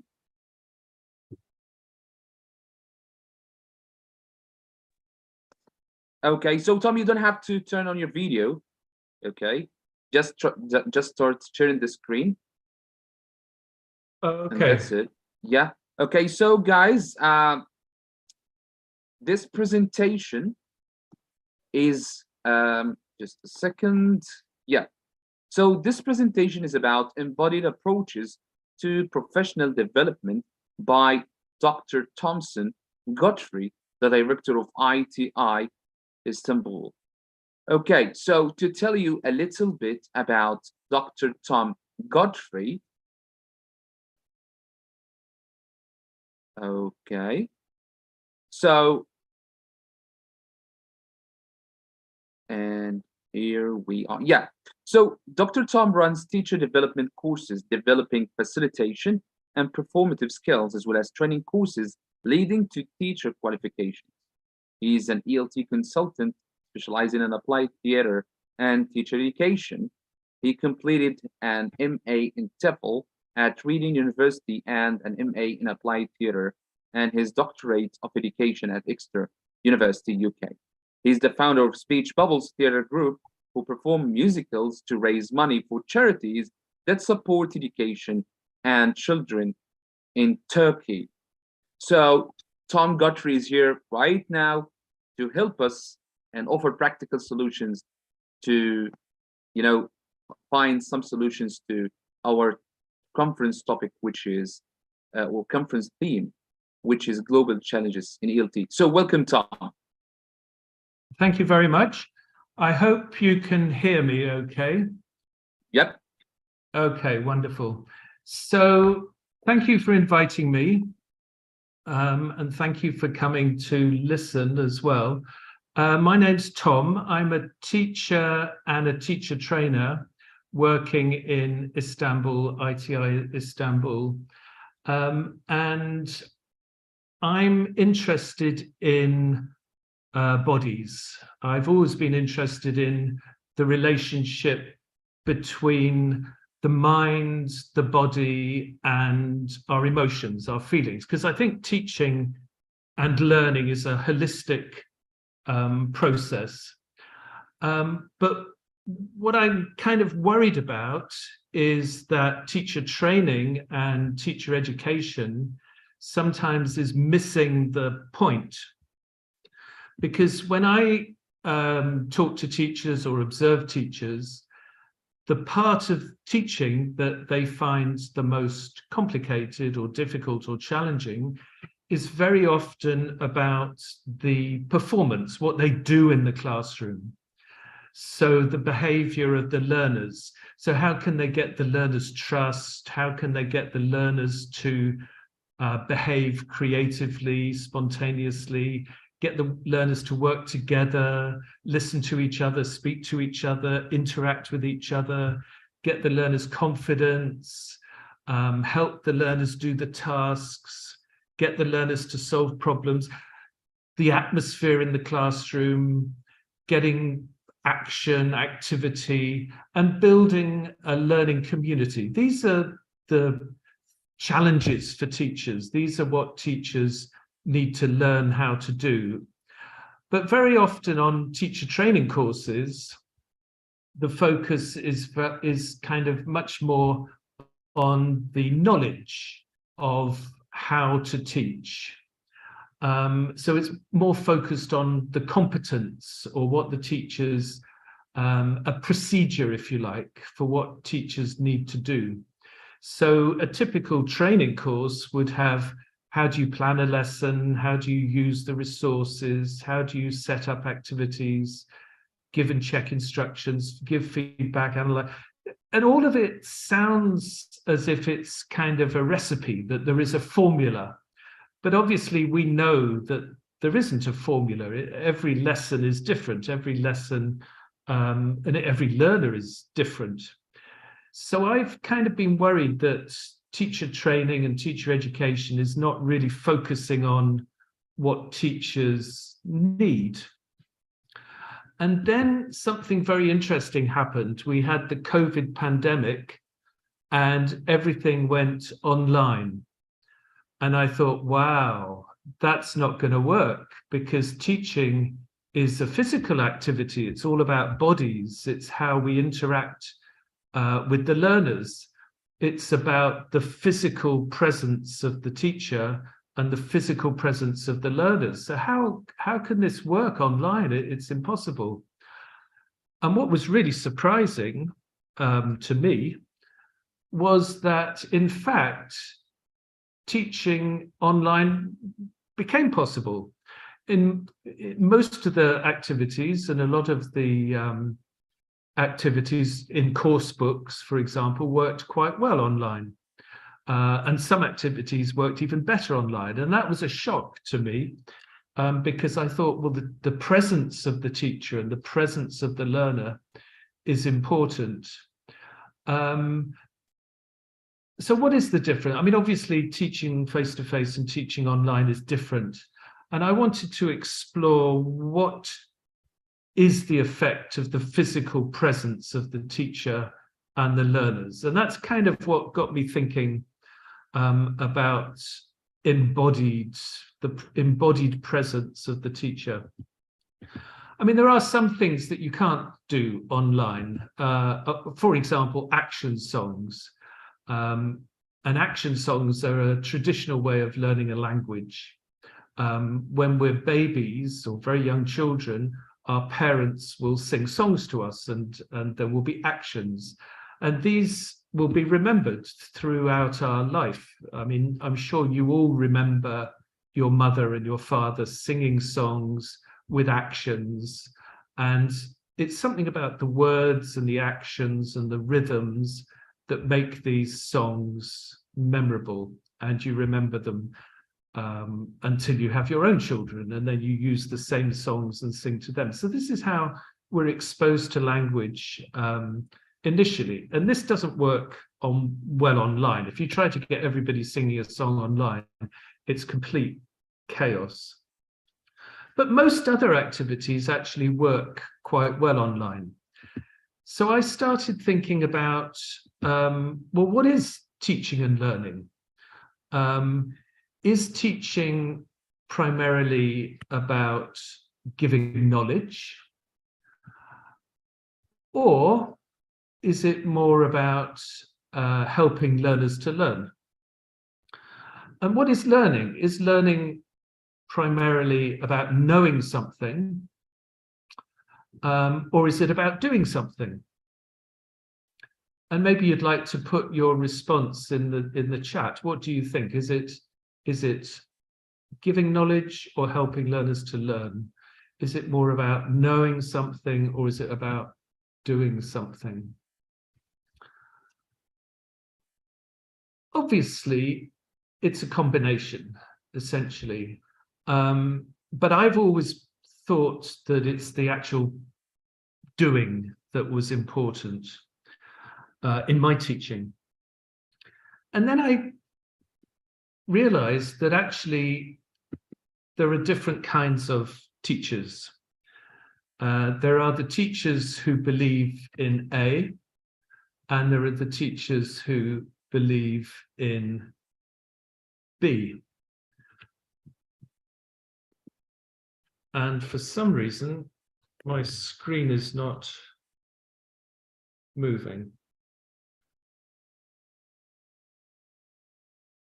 Okay, so yeah, in my observations, at one end of the scale, there are teachers who believe that learning is about transmitting knowledge, and the other end of the scale, it's about facilitating learning.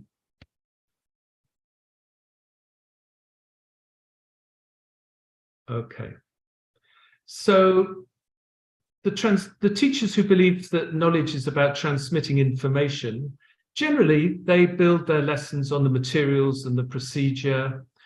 They believe that learning involves going through the course book, going through the units, what have we covered. Lessons tend to be quite teacher-centered. There is a focus on accuracy and grammar, and very often assessment is with tests. And lessons can become quite routine and quite scripted. They can follow the same lesson with different year after year. There are other teachers at the other extreme who believe that teachers are facilitators of discovery, and that teaching is much more about performance. It's much more about what you do in the classroom. So lessons are built on contexts and personalized. And learning is more about using the language to do things. Lessons tend to be more learner-centered, and the focus is on communicating and using the language. And it's a kind of a risk for the teacher, because you don't really know what's going to happen. You don't know how the learners are going to perform. So it's a bit more open-ended. And both of these kind of teachers exist, and most teachers are probably in the middle somewhere. But I think the teachers who work very effectively online are the ones who are the transmitters of information, because it works well. I mean, what we're doing now is me transmitting information essentially, and you listening, which is not the kind of teaching environment that I feel is the most appropriate very often, particularly in terms of language learning, because I don't think knowing about the anatomy of our legs helps us to walk. What helps us to walk is walking. So basically it comes back to identity, and this is a preoccupation with teacher educators, is if we want to change teachers' behavior and their beliefs and their attitudes and their emotions, we have to think about identity. And we have to think about questions like, why are we here? That's not a philosophical question in terms of why do human beings exist, but why are we here? Why are we in this Zoom room now at this time in February? What is our life story? What has brought us to this moment? Why are you listening to me? Why are you a teacher? And these are important questions that we need to reflect on. Why are you a teacher, and what kind of teacher are you? And I don't think teacher training courses or teacher education courses focus on these questions enough, or at all, in fact. And that's partly, I think, because we don't have, as teacher trainers, we often don't have the methodology or the strategies to kind of address some of these questions. A number of activities, drama activities that I've used in teacher training, and they don't work online really, but we're going to try to do one if we can. And this is a transformation activity. I'm going to turn on my video, but no, I won't, just in case we lose connection. But you just have to imagine my face online. So this is a transformation activity. And when I say transformation activity to teachers, they all say, oh, yes, yes, present tense to past tense, or active to passive voice, or direct speech to reported speech. And I say, no, no, no, it's not that kind of transformation. What we're going to do is we're going to transform ourselves. We're going to transform ourselves into an animal. And it's a bird. It has large eyes. It can turn its head right round. What animal is it? If you know, you can put it in the chat.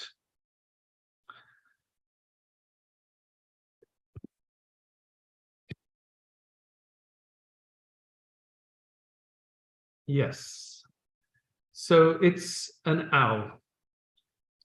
And we're going to transform into an owl. So what you need to do is you need to breathe in through your nose.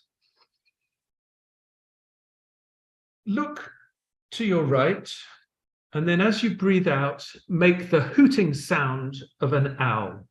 So it'll be a ooh. So breathe in, turn to your right, 1, 2, 3, breathe out, ooh, and make the sound of an owl. And when I do this on teacher training courses, then I ask the teachers, okay, how did you feel? How did you feel imagining you were an owl? And most of them say, oh, I felt a bit self-conscious. I didn't really know why I was doing it. Seems a bit stupid on a teacher training course. Why are we doing this? And I said, okay, so what we were doing is we were using our imagination. We were imagining that we were an owl. Now, as adults, that is difficult. But as children, it's what we do all the time. Children imagine that they are train drivers, Lionel Messi, princess, actor, king, queen, and they play in using roles. And this is how children learn. But when we get to a kind of age of maturity, teenager, our ego becomes more established, our identity becomes more established, and we actually find it very difficult to use our imagination and to imagine different scenarios. And we become much more self-conscious. And that makes it hard for us to play. So one thing I thought, with these drama activities, I've used drama activities with teachers often, and I've asked the teachers, okay, what did you practice using these activities? What skills did you practice? And how did you feel about them? And are they useful skills for teachers? And I've kind of built up a list, but basically they can be grouped into 3 areas. So activities or skills that make us more aware of ourselves. So how to use our senses, our listening, our feeling, how to be more aware of other people, how they are feeling, how the group operates, how we interact, and also how aware we are of other people and our context and our situation. And the atmosphere in the classroom, who is feeling positive, who is feeling negative. And I've made a list of these, what I call performative skills. And here they are. So to raise energy levels, or to raise awareness of our senses, to develop group cooperation, to be more aware of atmosphere in the classroom. And then activities that make us more aware of ourselves. So what is our journey? What is our self-identity?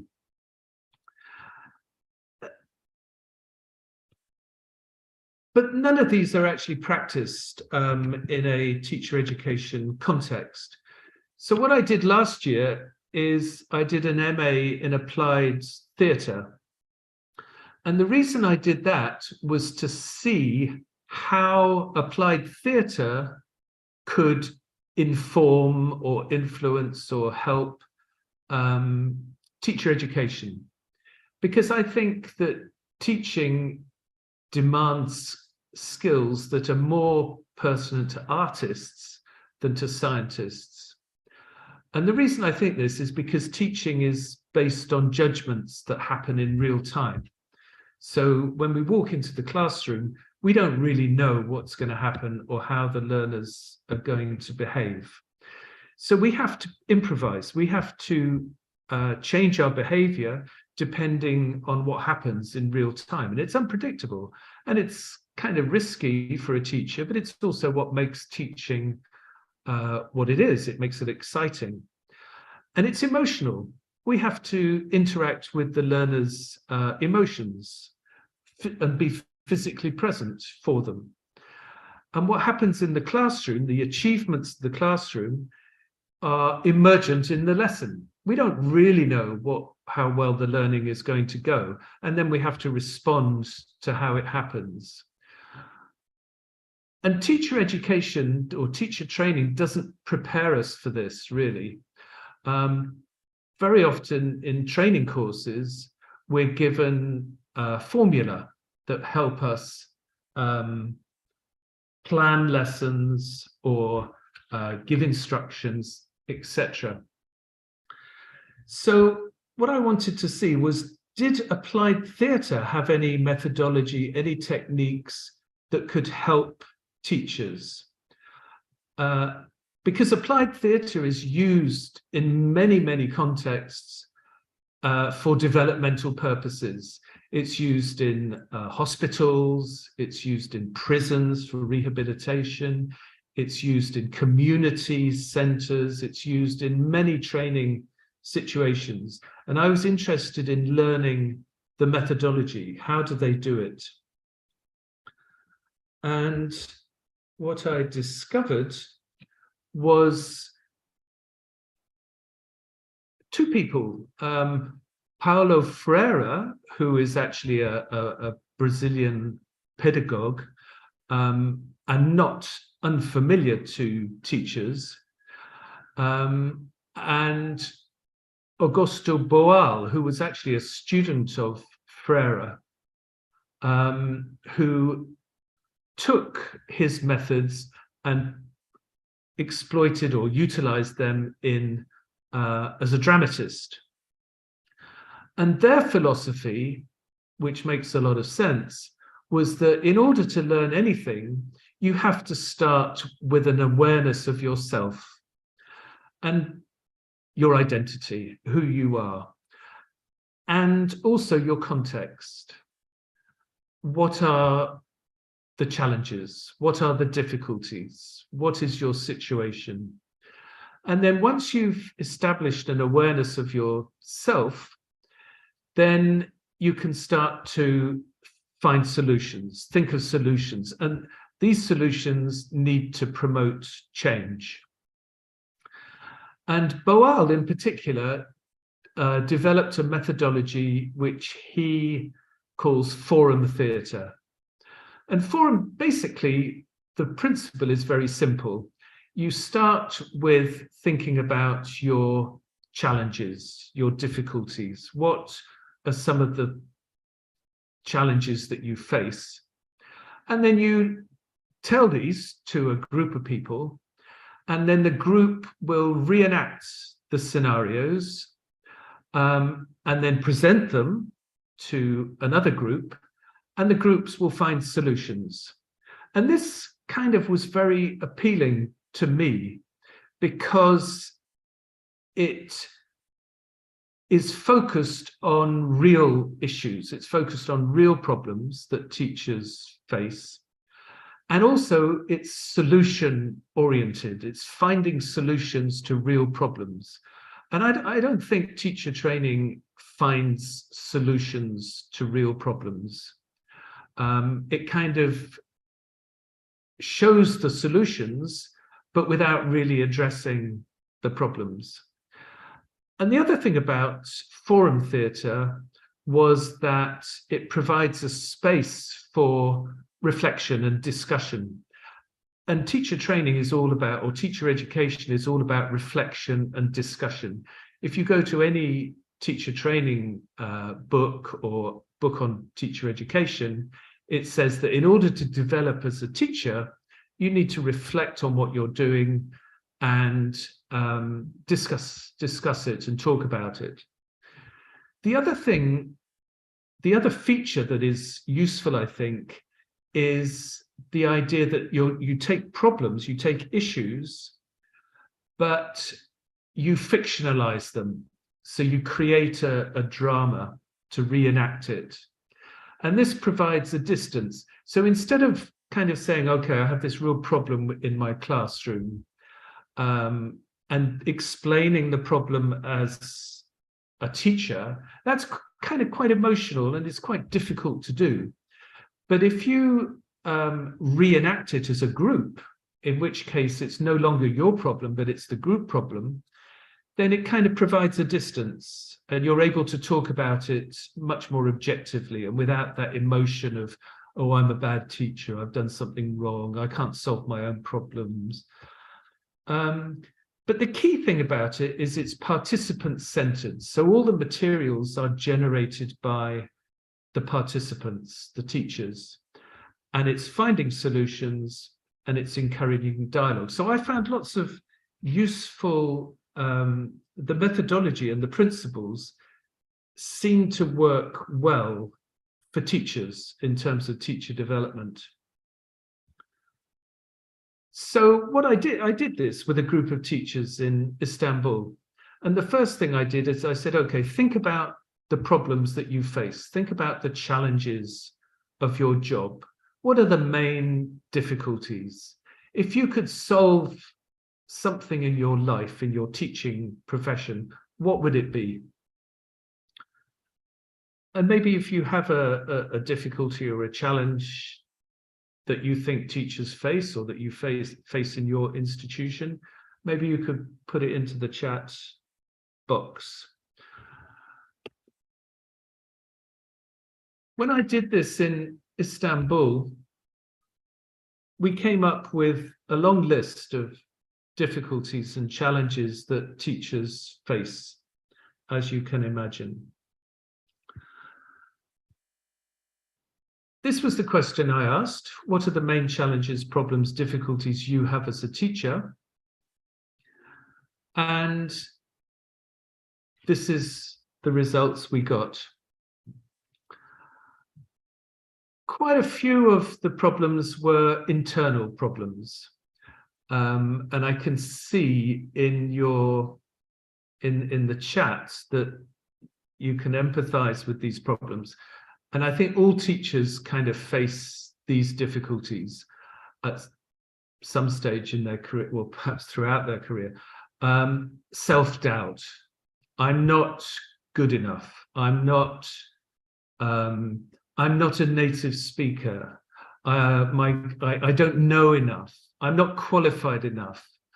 My English is not good enough.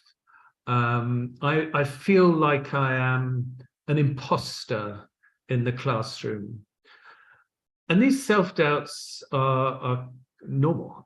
Lack of knowledge. I'm worried that my lessons will go pear-shaped. They'll go wrong. I'm not doing it the right way. A lot of issues, a lot of problems in the workshop that they wrote about were to do with the content. In fact, this was the biggest challenge. The regulations are not realistic.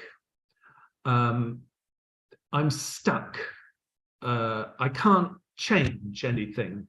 My situation is fixed. There's too much control. I'm a robot. Classes are too large. The workload is too heavy. This was a big one. I don't have time. I have no time to develop as a teacher. My workload is too much. I have too many other responsibilities, duty times, other things I have to do. I'm not paid enough. I'm not appreciated enough. Also, this was just after the pandemic, so working at home was a problem.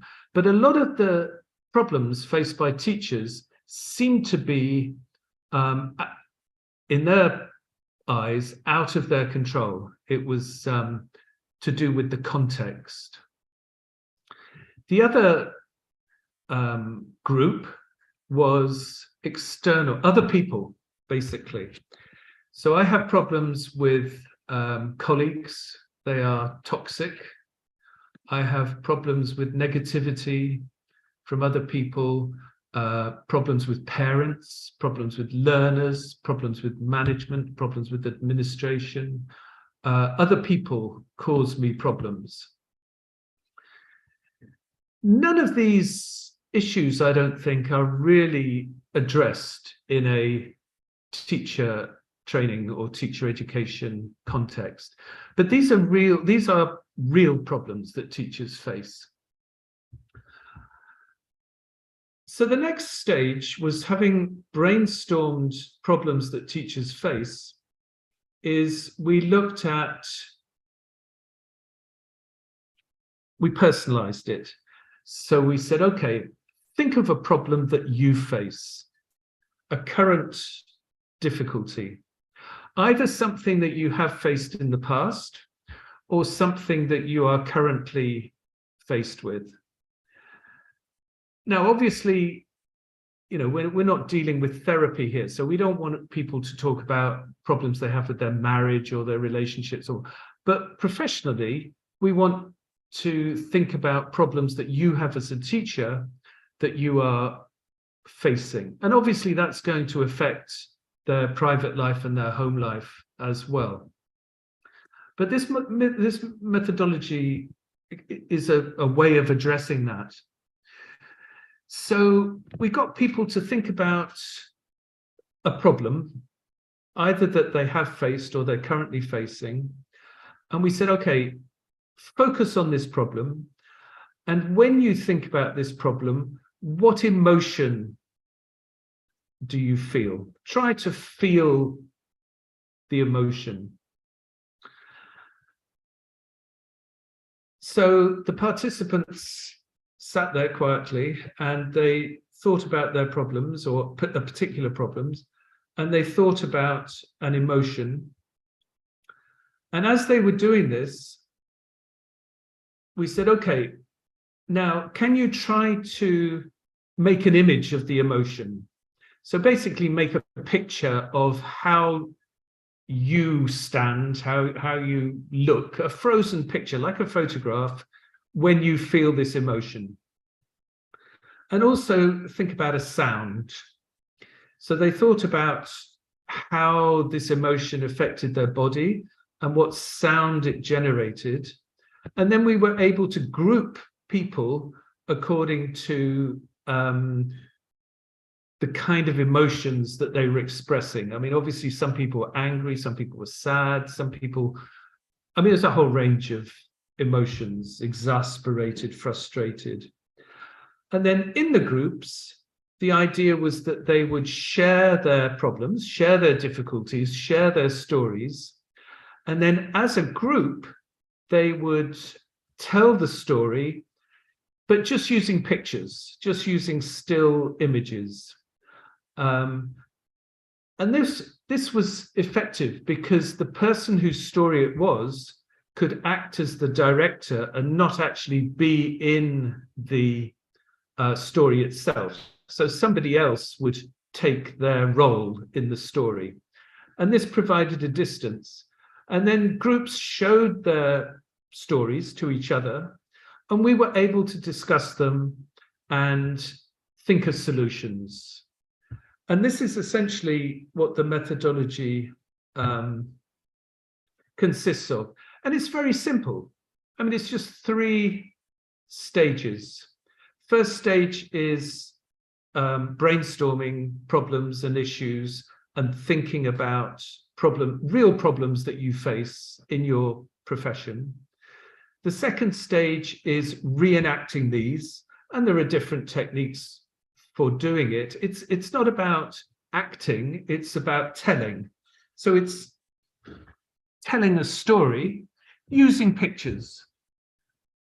And this is useful because it kind of distances the participants from the problem. It's no longer their problem, but a story, a problem being told in a fiction. And then the final stage is to show the problems to an audience, and then get the audience to discuss them, reflect on them, and find solutions. And this is how the methodology works. And I was interested in this because I think it's very appropriate for teacher training and for teacher education. And it's not complicated. So we did this and we presented it to an audience, and we found that the methodology was very effective, that the audience got very involved in the problems and they wanted to help us find solutions, and they came forward and they reenacted the scenario. I mean, they joined in the scenarios in order to reenact them and find solutions. So what I discovered from my MA in applied theatre was 3 things, I think, that are useful for teacher education and teacher development. The first one is that we need to focus on performative skills. What teachers do in the classroom, the behavior of the learners, the interaction between the teacher and the learners. And I don't think this is focused on enough. Teachers are very familiar with cognitive skills and metacognitive skills, how to think and how to help learners think. There's a lot of focus on critical thinking. There's too much thinking, I think, in the language classroom. We should be focusing much more on doing, how to perform, how to interact, how to develop group work, how to interact with each other, how to listen, how to speak. And these are performative skills that are largely ignored in teacher training and teacher education. Partly, I think, because a lot of teacher educators are academics and they believe that teaching is about competence. It's about essentially procedure, static formula, which of course, as teachers, we know that that's not right. In fact, in learning, in the classroom, we know that it has to be learner-centered, it has to be communicative, learners need to practice. But in teacher training context and teacher education context, very often it becomes much more about knowledge and transmitting knowledge. So that's the first thing I learned. The second thing I learned was the methodology, that applied theatre methodology is appropriate and can work for teachers in teacher training contexts. We can take real problems and interrogate those real problems and find solutions using applied theatre methodology. So it's not there's a distance between the fiction and the reality of the real problems. And this provides a methodology to actually find solutions and reflect on who we are as teachers and why we teach in the way we do. And that's the third thing I learned, which is perhaps the most surprising, is that very often there are techniques, there are activities that help personal reflection, reflection on our identity, reflection on who we are, why we are the people that we are, and why we behave in the way that we do. And very often it's drama activities that can bring this reflection to the front, if you like. So that's what I discovered from my MA in Applied Theatre. This is a link to a video which I'm not sure will work, to be honest, because the sound may not. Shall I click on it and see what happens?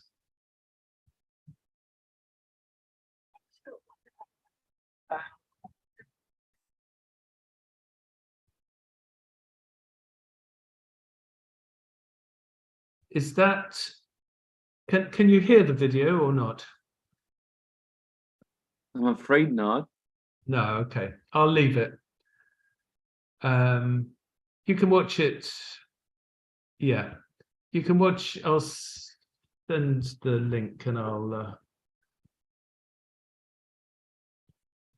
do it another time. Okay. That's kind of what I wanted to say. I mean, the next steps for me, I think, is to think about how applied theatre, how drama can be utilized into teacher education. But I would encourage teachers, if you're involved in teacher development or teacher workshops or training contexts, to experiment with talking about problems that are real problems. Don't, very often teacher development sessions, workshops, seminars focus on what the trainer wants to talk about, as opposed to what the real problems that teachers are facing. So there are methods that you can do that actually enable teachers to bring up issues that are challenges, difficulties that they are facing in a way that you don't lose face, that don't become too emotional. And there is a methodology that can help with this. And I think it's worth pursuing. I'm certainly going to pursue it with workshops and get people trained in some of these methods to develop facilitation skills that allow people to disclose their own personal feelings, emotions, issues, challenges. Because very often teachers have problems, but it's very difficult to express them because somehow you feel that you're not good enough or lacking in knowledge. And that's what teacher development and teacher education should be all about, supporting teachers, inexperienced teachers and experienced teachers, to find solutions to these real issues. So that's what I want to say. Are there any questions?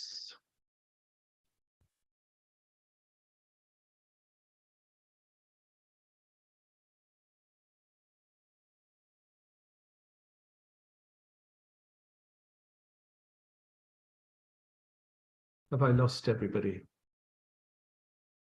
Have I lost? Yeah, actually, there are no questions so far, you know, although your presentation was really wonderful, Tom, but there are some comments. Muntasir Abdul Hamid said, great approach to learning and teaching. We have Shaimat from our team saying it is very inspiring indeed. Helen said, imposter syndrome is when a person feels like an imposter. For example, a teacher doesn't feel like they are a real teacher because they are not good enough.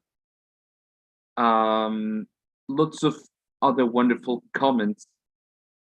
Yeah, so of course, because we ran out of time, we can, you know, answer all the questions. Yeah, in the full in the Google document here, we're gonna answer all the questions in the conference magazine. So thanks again, Tom, for this valuable presentation and for accepting my invitation. It's always a real pleasure collaborating with you. Thank you very much for inviting me. Thank you. And it's a great pleasure for me to talk about my passion.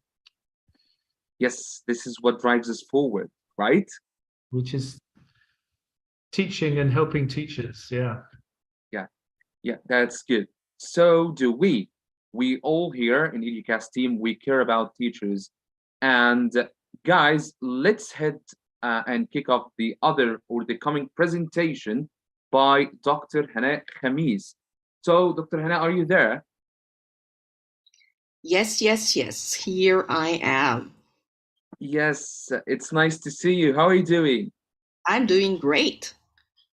That's great. So guys, Dr. Hana is one of the best mentors. I'm talking about me, myself, you know, and she's one of the most knowledgeable people here, maybe in Egypt, maybe outside Egypt. She's a really great person. So guys, let me introduce Dr. Hana for all of you, for those who know her and who do not know her. Okay. So Dr. Hana is a freelance ESOL practitioner and TESOL trainer. She's an adjunct language instructor at Alexandria University. She's a TESOL affiliate, network professional council member, TESOL materials writers interest section co-chair, and Japan Association for Language Teaching Computer Assisted Language Learning Special Interest Group co-chair. So Dr. Hana, it's a pleasure having you with us today in this wonderful event. Pleasure and honor. Can't tell you how excited I am and proud. Amazing job. I really am. I raise my hat to you and organizing team. Same here. Well, yeah, you know, we're really happy that we're really happy to hear this feedback from you. So Dr. Hana, if you're ready to share your presentation, please do. Okay, without further ado, hello everyone. A real pleasure and honor to have all of you here this afternoon. I'm happy to share with you my topic for today. And as you can see here, it's about our English-speaking Arabic natives well recognized in digital speech recognition tools? That's a big question here.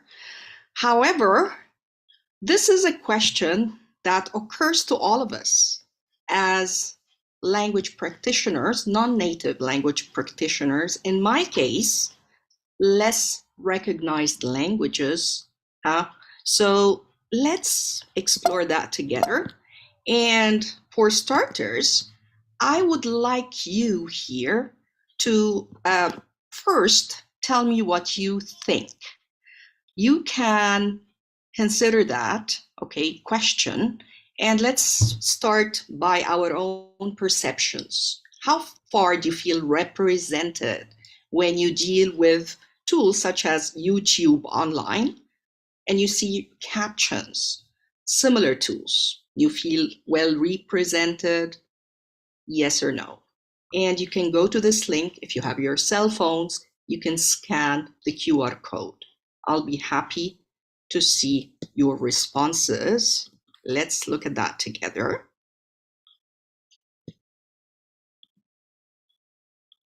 You should be able to see that.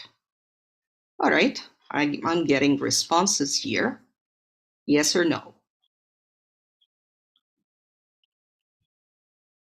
More responses.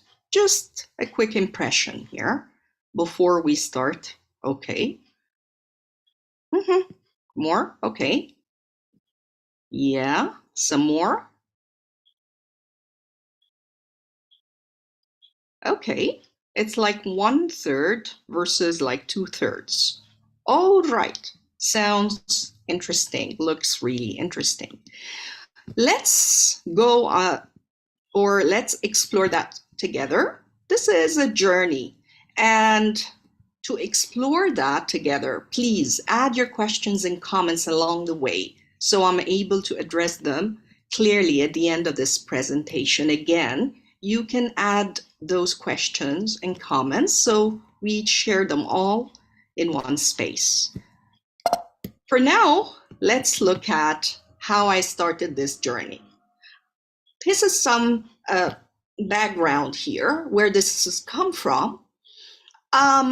I was interested to know how far online tools such as closed captions, subtitles, live transcriptions, etc., reflect our linguistic reality as non-native speakers, especially Arabic speakers speaking in English, in terms of articulation, you see, pronunciation, phonemes, stress intonation, etc., versus native speakers.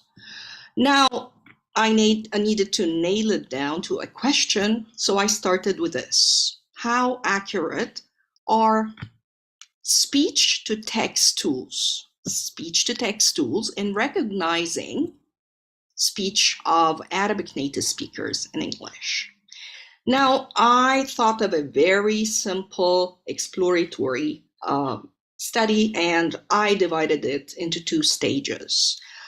Participants, I just sent out a call inviting people, try to make sure they are native Arabic speakers who are practitioners in English, teaching English. I came up with 20. Now, who are they? The majority, as you can see, from Egypt.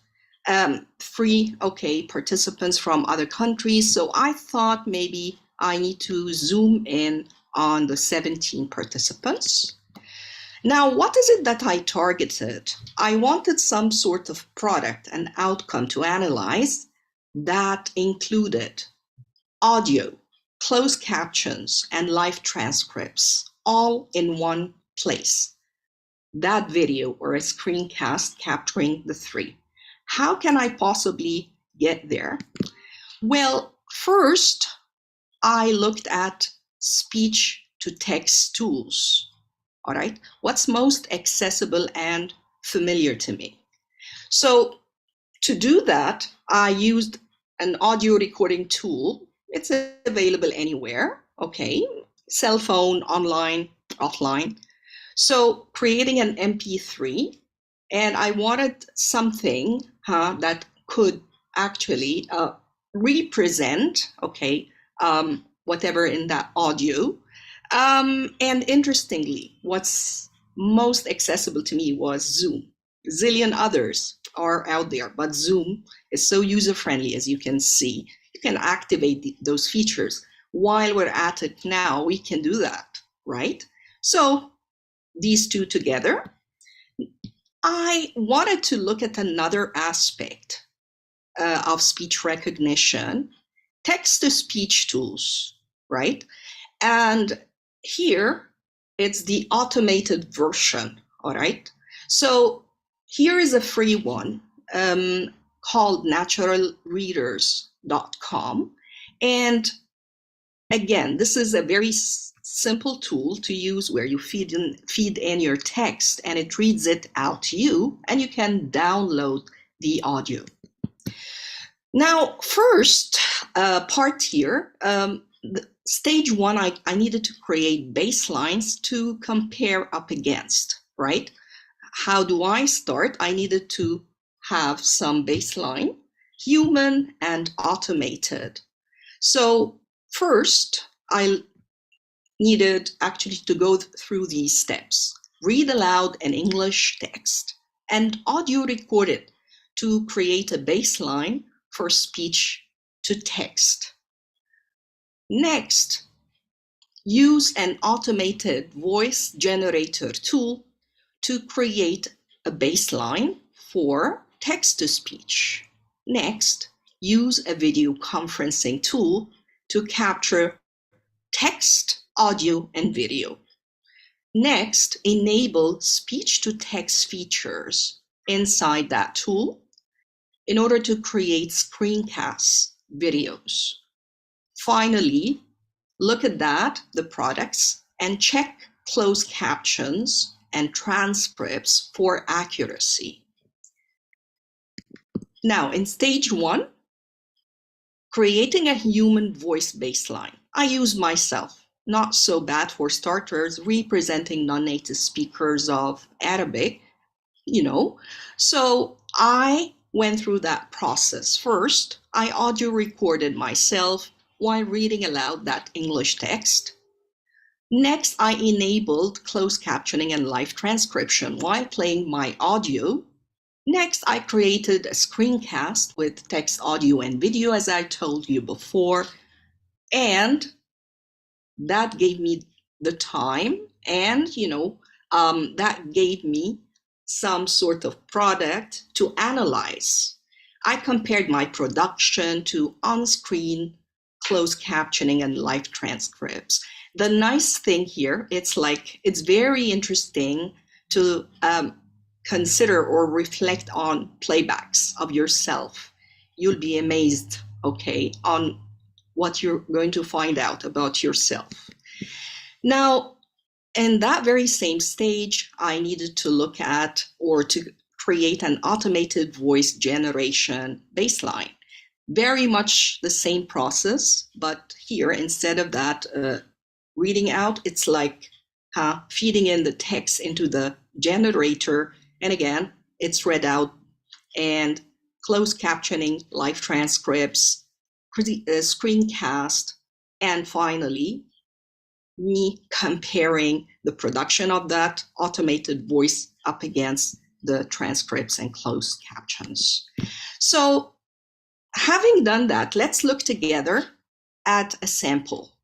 Okay, and here is the automated baseline. I'd like you to look at the bottom of the screen where there are captions and the right hand of the screen where is the live transcript. All right, so look at that and how it's done. I've muted the audio just for you to focus.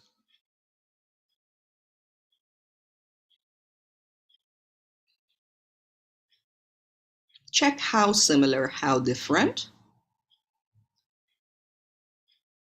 Check how accurately that is represented.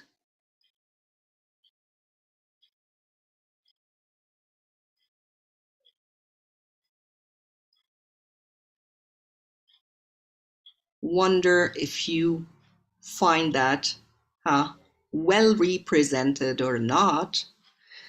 Let's look at that now. Having looked at that, let's look at the same. Actually, we're going to look at other baselines in a few. But yeah, here, just give me a moment. Yeah. Stage 2 now. All right, having done the baselines, we're going to look at the participants and what they went through. So the very same process again. Read out, self-recorded, watched here the first video. They had to go through like we did. Okay, I did, and considered myself and my own performance. I asked them to look at it, their own performance, and compare it to the generated or the captions and live transcripts.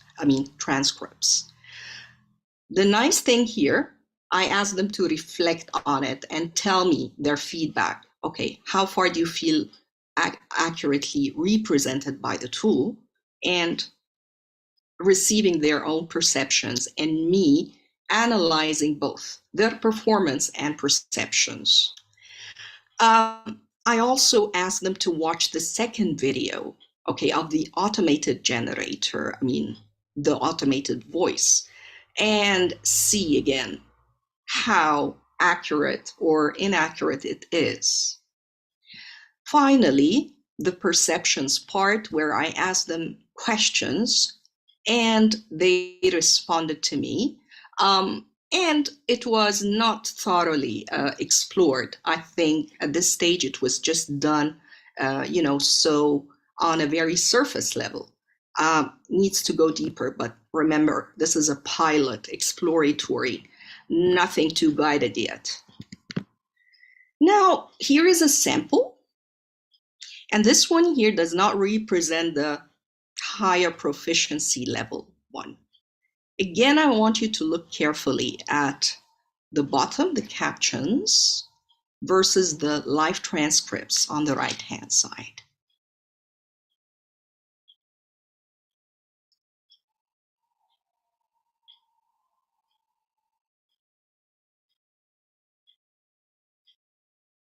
Now, take note of your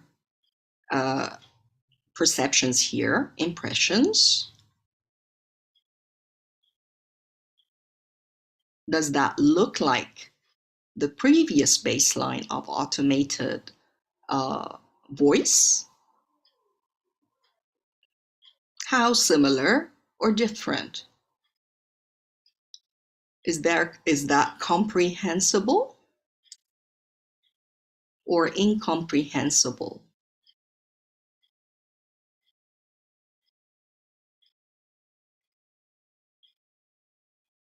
Can you figure out what is being said?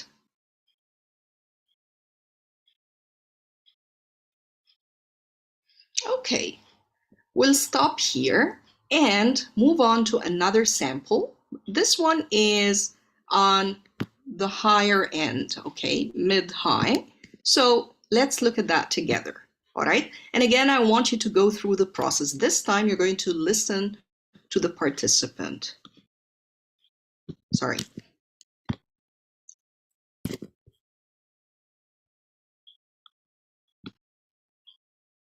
As an Egyptian history practitioner, I'm an avid user of technologies, especially those that have been known as Web 2.0 tools. I'm almost most fascinated by multimedia tools that can integrate voice and image for personalized learning. Voice to text and text to speech technologies have also been a great fascination. Still, it is challenging to find ones relevant to my context. To illustrate, I'm happy to see a Middle Eastern male character and a female character with a headscarf in a tool like Voki. However, on checking auto-captioning of my YouTube videos, my accent is often unrecognized, resulting in numerous inaccuracies.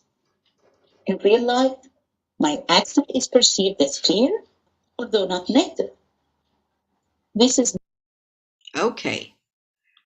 Now, I hope that was clear, and I just want you to consider certain bits, okay? If I think that was a lot more comprehensible, and I wonder if you have taken note of both the captions below and the live transcript, and whether there were issues with pronunciation in certain bits, maybe certain phonemes or stress, and how far that was recognized by the e-tools here. So maybe play it one more time for that purpose. As an Egyptian history practitioner, I'm an avid user of technologies, especially those that have been known as Web 2.0 tools. I'm almost most fascinated by multimedia tools that can integrate voice and image for personalized learning. Voice to text and text to speech technologies have also been a great fascination. Still, it is challenging to find ones relevant to my context. To illustrate, I'm happy to see a Middle Eastern male character and a cute male character with a headscarf in a tool like Voki. However, on checking auto captioning of my YouTube video, my accent is often unrecognized, resulting in numerous inaccurate, although not native.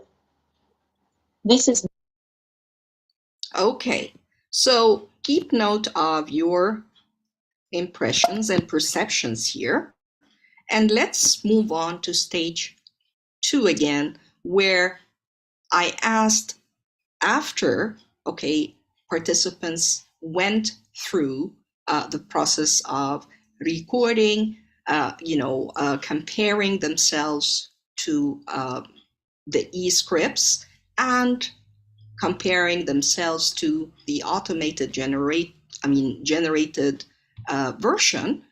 I asked them a couple of questions here, a full list of questions, but I captured the ones that directly relate to the area we are discussing today. Now, speech-to-text tools, such as voice typing in Google Docs, auto captioning, and audio transcripts in Zoom or YouTube, convey my speech accurately or inaccurately. Here, the focus on inaccurately. So how far do they agree or disagree? Apparently, 70% agreed that they are misrepresented or inaccurately misrepresented here, or sorry, inaccurately represented by the e-tools. Well, depending on where you stand, and again, it all depends on your level of awareness and other factors involved. A second question here, speech or text-to-speech tools are accurate in producing English texts in terms of accent, stress, and intonation. This is in reference to the automated version or the automated voice. So apparently, you look here at the majority, 65% agree that the automated version is well represented and accurately represented. Now, let me just share with you the way I approached that whole exploratory journey. Before looking into the products, the videos and the perceptions and all, I had certain assumptions. My first is, evidently, there are embedded standard English varieties with pronunciation rules that are fed into e-tools, right? We know that because we do have corpora and we do have dictionaries and we have rules, okay, that are there, and we teach them actually to our students, right? So there is something to go by. If you feed that or these rules, definitely the production of that tool is going to be high, is going to be accurate. Now, looking at other languages. Now, to the best of my knowledge, according to my own, which is a less recognized language, Arabic. Now, I don't know of a standard Arabic English variety with pronunciation rules. I'm aware of other languages like, you know, ESL versions like Indian English, Singlish, etc. There seems to be rules. They do have dictionaries, and you can really come up with generalizations. There are patterns. So these are captured, right? And there seems to be some rules to go by. We don't have something similar, to the best of my knowledge, in EFL contexts. And keep in mind the complexities of Arabic. We have a different version. The spoken is different from the written. We don't speak as we write. That's one complexity. Two, we do have dialects across the board. Egypt, Syria, Gulf, Morocco, etc., etc. Not only this, within every single dialect, there seems to be various accents, and so on and so forth. How can we come up with generalizations, even if we take the most representative in each? And keep in mind, non-natives speaking in English, so that's a very long, complicated process. More assumptions. I could easily recognize pronunciation issues.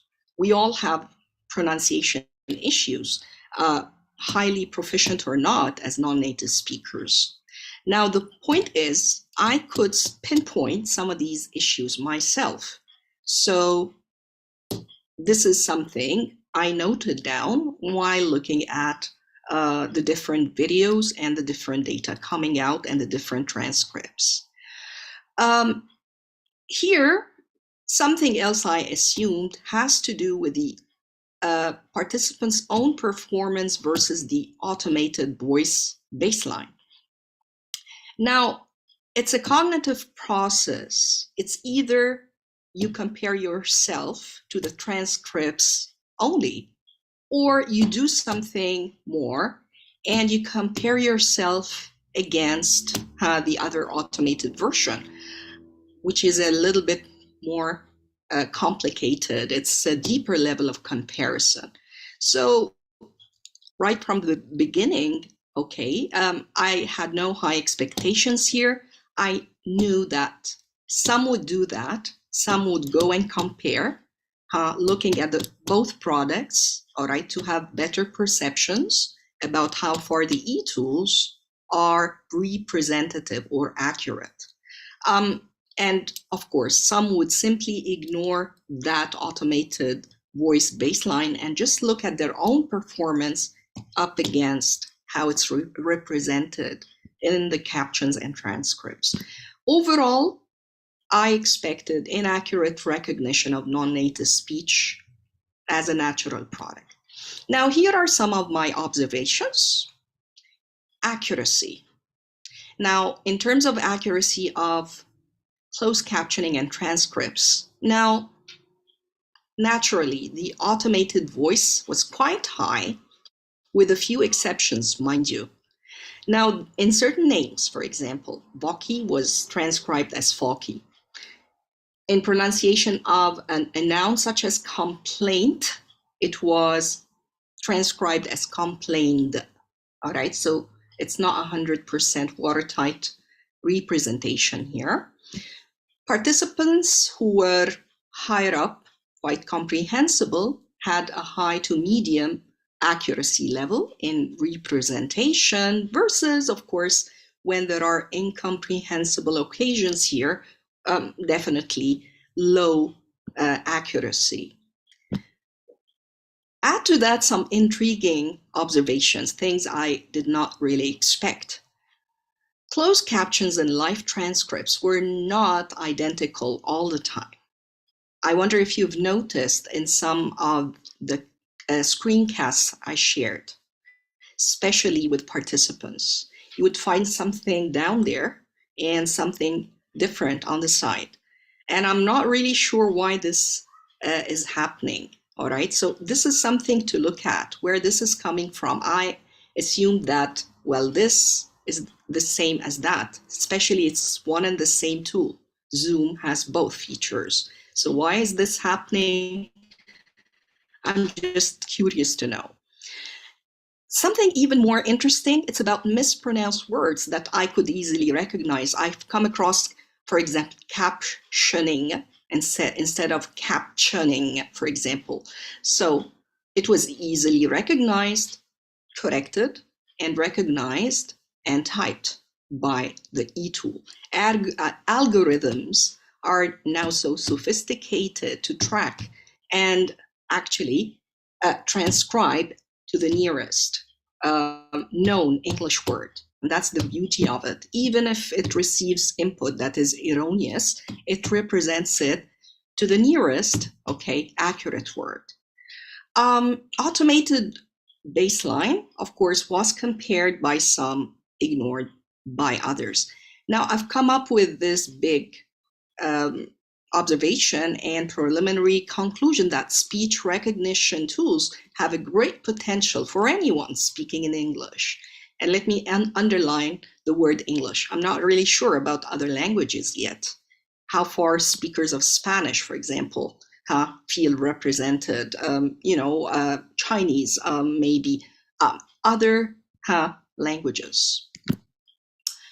Questions to ponder, and I'd like to invite you now to think about these with me.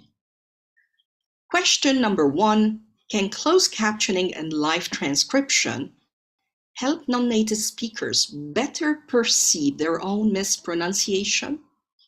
Second, can they facilitate native, non-native communication and real time? Keep in mind, we're communicating now. If we're having a conversation and you don't really understand what I'm saying, I'm incomprehensible to you, this could be terribly frustrating. This is a barrier, communicating in a virtual kind of context. So would that better help? Would that sort of help the conversation to move on, minimize breakdowns? Now, something everyone is talking about now, early in the morning, we heard Ron Moraine talk about Chat GPT, the next best thing here. Quite trendy and amazing AI technology. Artificial intelligence is mind-blowing, terribly scaring, but mind-blowing. Now, can that technology, which is again along the lines of speech recognition, and not just speech recognition, it's speech production, responding to your queries, can that help non-natives better understand English native speakers? Can these technologies improve their spoken performance in English? I've tried that myself with more basic versions of AI, the Siri version on cell phones and computers. Well, I was disappointed. I claim to be quite comprehensible, but whatever I said, well, sorry, I can't understand. Can you please repeat? And it seems like it didn't really help much when questions or sentences got longer, or deeper. It needed some very basic stuff. My understanding, Chat GPT deals with more sophisticated kind of questions. So let me play with that. Now, another question is, how can these tools be incorporated in TESOL? Classes, with teachers, with students, etc. Now, this is a question to all of us. There are all these tools, affordances, free, available. We have students who are crazy about such technology. Are we able to accommodate that? Are we able to include that in our lesson plans? We have to really.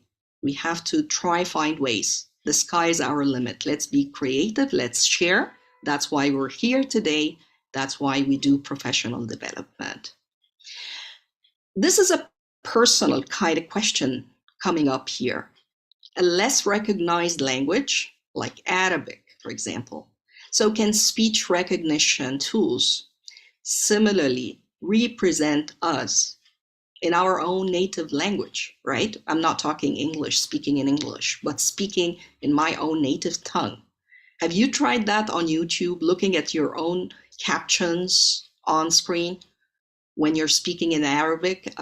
Did you consider that one time? How does it look like to you? Does it look like something understandable, gibberish? Can we turn on transcripts in Arabic? And that would be like automatic production that is accurate? Yes or no? We're not really sure about that. Subtitling and captioning in other languages, such as Arabic, well, is a big question. Last, can these tools help generate non-existent standard pronunciation tools? I don't know of such rules myself. I'd like to know about them, and I'm there to sort of explore them myself. So curious. I would like to see if these tools help me come up with generalizations myself. And as a group here, as practitioners, are we able to collaborate, have projects that would help us come up with these rules, teachable rules that we can use with ourselves, with our students, and share, feed into e-tools as such? That's a question to ponder here. And now over to you, ladies and gentlemen. This is time for sharing your questions and comments. I'll be happy to look at those together. Let's again go back to that questions and comments slide. So please scan the QR code on your cell phones or go to the link, and I'll be happy to share with you, and we'll be receiving those in the chat box. If there were more in the chat box, our moderators can share those as well. So any questions? You simply ask a question. Okay. Yeah. Yes. Yeah, it was a wonderful one, Dr. Hannah. Really, really wonderful one. And, you know, it touched an important part, which is maybe that we can't find something related to our own language. I mean, Arabic, especially, you know, in well-known platforms like YouTube and other platforms, you know, just like the example that you mentioned earlier about the transcripts. We cannot, you know, turn on this tool or this feature when you speak Arabic. It's just in English, right? And you tested yourself another tool to recognize your own native language, and it didn't work that well. So of course it was, you know, a critical topic to talk about. So let me read some of the comments from the people here. So of course some of the comments were about the intonation wasn't 100 accurate for the tool you talked about. So Yunus and Sarah said the same thing. Sarah said some words were not correctly recognized, and you already talked about that. Lubna and Yunus were talking about showing some live steps or sharing a video showing the process in detail. Yeah, I got the videos, but I showed snippets of that. Yeah, I'll be happy to share. But remember, this kind of data, well, should be anonymized, because this is part of, you know, being, you know, courteous. And again, this has to do with scientific kind of research. You don't disclose participants, so I have to do some anonymization here. Okay, Samah says, I need to know how I can improve at automated voice website. You need, okay, automated websites. Is that the question? Or yeah, automated voice website. Automated, like I shared that that website which is, let me go back to the slides. This is naturalreaders.com. If you would like to sample it out, all right, and feed in any text, just copy and paste, get it to read it out, all right. That helps in reading aloud activities, by the way. You can actually, I like that kind of activity. So here, I would listen to that as a model. I download the file, and I may ask students to do that often. Do the same thing, read out, sort of self-record and download the MP3 in order to give them feedback. They can do that kind of self-recording thing. Not just that, there are those tools that give you feedback, listen to you, self-record, yourself. They tell you how accurate you are. There are the more expensive ones, but the very simple ones that are free, like I think there is one that is called Elsa Speak. This is a lovely one, really. I simply adore it. So let me put it in the chat box. It's called Elsa Speak. It's got an online version and it's web-based and it's downloadable. So you can find it on cell phone, mobile version. Lots of freebies. I like that one part where you speak and it gives you feedback, okay, how much you're accurate. And it has this. I tried it myself before. How did you do? Tell me. Yeah, 95%. Really? Because to me, I tried the online test. There is that assessment test. I did terribly in that test. It was too rough on me. I don't know why. The other one, the mobile-based version was a lot more merciful on me. I don't know. I couldn't read myself. It gives you words and sentences, so it works on both levels. And definitely, it's not just about phonemes and stuff. It tests your stress and intonation too. Yeah. Okay. Well, actually, we have another question here from Saf from Syria. He says, "Thank you, Mentor Hannah." From Syria. Hi, Safwan. Safwan, your contributions to TESOL are always creative. Can you please tell us further on how we can apply this in teacher training sessions, both face-to-face and online? Well, and a very interesting question. The sky is your limit, but to start with, if you would like to train your teacher trainees, for example, how to improve their own performance, keep in mind as teachers, number one factor is how we speak, all right? So in order to just, it doesn't have to be accent, but it's just like proper, being comprehensible is what matters most, being accurate, because we're models to ours. Get your teacher trainees to practice with these.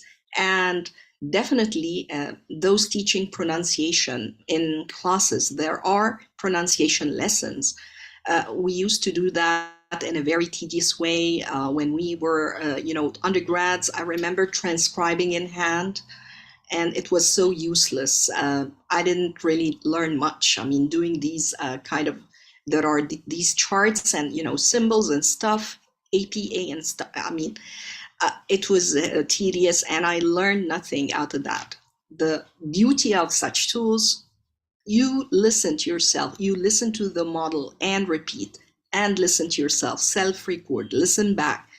It's an amazing kind of experience. So that's the long and short of it. More comments? Yeah, actually we have more comments, but we're running out of time because we're only 2 minutes away from the other presentation. But of course we're gonna collect all the questions and answer them, maybe with your help, to include in the conference magazine. Okay, thanks a lot, Dr. Hannah. Yeah, thanks a lot for being with us and sharing with us this wonderful information. And we're heading towards the other wonderful speaker today, who is Vanessa Rayleigh. Hello, Vanessa. Yeah. you're muted.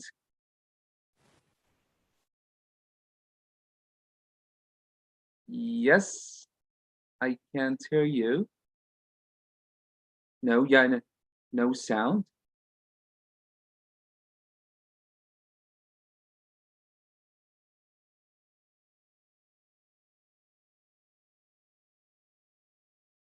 We cannot hear it.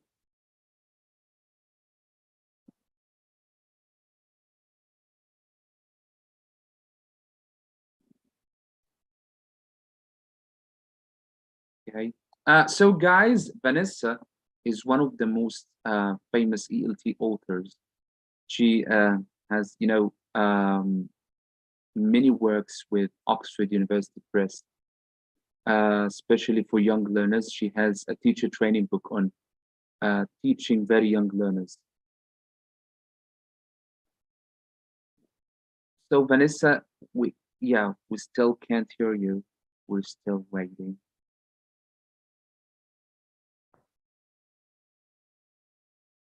No, not yet.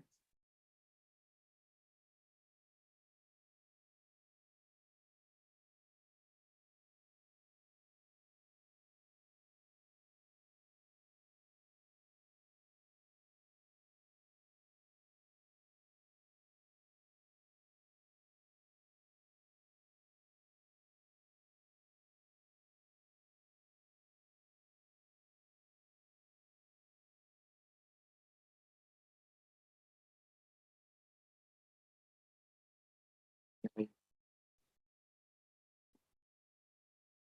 So I'd like to take this opportunity to thank everyone for being with us today in this wonderful event. I hope it is beneficial for all of you so far. Our next speaker, Vanessa Rayleigh, will be speaking about teaching young and very young learners. Her session's title is Starting Out with SDGs in Preschool and Primary ELT Classrooms. So we're still waiting for her. Well, actually, we still can't hear you. You can try to leave the meeting and join it again.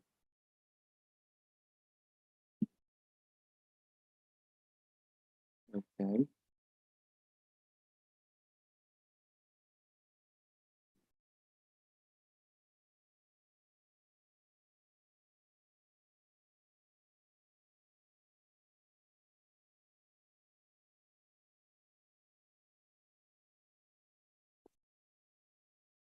So let me remind you that our sponsors of the conference are Text Inspector and Delta Bookstore. So they are going to offer people here, all of the people here in the conference, free trials for testing the Text Inspector tool, and for 40 lucky winners, some books to prepare for their Cambridge language exams and some language books. So we're still waiting for Vanessa to join us.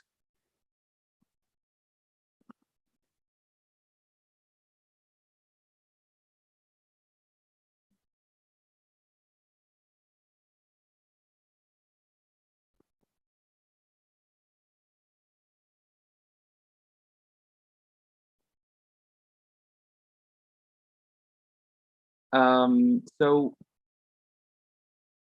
regarding the question, yeah, sure, there is another presentation on the other room. It's by Mohammed Saeed Atta. It's on the other link. Let's yeah, Vanessa has come back again. Let's make her co-host. So Vanessa, could you please try to unmute yourself again?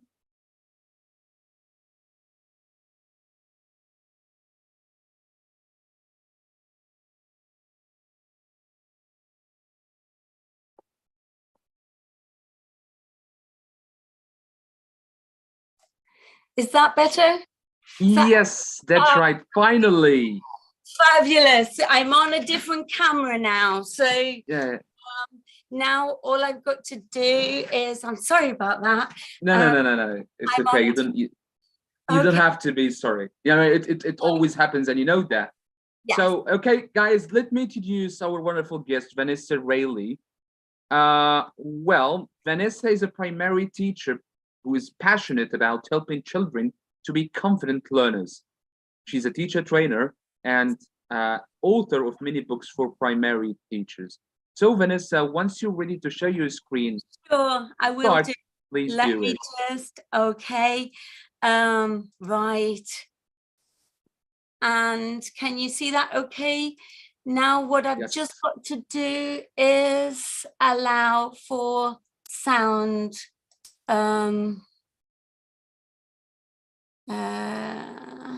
Yeah, share a screen and then click on share Okay. sound. Then it It's will work. okay, I'm just checking on sound. So let me just move this over.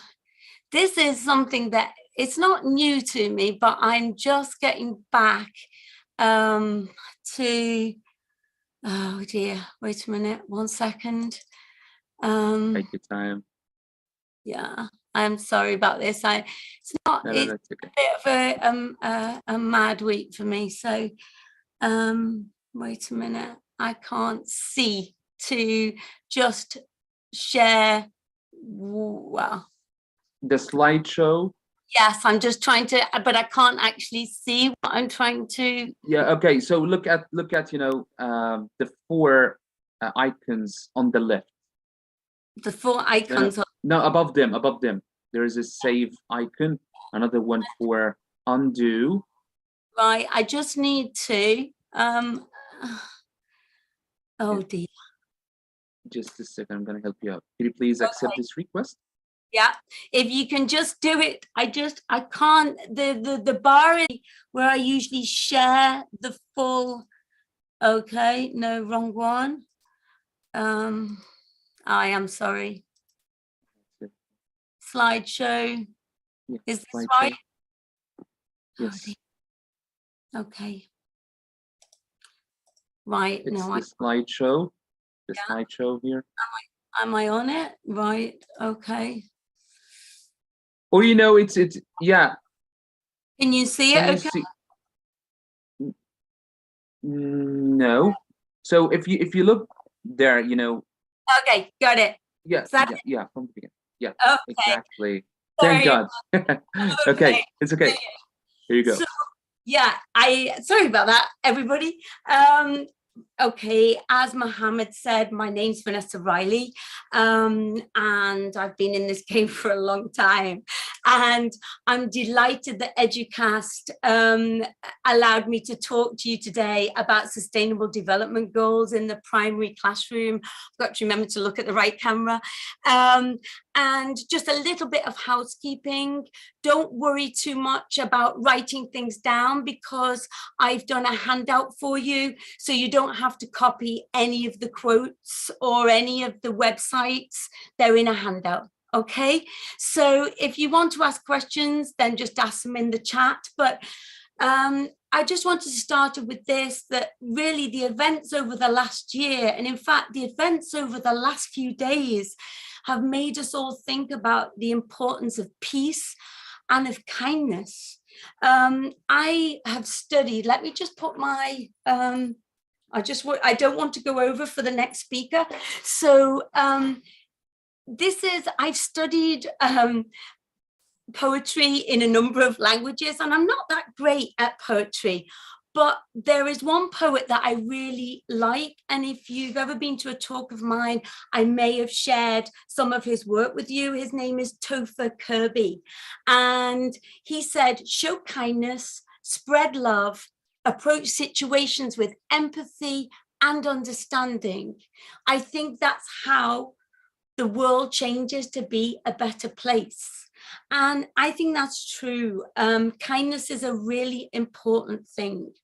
Now, one of my favorite quotes about childhood is by JFK, and he said, Children are the world's most valuable resource and its best hope for the future. And I truly believe that, yeah. I think that we can help the children change the world, even if just in a small way, their own small way, yeah. And so that's the reason why I think it's important to teach SDGs to the younger children. Now, as teachers of younger children, I feel that we have a responsibility. We're educating the children for a future that we know very little about. We only have to think back 3 years ago to know that the world changed from one day to the next. And it's something that we couldn't foresee as teachers, could we, or as adults in general. But if we make the children in our classes conscious of the role that they can make in everyone's future, I think we will have done a good job. Well, no, I think we'll have done a great job. There is a character who I have loved since I was a little girl, and it's Paddington. And Paddington said, if we're kind and polite, the world will be all right. Now, that's a very naive idea, but I think it's also a good place to start with the children, yeah? What is sustainable development? Well, it is development that improves living conditions in the present, whilst, leaving resources for future generations. Now, often adults say to me, aren't children, especially children in your classes who are 4 and 5, aren't they too young to talk to about this? And I would say that is a little bit like saying children are too young to learn a language, a second language, or as a foreign language. We all know as teachers that we don't start our English classes with the present perfect continuous and technical language with the children, okay? We start it on manageable language and functional language that the children can use. And I feel the same about sustainable development and the activities that we do with the children. So somebody asked me, can you remember all 17 of the Sustainable Development Goals? And my answer to that is no, I can't. I need some help to remember them all. I can remember the important ones like peace and no poverty and things like that, but some of them I need some help with. And so what I do, and I'm not going to do it with you today because we don't have time to do it, but I divide them for myself into the 5 P's of SDG. That's peace, people, the planet, prosperity, and partnerships. Now, with the small children, we're looking at the first 3 usually: peace, people, and the planet, yeah? And here are my 5 P's of SDGs. As you will see, some of them go over a number of them. So peace for me is peace and people, as are reduced inequalities, yeah? As is, well, poverty actually could go over peace as well. But these are my 5 P's of SDGs. For you, they will be different. So if you have some time, I would put down the 5 and then start to classify the 17 for you to help you remember them, yeah? Now, when? Okay, for me, there are 2 whens. When do the United Nations want us to achieve the SDGs by? And that's 2030. And then there's another when, which is when to start it with the children. And I would say to start as young as possible. And why? Well, primary age children generally tend to be open-minded, idealistic, and have a can-do attitude. When I say to the children, let's look at this, they go, yes, come on, let's do it. Yeah, so they have this attitude, and I think that they will be able to take us forward. Now, they're often met with views of doom and gloom about the environment, you know, that we're too late. And that doesn't actually encourage anybody to want to do anything. So I don't approach it with the children like that. I do it from, we can still do something, yeah? And if you want to raise awareness and you don't know this website, I don't know if you know it, it's the world's largest lesson. And it's got lots of free materials for you to download, lots of ideas for raising awareness and fostering empathy, which is where I want to start with the children. So if I was you, in your handouts, you have this link, and I would go and have a look at that website to get some good ideas. Okay, now, one thing I downloaded from the website, can you see these? I put some pictures there, but these are flashcards for the SDGs. And what I like about the flashcards is, as you notice, they haven't just got the logo from the SDGs, but they also have a photograph to help the children understand the logo. And what I do with these is I put them on the wall and we make a big poster. So we have the SDG poster made this way. And therefore, when we are working on SDGs, I will take the one we're working on and we can look at that one. But it's a good way to make a big poster of this, yeah?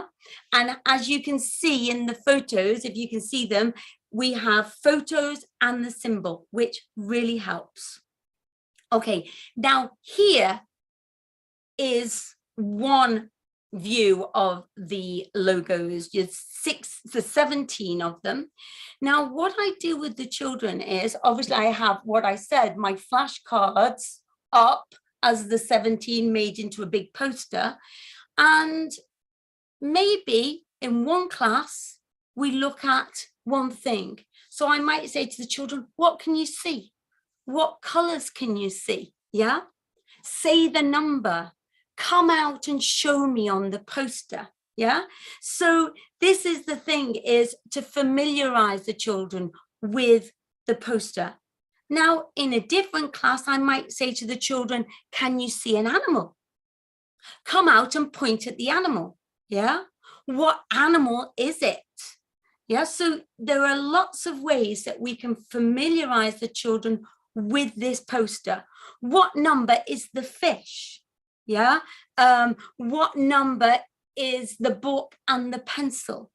So as you see, we're not doing it all in the same class, and we may just do it one in a week, maybe every 2 weeks. Yeah, it's just familiarizing them with this poster.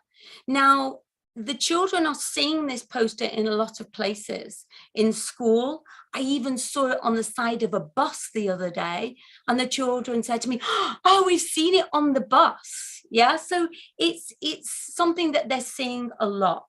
Yeah. Now, sustainable development goals for me can easily be simplified for the children. Okay, they're just 4 things. We need to be kind. So the important thing is being kind. We need to be kind to people. We need to be kind to animals. We need to be kind to the planet. And we need to be kind to the environment, planet, environment. And it literally is that simple. So when people say to me, oh, it's a complicated concept for children, I don't think it is. Yeah. So one thing I wanted to refer to is this gentleman, okay, Kofi Annan, yeah? He said, knowledge is power, information is liberating, education, yeah, is the premise of progress in every society and in every family. And I will keep on referring back to this, knowledge is power. If we don't know something, how can we do something about it? So if we don't tell the children things, we're not scaring them at all, but I'm just showing them some information. And if I don't do that, then I'm not really doing my job. Now, this is amazing, okay? Aristotle said this, it's actually more than 2,400 years ago. He said, good habits formed at youth make all the difference. Yeah, and that's another one I truly believe. The younger we start, the more it becomes part of our life and part of our makeup. And so if the children start to think of good habits from the start, then hopefully it just becomes second nature to them. Yeah. So now the world we live in is a complicated place. Yeah. I don't know. Do you agree with that? Yeah, it is a complicated place. And for me, stories are a great place to start to help children to make sense of this world. So I wanted to show you, this is a story of mine, and I'm hoping that you will be able to see the video. Are you ready? Hi everyone. Do you like stories? I love stories. Here's a story called The Careless Giant. This is a story about a giant who is a bit careless of the world around him. Let's see what happens.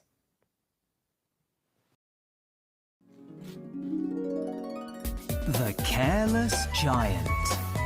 This is a play about taking care of your world.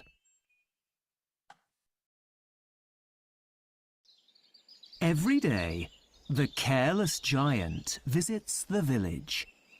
The people are scared. Oh no! The careless giant is coming! Quick, run! Hide! It's the careless giant! Hey, come back everybody! The giant's got big feet. He's very careless. Oh, look at the trees. Whoops! Oh dear. Oh no! Look! He's stepping on the trees and flowers! The giant's got a big mouth. I'm thirsty. What's he doing now? He's drinking water. Oh, he's wasting water. Oh no! He isn't taking care. The giant makes a mess. Oh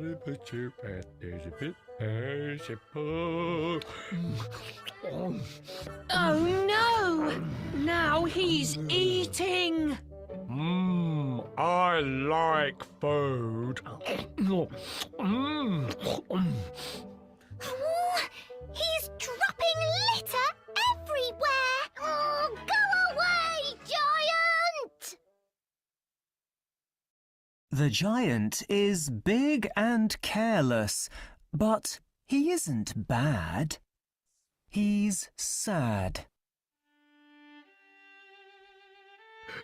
What's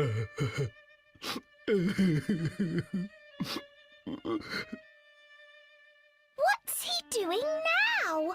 He's crying. I haven't got any friends. The people are scared. They don't like me.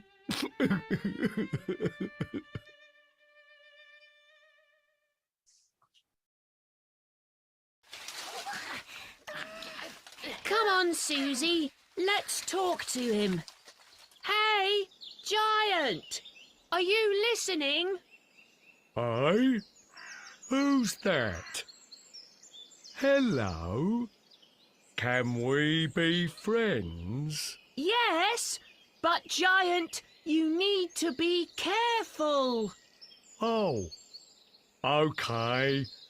I need to be careful.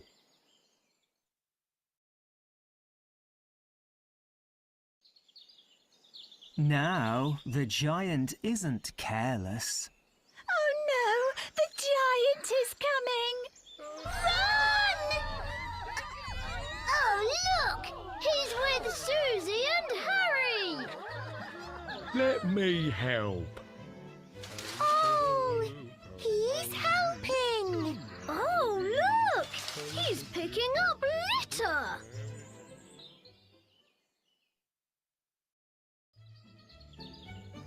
He isn't wasting water.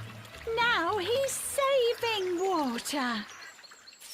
Yes, I'm saving water.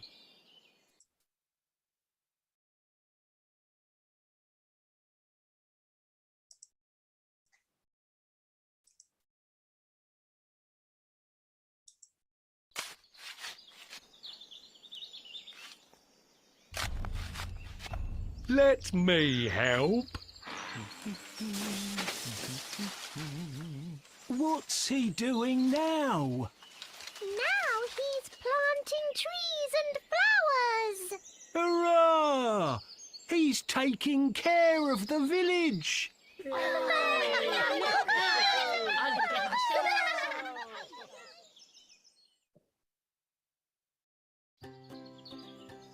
Now the people aren't scared. They live in peace with the giant. I'm not the careless giant. I'm the careful giant. Are you careful too? Hi, everyone. Oh, right. Right. So there are lots of messages. As I said, stories can help us make a little bit of sense of the world.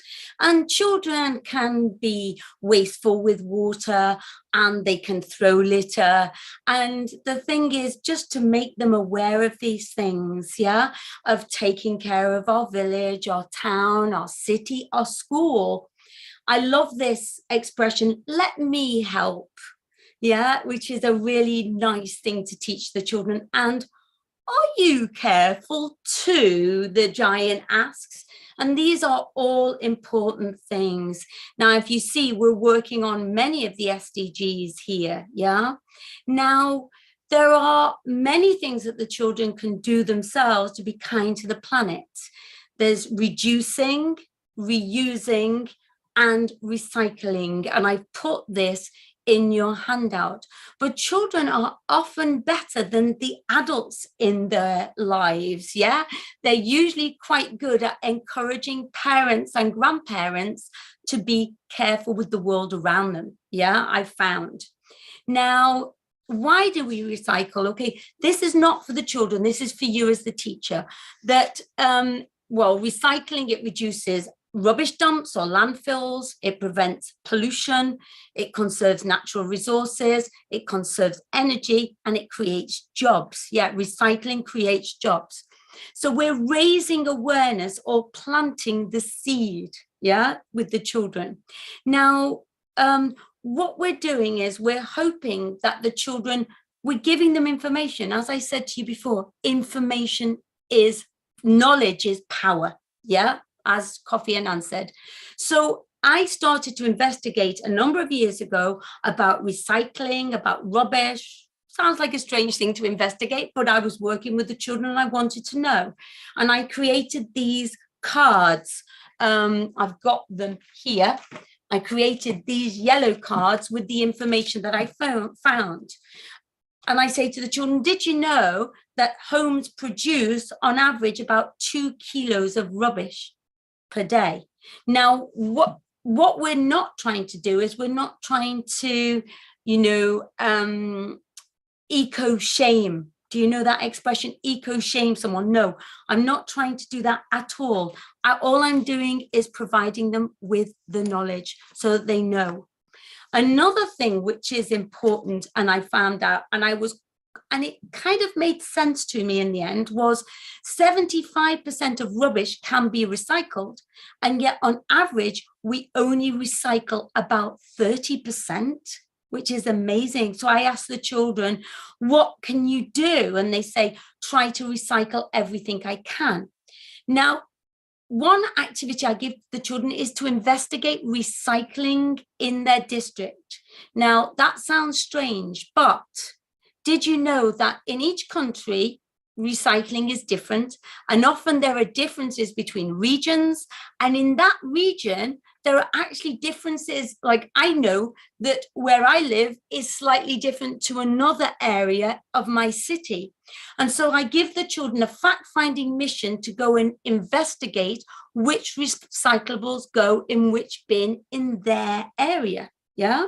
Now, one thing I use are these.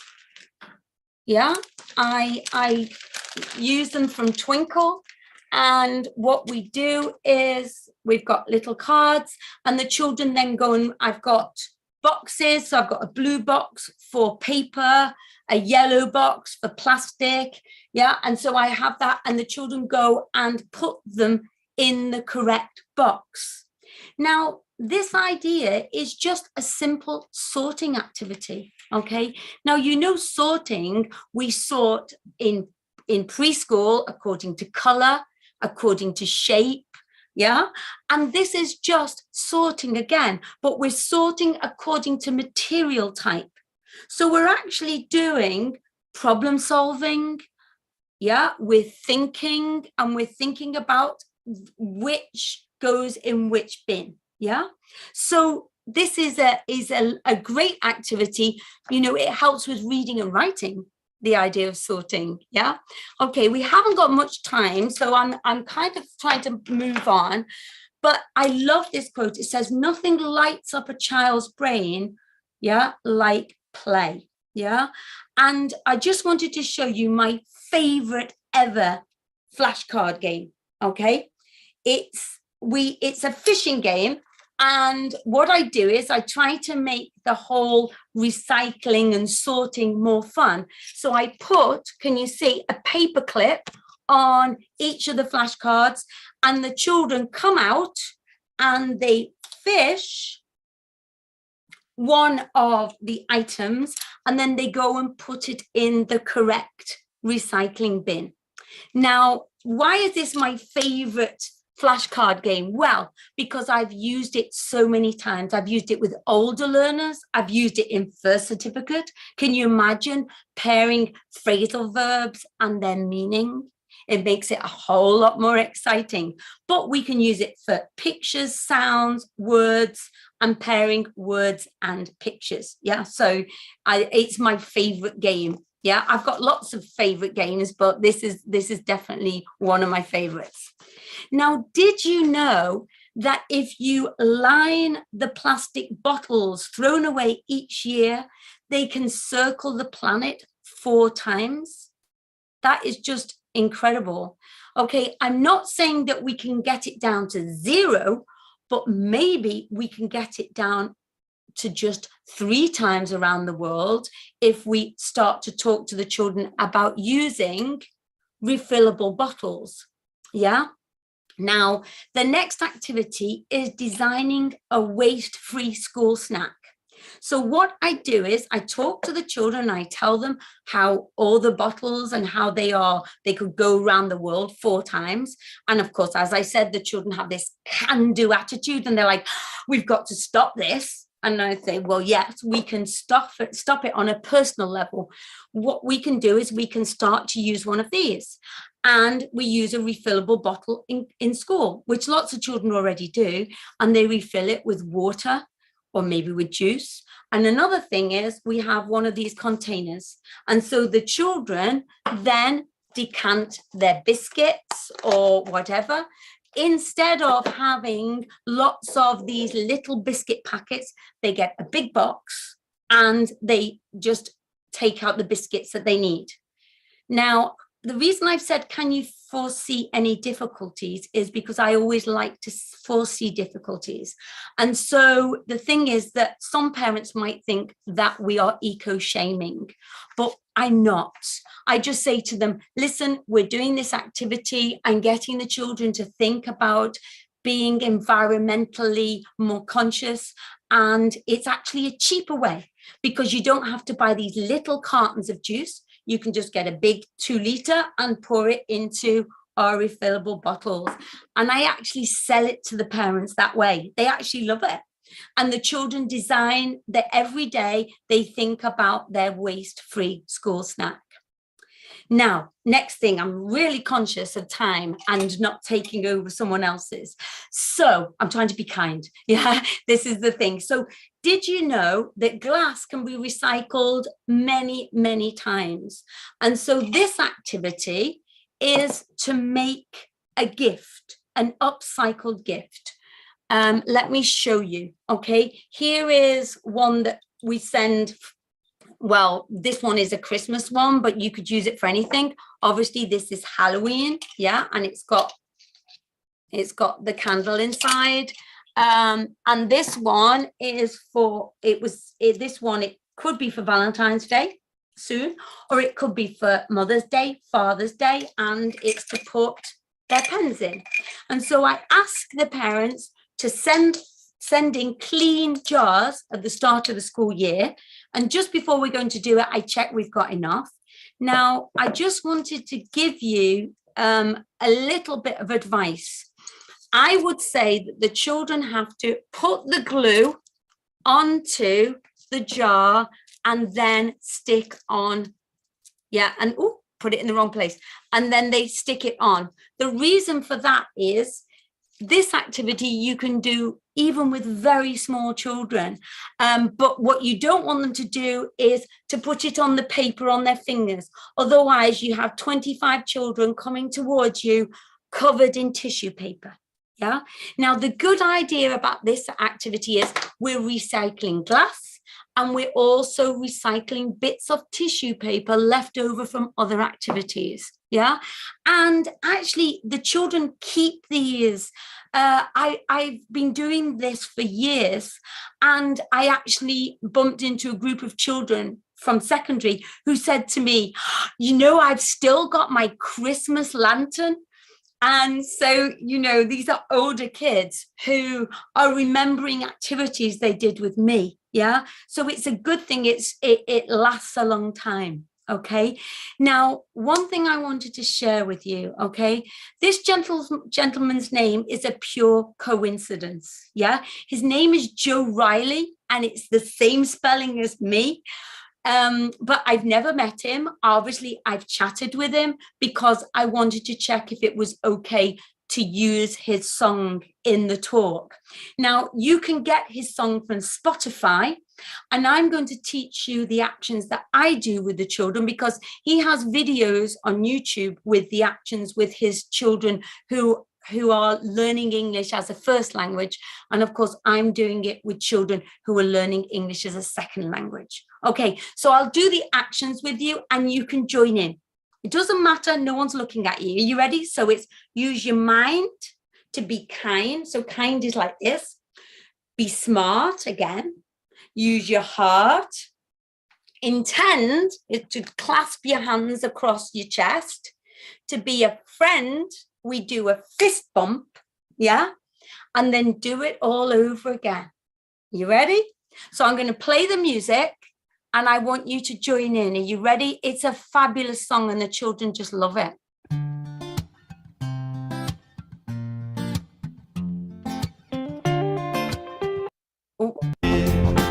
Oh, sorry. I was trying to be clever and I wasn't. Okay.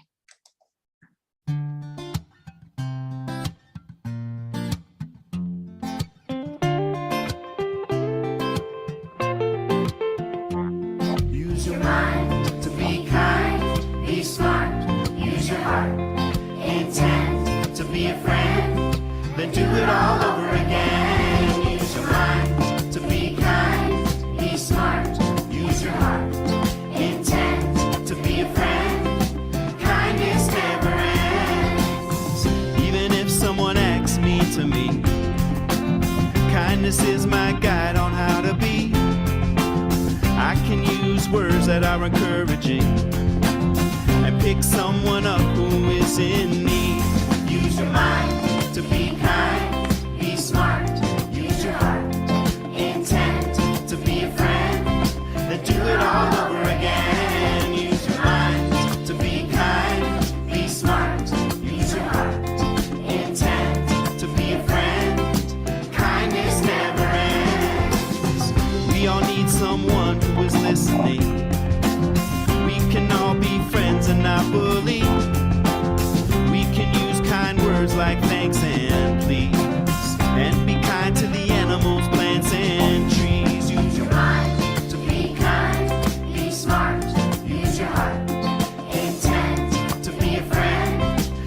it all over again. Use your mind to be kind, be smart.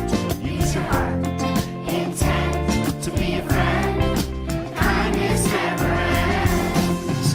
Treat others how you wanna be treated, and your kindness can be repeated. In a world where you can be many things, be kind. A message from your friends and wine. Use your mind to be kind, be smart. Use your heart, intent to be a friend. Then do it all over again. Use your mind to be kind, be smart. Use your heart, intent to be a friend. Kindness never ends. Use your Okay, so I hope you like the song. I really do. And you can go to Spotify and get Joe's song. And as I said, we're not related, but it's a fabulous song. Okay, now I hope the moderator is doing this. Someone's just put their hand up. Okay. I wanted to share just one last activity, and it's kindness poems. Okay. Senses poems. Now, senses poems you can do about anything. Yeah, you can do it with, yeah, looks like, feels like, smells like, sounds like, tastes like. Okay, and you can change whatever the initial thing is. But mine here is about kindness. Kindness looks like my mum. I didn't mean this to rhyme, but kindness feels like a big hug from my son. Kindness smells like my cat, Fifi. Kindness sounds like my favorite song. And kindness tastes like a meal someone has cooked for me. Yeah, which is a great thing. And I've done a worksheet which I can share with you if you would like it. I will talk to Mohammed about this at the end, whether you would like these cards also. Yeah, I'm not sure, but if you would like these, I can share them with you. Okay, but it could be a senses poem about love. Love looks like, love feels like, love smells like, love sounds like, love tastes like, or maybe peace or happiness. Yeah. Now, I just wanted to finish on one thing, that if you don't already include sustainable development goals in your young learners classes, it doesn't matter. There's always time to start. So I wanted to finish with this teacher, this young teacher, and I often watch her because I love her energy. So let me share Maddie with you if you don't know her. She's just fabulous. Day. It's a new day with a new opportunity to make your world a better place to be. About 15 minutes into class, we take a moment to just be present together. Here we go, breathe in. Breathe out for 5, 4. I try to share with them something useful or some type of information that I wish I would have known. That's right, and if you brought any stressors, suppressors, or anxieties in with you today, I want you to let them know that you'll be with them later, and just throw them out the door, or throw them out the window, because all you gotta worry about right now is it's not gonna be that bad. That's right.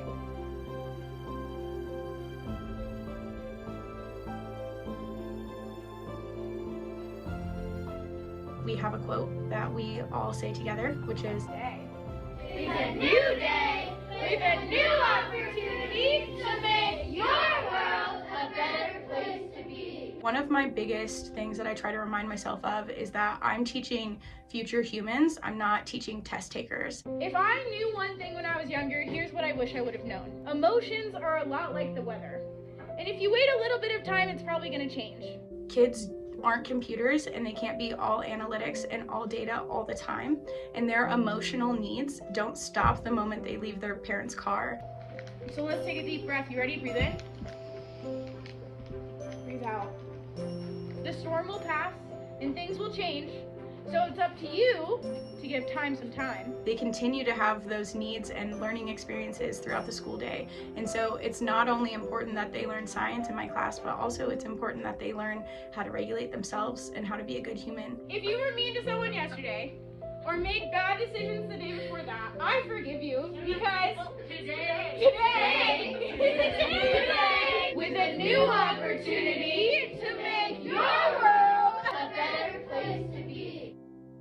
Okay, so I wanted to finish with Maddie and say, if you don't look at the SDGs, Sustainable Development Goals, now with the children, it's not a problem. It's something that we can start on. And let's go to this quote. So if we could all put our microphones on, which we can't because it's going to be loud because there are 88 of us, but say it to yourself now. Today is a new day with a new opportunity to make your world a better place to be. Yeah. And I just wanted to finish with that. Sustainable Development Goals for primary children, as I said, are simple. It's literally be kind to people, be kind to animals, the planet and the environment. It's literally that simple. Now, I've put in your handout a link. I started a YouTube channel not so long ago. I haven't been uploading videos, but I'm going to do it soon. And if you want to write to me, here is my email. I can see Mohammed there, and I am finishing now. I have a blog, but I'm locked out of my blog. So if anybody can help, I'd be really happy because WordPress have locked me out for some reason, I don't know. And I'm going to leave you with this, another toe for Kirby. I love kindness. When someone goes out of their way to do something nice for you, no matter how big or small, it just makes you feel good, feel better. Yeah. And when you, oh, I've lost it. It's gone. I've lost my screen. Okay. It just makes you feel better. Yeah. It's like magic. And it's something we can all do to make the world a little better and a little brighter. Okay. So. Okay. Thank you. So Vanessa, unfortunately, we're out of time. You know, on behalf of my team and everyone attending this presentation, we would like to thank you. Yes. It was a wonderful one. It was a really wonderful one. You know, because we don't have much time for questions or even comments, but I can tell you that all of them are extremely cheerful. And they have a handout, everybody. I told you at the beginning, my email is in the handout. So if you have any questions, literally just email me, okay? Exactly. I don't know, where is the handout going to be?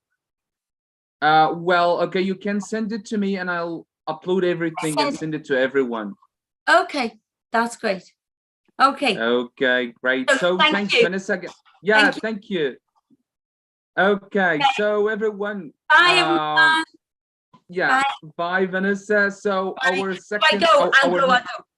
I'll go. Okay. And then no, because I know the next person's waiting to come in. Okay. Yeah, exactly. So Nermeen, are you there? Here I am. Hello. Yeah, hello. Can Thanks you hear for me? waiting for us. Hello, everyone. Is my voice clear? Hello, Nermeen. Yeah, your voice is pretty clear. Yeah, okay. Very good. Beautiful. It's good to see you again, Nermeen. It's not the first time to see each other, whether face-to-face or online. We used to work together. So it's always a pleasure working with you. Thank you. Thank you. The pleasure is mine, actually. Okay, so guys, our next speaker is Nermeen Nasr, who is going to talk about differentiated instruction in response to the burden of mixed ability classrooms. So before Nermeen starts, let me introduce her to all of you. Well, Nermeen actually used to be my colleague at Fars University in Alexandria. We worked together. I know how good she is. So Nermeen is an assessment specialist and lecturer at Fars. Used to be an assessment specialist and lecturer at Fars University in Alexandria. She is an ESP instructor at the Arab Academy for Science, Technology, and Maritime Transport. She's a graduate from the Faculty of Education, English Department, at Alexandria University, and she is a holder of a master's degree in ESP from the AASTMT on assessment. So, Nermeen, once you're ready, please. Yeah, for sure. Thank you for the introduction first. You know everything. Yeah. You didn't miss you didn't miss anything. Yeah. Okay. Okay. Okay. Hello, everyone. Today I'm going to talk about differentiated instruction in response to the burden of mixed ability classroom. I'm not going to take too much time. I'm not going to take the 45 minutes. Don't worry. I'm going to give you time to go and eat, practice, do whatever you like. Okay. As Mohammed said, I'm Nermeen Nasr. I graduated. I'm working as an ESP instructor at the Academy. I'm working as an IB examiner at the IB Global Center. I worked at Forest University as an assessment specialist. I worked as a language and literature teacher, and I worked also as an English language coordinator. I graduated from Faculty of Education, and in 2019, I started my MA. I've been chosen to be a presenter in different international conferences, and tomorrow I'll be presenting in TAFL Kuwait conference, waiting to see you there. Okay, so what I'm going to do today, I'm going to tell you about differentiated instruction. Why? Because actually I used, or I'm usually use differentiation in my classroom, and it's one of the best things that can help you. It will make the classroom really interesting. So for my presentation, here's the outline. Number one, I'm going to give you a brief introduction. Then I'm going to give you different definitions for differentiated instruction. After that, I'm going to shed light on the levels of differentiation, and I'm going to tell you how to implement differentiated instruction. Okay, let's start. So, having a mixed ability classroom is one of the challenges that face all of us as teachers. As a result, we as teachers, we should give more instructions that suit the students' needs, their proficiency level, as well as their learning style. So the teachers respond towards the learner's needs that differ from one person to another is differentiated instruction. So what is differentiated instruction? This is the teacher's response towards the diversity in the students and that everyone has his own needs. Differentiated instruction has defined in different ways. For example, Samuelson in 2013, he states that differentiated instruction is tailoring. What I'm going to tailor? I'm going to tailor the instructions or my teaching, the way I teach. Why I'm going to tailor it? In order to meet an individual learner, small groups of learners, or all the students. Why I'm doing that? In order to deal with their diversity. So the main idea of differentiation is to deal with different people according to their level or according to their learning style or according to their needs. Okay? As a result, in this process, we as teachers, we're going to modify the curriculum, the learning activities, the student's product, the instructions. I'm going to modify everything in order to meet their needs. From this definition, we're going to come up with the differentiation levels. There are 5 differentiation levels, and we're going to get them from the definition. Number one, I said that the teacher is going to modify the curriculum. So the first differentiation level, or the first level of differentiation, is the content. The second one is the process. The third one is the product. And the fourth and fifth ones are affect and learning environment. So let's wrap up. What is differentiation? Differentiation is the teacher's, my response to the learner's needs. Okay, so what I do in order to meet every student's need, this is differentiation. How we differentiate? According to these 5 levels: the content, the process, the product, the affect, and the learning environment. So before telling you what is the meaning of each one, I'm going to give you just 1 minute to think and match the differentiation levels with their definitions. 1 minute, I want you to think of them, and then I'm going to come and C, what did you get? You can write that in the comments if you want.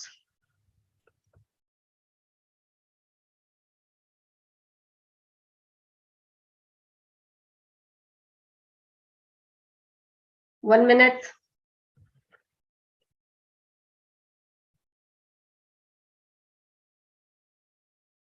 So try to match the differentiation level with the definition, because it will take us to the next step, which is knowing each one in detail and how to implement each one.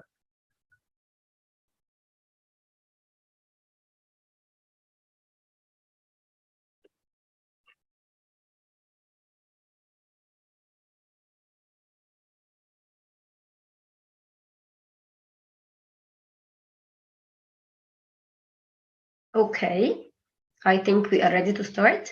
So the content differentiation, I'm going to match it with letter B. Process definition with C.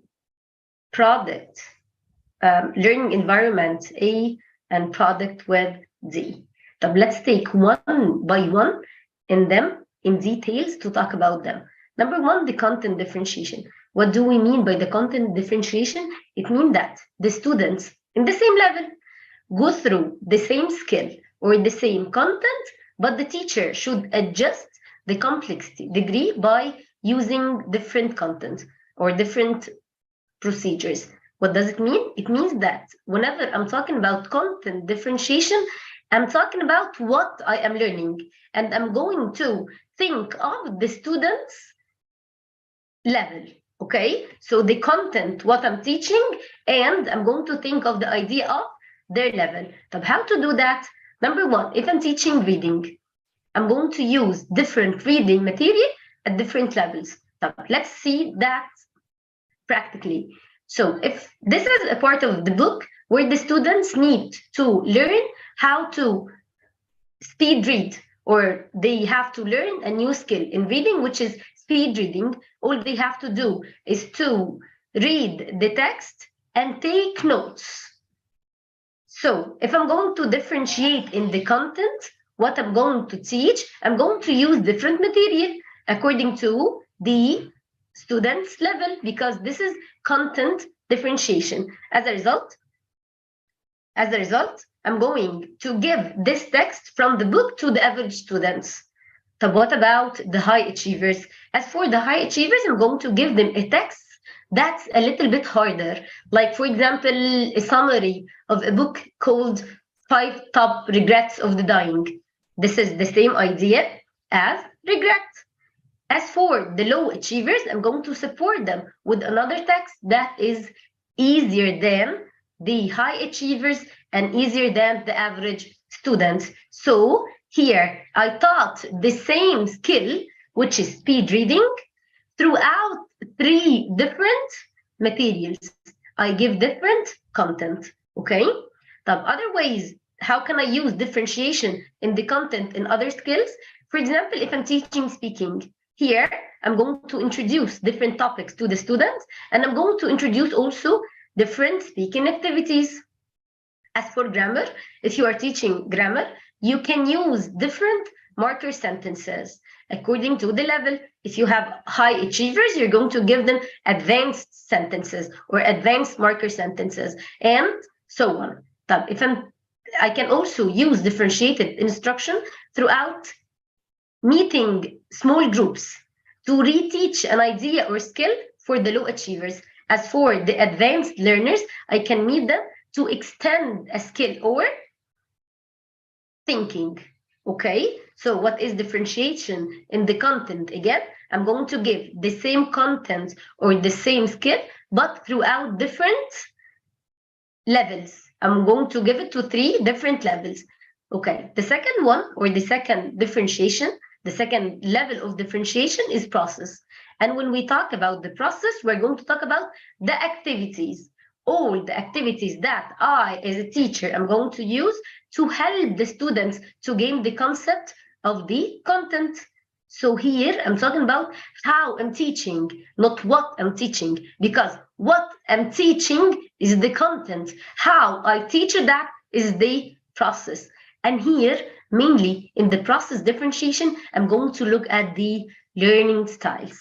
I'm going to differentiate according to the learning styles. For those who don't know what is learning style, it means that every one of your students, even you, has a different learning style. So in this part, or in the process differentiation, I'm going to provide textbooks for visual learners. As for the auditory learners, I'm going to allow them to listen to audiobooks. As for the kinesthetic learners, I'm going to give them the chance to do things with their hands. I'm going to give them interactive assignments. So let's try this on a text from a book. Here, for example, if I'm teaching grammar, I'm teaching grammatical rule today. So I'm going to design different activities. These activities I'm going to refer to them as learning centers, and sometimes I refer to them as stations. In these different stations, every student is going to have the chance to learn according to his learning style. For example, some of them can watch a video that they can find, or where they can find the grammatical rule, discuss it, and answer a worksheet. This is for the auditory learners. Yes. If they are visual learners, they're going to read an article based on the grammatical rule, highlight the verbs, and answer a worksheet. But if they are kinesthetic learners, they are going to surf the internet for different blogs, for example, go and ask their peers about the grammar. And finally, they are going to answer a worksheet related to the grammatical rule type. So here, I have the same content.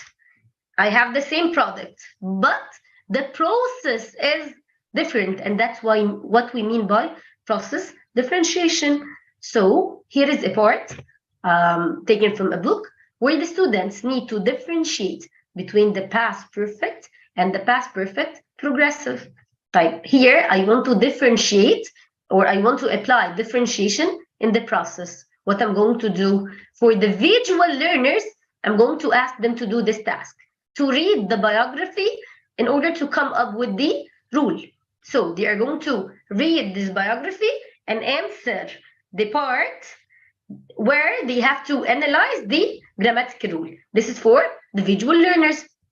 What about the auditory learners? As for the auditory learners, I'm going to bring them a video like this one. Okay, and while you are choosing your video, you have to make sure that the grammatical rule is there. Okay, so I'm going to ask my learners to watch the video, come up with the marker sentences, and fill in this task. But what about for the kinesthetic learners?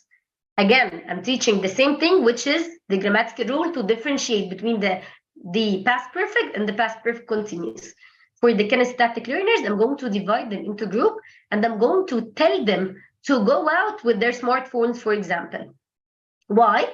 They have to go throughout or go around the campus to find examples for the past perfect or the past perfect continuous. They can find that on a flyer, on a poster, on a book, or they can go to the library to find the information. And then they are going to come and answer this task. Okay? So in the process, I give them the same content, which is to differentiate between the past perfect and the past perfect progressive. They have to come up with the same product, which is to answer the worksheet. But the process is different according to their learning style. So what are we talking about? Let's wrap up again. We're talking about differentiation. What is differentiation? The teachers respond towards the student's needs. Every one of the students has his own needs, has his own level. So I should deal with everyone individually, or each group individually. How can I do that? I can do that throughout 5 levels: content, process, product, affect, and learning environment. Content, what I'm teaching. So I'm going to differentiate according to level. Process means how I'm teaching it. So I'm going to differentiate according to their learning style. The third one that I'm going to talk about, there's another way in differentiation in the process where you can use flipped classroom. Okay, how to use flipped classroom? In the traditional classroom, I give them the lecture and then I give them the homework. In flipped classroom, it's the opposite. What I'm going to do, I'm going to ask them to watch an online lecture, a video or whatever, and they are going to come and discuss that. They are going to give a presentation. They are going to have a peer teaching. They are going to make a problem-solving task. Okay, so this is one of the ways where I can use differentiation in the process. Also, in differentiation in the process, I can vary the length or the time of the students take to complete a task. Those students are going to take 5 minutes, while the others will take 3 minutes, and while those are going to take 7 minutes. And here you have to support the high achievers with other tasks so that they can do, in order not to have a gap, some people doing nothing. Okay, as we said the content, what to teach, the process, how to teach. The third and the last thing that we're going to learn today is how to implement product differentiation. According to the definition, product differentiation refers to giving variety of items where students can use in order to show their learning. So here I'm talking about how students reflect their understanding. Product, how the students are going to reflect their understanding. And this is actually, I think this is one of the easiest way for the teachers to implement. How to implement it, for example, if I'm teaching writing, I'm going to ask the students to write an essay of different word count. My students don't write essays, my students write paragraphs. Okay, ask them to write paragraphs of different word count. So let's see this. For example, this is a part of the book where the students have to read the given information, answer the questions, take notes, and then write a short biography. So the main aim here is to write a biography. Now, what can I do, or how can I differentiate here? Number one, for the average students, I'm going to give them the task as it is. Now, as for the low achievers, I'm going to ask them to write an essay or write paragraph or write a biography according to, or that varies from 150 till 200 word paragraph or word biography. As for the high achievers, I'm going to vary the word count. I'm going to tell them, for example, you can use from 25 till 250 till 300 word biography. Okay. Also, in order to implement differentiation in the product, you can encourage your students to express what they have learned in varied ways. Encourage them to express what they have learned in different ways. Ask them to give a presentation if they can. Ask them to write whatever they want. Okay? So the last thing that we're going to do now, I'm going to give you an objective, and we're going to try to differentiate in the 3 levels. For example, my objective is to use the past simple correctly in writing. I want you to think for 2 minutes how to implement differentiation in the content, in the process, in the product, using this objective. I want you to think. Please take your time. Take, for example, 2 minutes to think. Think how to differentiate throughout the content, the process, and the product, using this objective. I'm going to remind you, content means what I'm teaching. I'm going to vary my teaching according to their level. Process, I mean, or I refer to the activities that I do. So I'm going to implement throughout, adding different stations, different learning centers, according to the learning style, and product, how they reflect their learning.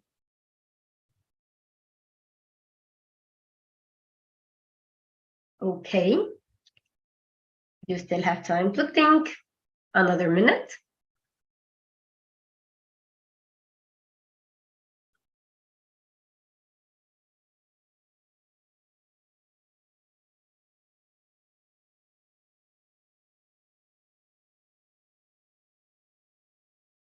As I promised, I'm not going to take more than 30 minutes. I'm going to give you time to go do whatever you like.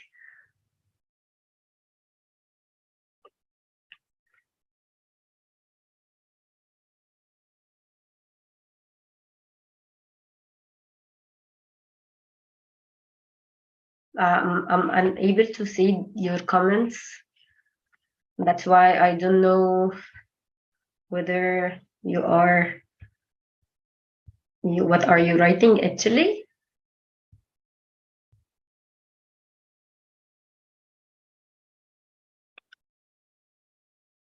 Yeah, we're still looking at the chat box. Yeah, I'm unable to do this. Hey, finally I can.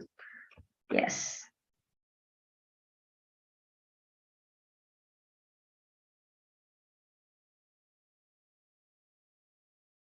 I'm going to show you. Yeah, so we have some answers here. We have Heba Mohammed. He says, okay, using sentences describing present and past actions using pictures. Yes, thank you. Yeah, Eunice says, ask advanced ones to write a story about an incident happened in the past to them. Great, this is according to the product. How do you manage? Yeah, the class time. The class time, I'm going to give each activity a time. For example, if I'm asking, whenever I divide the class into centers, I give them the time. For example, this task that you have to read this part, or you have to watch the video, or you have to come up with whatever, I give them the exact time. You are going to take, for example, 20 minutes, and after the 20 minutes, you have to be here, and then we discuss the rule together, or discuss whatever we are going to take together. Yeah, we have another comment from Eunice. He says, ask average ones to complete sentences, give them a prompt, and they complete it using the past. Good. I wanted to share your ideas, please, to know that you got the idea of differentiation. Very good participation. Yes. I'd like to share the screen again. Ask the learners to use the verb in the right past tense.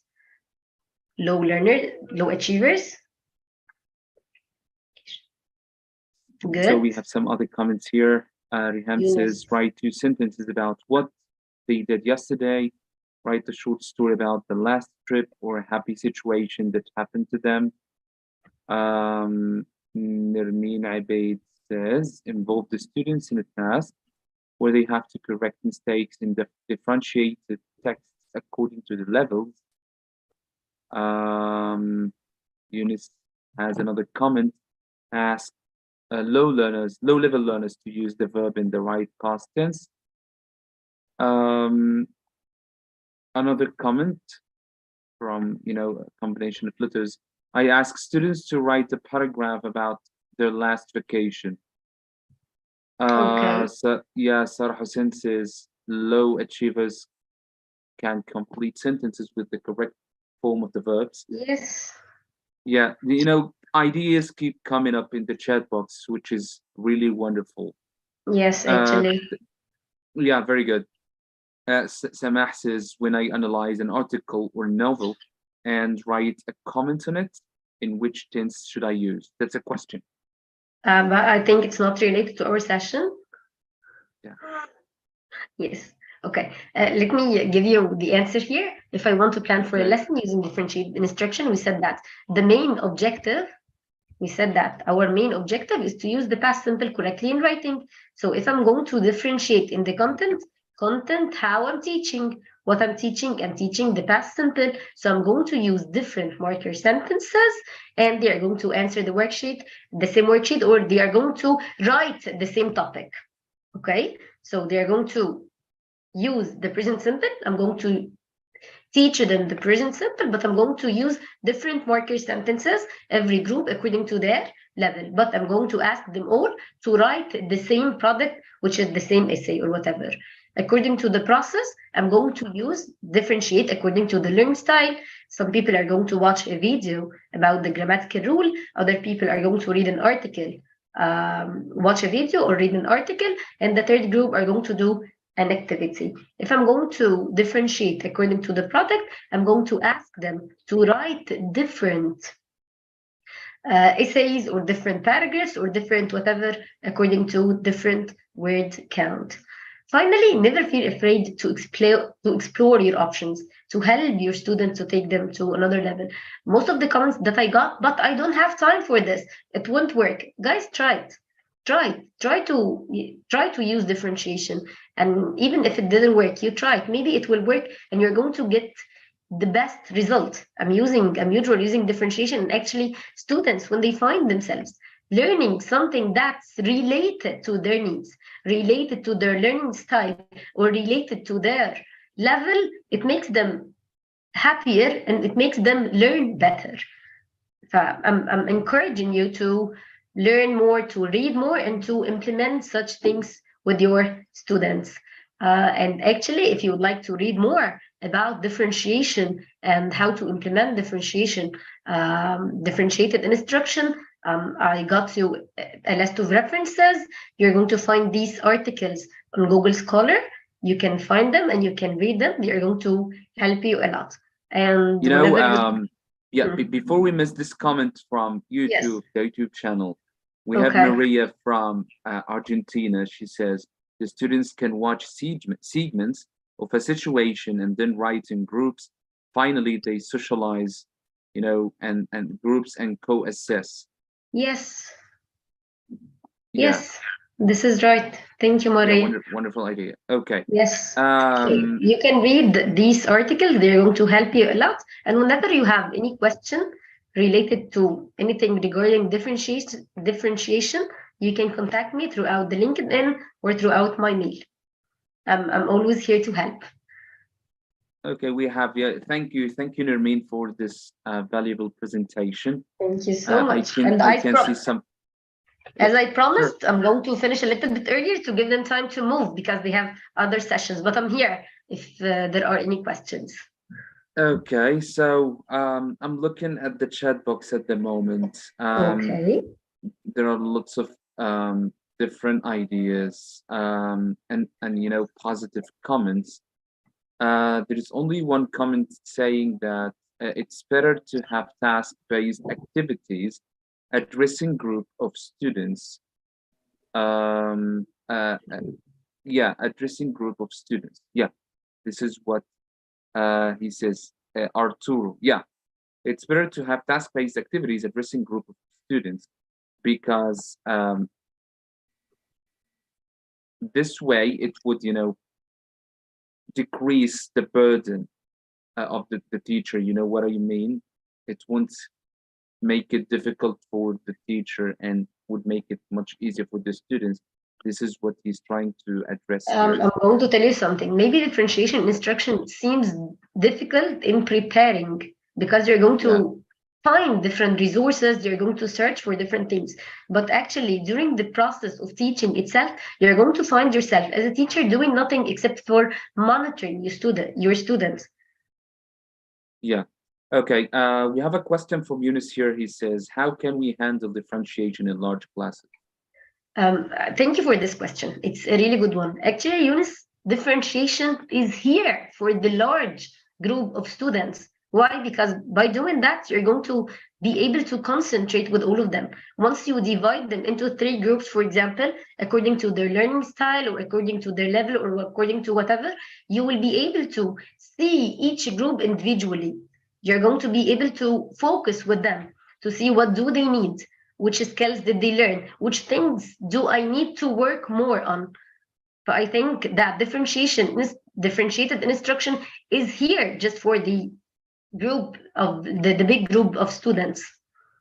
Yes. Okay. So some people are asking about the presentation, and I'm pretty sure that you will share it with me later. For sure. For sure. Yes. Yeah. And I'm going to upload all of the presentations of the speakers today. May I answer the last question from Radwa?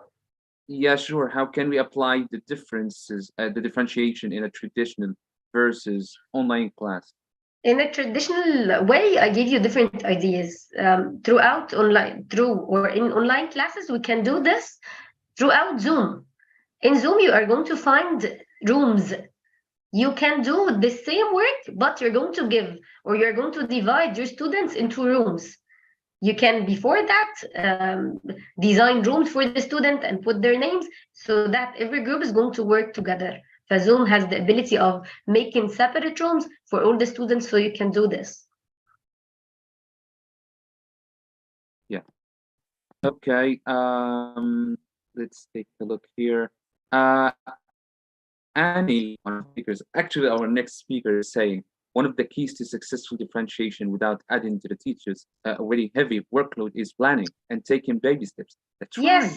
Exactly. Yes. So yeah, the most difficult thing, you know, it's really exhausting to make a good plan, but you know, it's worth it. You know, because once you get to the classroom, everything will become easier for you. You will be just a guide, you know, assigning some roles to the students, giving them some time to do some tasks, and they will shine. This is what we're talking about just here. to monitor the class, not doing anything else. And after a time, when you prepare different times using differentiation, you're going to find things easy. It just needs time to learn how to do this. Exactly. We have lots of other questions and comments, Nermeen. For sure, I'm here. Yeah, I'm gonna, you know, get some other comments here. So Dr. Mansour Ali says it's really interesting. Thank you. Yunus, thanks you a lot.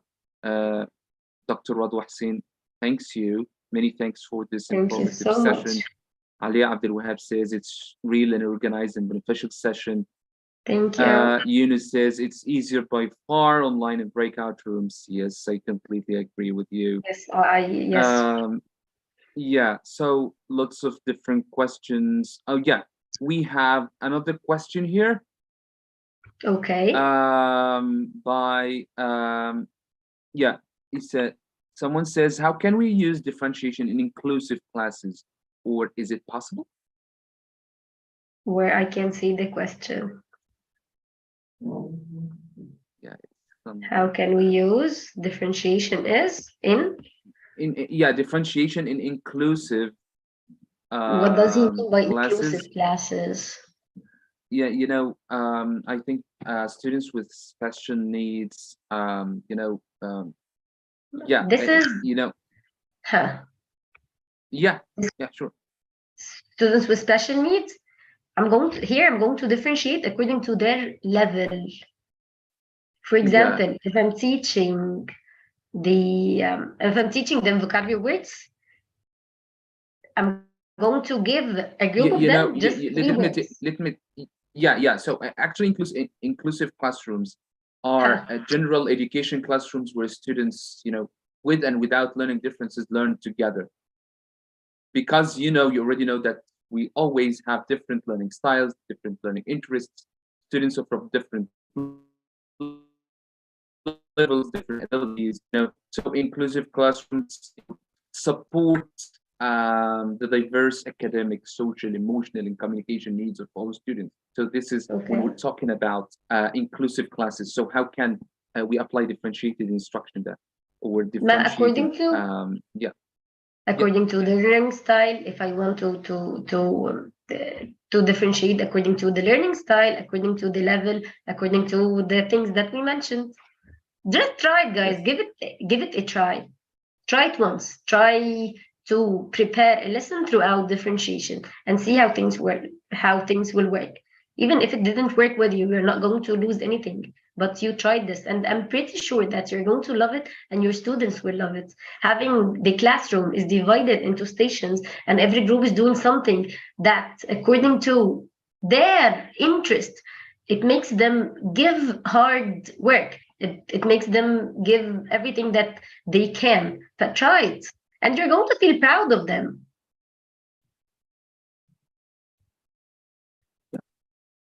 It makes the classroom really enjoyable.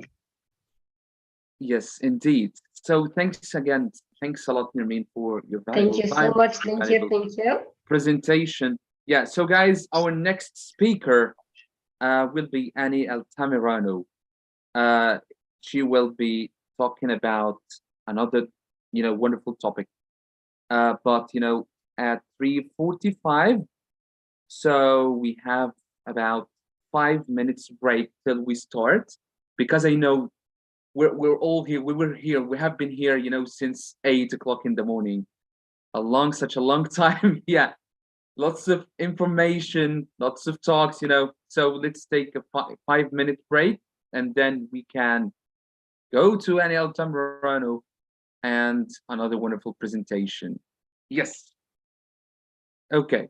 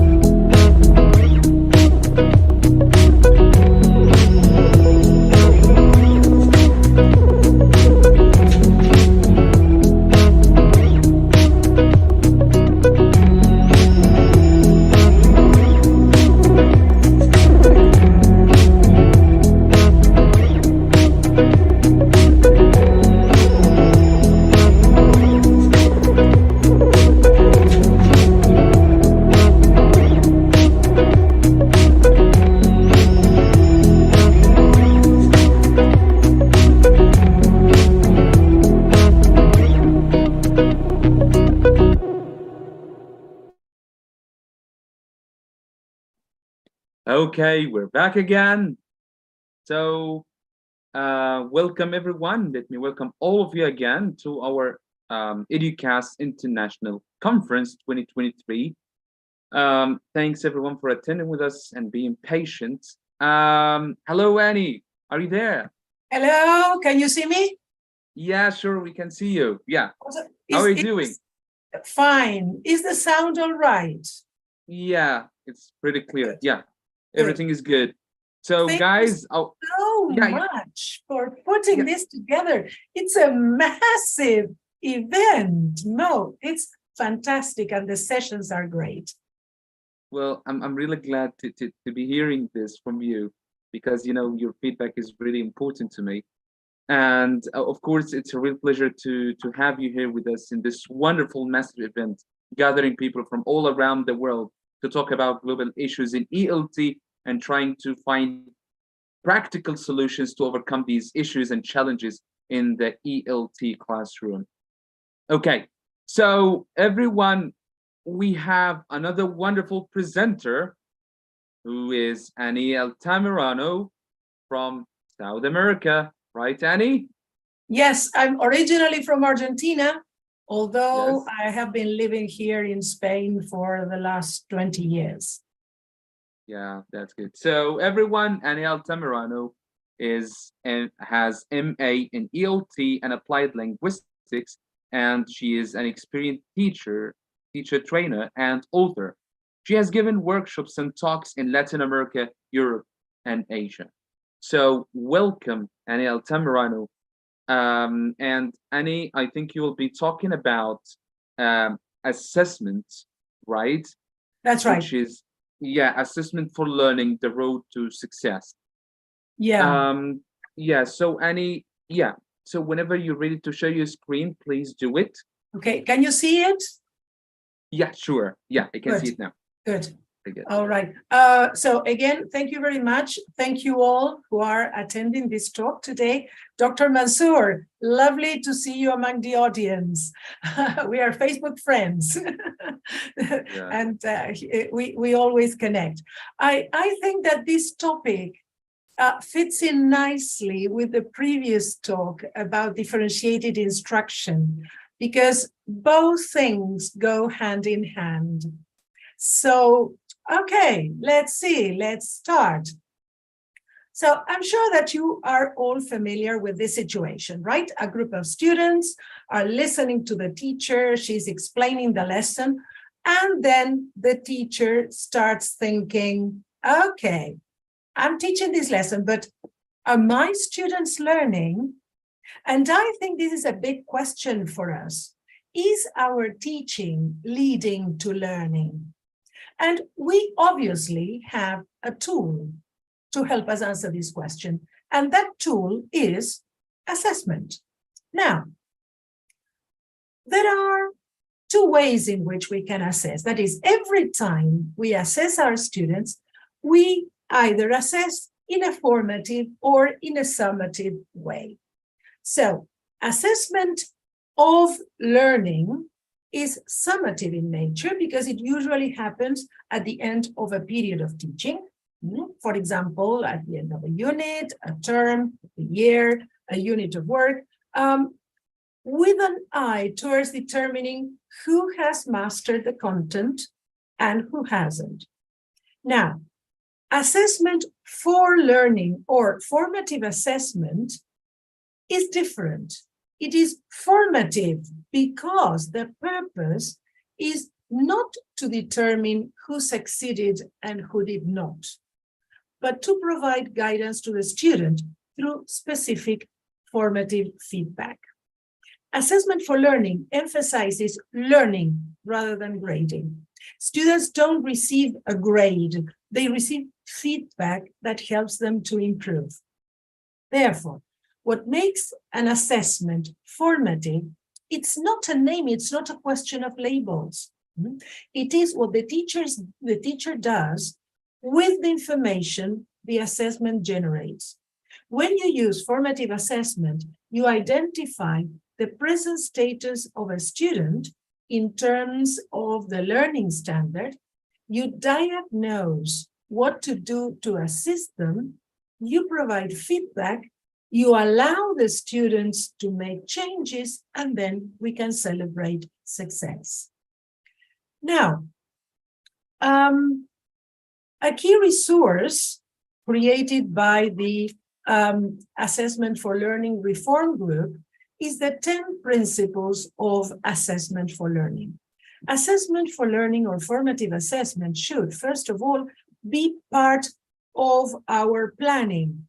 Our planning should provide opportunities for teachers and learners to obtain and use information in order to help progress towards the learning goals. And it also has to be flexible to respond to initial and emerging ideas and skills. It should focus on, I'm sorry, I think here, I thought so. There was a jump, a glitch in my presentation, I'm sorry. A focus, we should focus on how students learn. That is, the process of learning has to be in the minds of both the teacher and the learner when the assessment is planned and when the evidence is interpreted. Learners should be aware of the how of their learning as they are of the what they are learning. It should be central to classroom practice. It should be a central feature of our practice. That is, much of what we do with learners do in the classroom can be described as assessment. That is, tasks, questions prompt learners to demonstrate their learning and their understanding and their skills. It should also be seen as a key professional skill. I've noticed, not only because of my own training as a teacher many years ago, when the dinosaurs were roaming the land, but also over the years as a teacher trainer, I've noticed that assessment is not given the prominent place it should have in the contents of programs of study. Maybe that is changing in the last few years, but it hasn't been so for a long time. So much of many of the programs that we see, the programs of study, do not include training on assessment, and it is a key professional skill, in my view. Also, it should be viewed as sensitive and constructive. That is, we as teachers should be aware of the impact the comments that we make, the grading, the marks have on the students' confidence, and our feedback should be as constructive as possible. Also, we should never underestimate the importance of student motivation.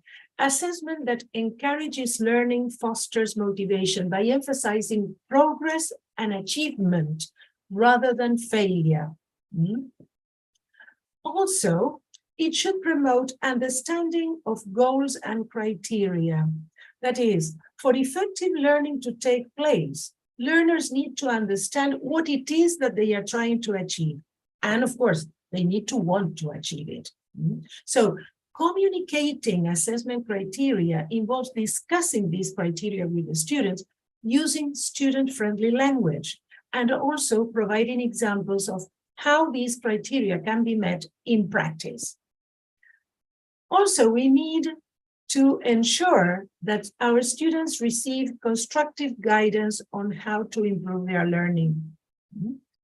And this is very important in my personal view. We should aim at formative assessment or assessment for learning, helping develop the learner's self-capacity for self-assessment. We should pinpoint their strengths and advise them how to develop these strengths. We should be clear and constructive about weaknesses, how they might be addressed. We should provide also opportunities for them to improve upon their work. And this, I think, is contributes to developing the learner's ability to assess their own work, which is not just an academic skill. I think it's a skill for life. And finally, that is, formative assessment should recognize the full range of educational achievement. That is, we should equip learners with the desire and the capacity to take charge of their learning through developing these skills of self-assessment.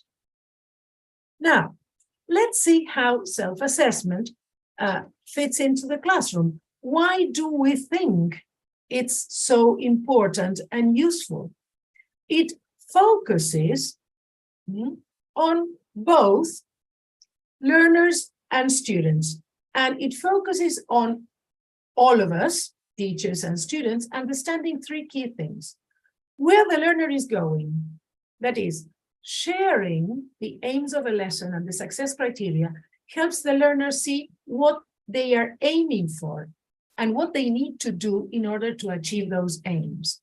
Also, where the learner is now, that is, techniques, for example, effective questioning, will help us gauge what individual students and groups have learned during a lesson, generating evidence of learning that both them and us can use in order to improve our teaching and their learning. And finally, the third aspect we need to focus on, or we need to understand, is how can the learner get there?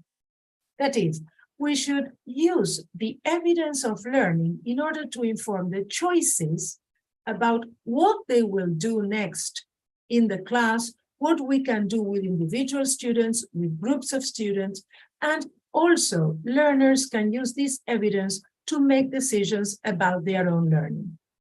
So, when integrating assessment for learning in our classroom practice, it's advisable to take one area at a time and allow for its development rather than rush into a succession of rapid changes. It's the same that I mentioned in the comments in the chat in the previous talk, baby steps.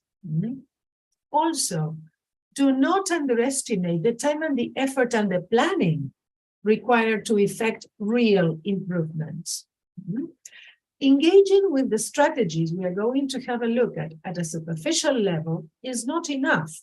Yes, it takes time to understand the rationale underpinning each element and also to make sense of it in our classroom context. Now, let's have a look at the main elements, the main components of assessment for learning. The main components are learning intentions, that is, the steps or the key ingredients that are pertinent to the new learning. And we can negotiate this with the students before the learning begins. And it is only these items that the students are going to be measured against. Also, we have the success criteria. Success criteria are also the parameters against which students will realize if they have achieved the learning intentions, that is, the objectives. Formative feedback that provides, as I have said, students with useful information, and you, of course, with useful information about the learning experience and also information about what to change if necessary. And feedback, in order to be formative, should be based on the agreed success criteria. And also peer and self-assessment. That is, peer and self-assessment that considers not only what pupils have learned, but also how they learn best. I'm going to touch in this session briefly upon these items because, of course, this is, there's a lot here to talk about, but at least in this session, I will be able to give you a bird's eye view of all these elements. So let's have a look at the first couple of elements, learning intentions and success criteria. Now, We are all familiar with using learning intentions, although we can use different names for them. Learning intentions, objectives, goals, aims. That is, the description of what you want the students to know, to understand, or to be able to do by the end of the lesson. Yes, they spell out what the pupils will learn and why. And the success criteria show the students how to recognize success. It will let them know if they have achieved the learning intentions. And of course, they are based on the learning intentions. Now, why are they important? Again, this is something that I have noticed over the years, and also as a writer of teachers' books. Despite building learning intentions into our planning, and we have also the learning intentions and the success criteria in the course books that we have, that we use, or in most course books that we use, we rarely share them with the students. But at the same time, we want the students to be self-motivated and have a sense of achievement. So, how are they going to do that if they don't know why they are doing things? So, let's see. To give our pupils the tools they need to take more responsibility for their own learning, we need to tell them what they are going to learn, why they should learn it in the first place, and how they will recognize when they have succeeded. And research shows that pupils who regularly receive this information in the classroom are more focused for longer periods of time, more motivated, and better able to take responsibility for their own learning. So these two elements of formative assessment are important because if learners don't know what they are expected to learn, and they don't know how to recognize success, then we cannot promote peer or self-assessment, which are the two other elements of formative assessment, as well as very important life skills. So, let's have a look at formative feedback. Formative feedback focuses on what is said to the students and how it is said, so that they understand what you said, accept what is being said, be willing to make a change and implement the change. Because formative feedback is only useful and successful if the student's learning improves. And this depends on their capacity to understand the feedback, an inclination to accept this feedback, and the decision to act upon it. And this has an interpersonal motivational element that we cannot ignore. So the goal here is to change the student's capacity to produce better work, not just to improve present work. So let's see if there are any questions so far.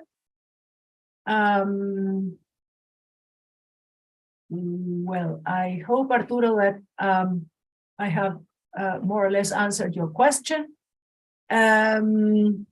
Okay, so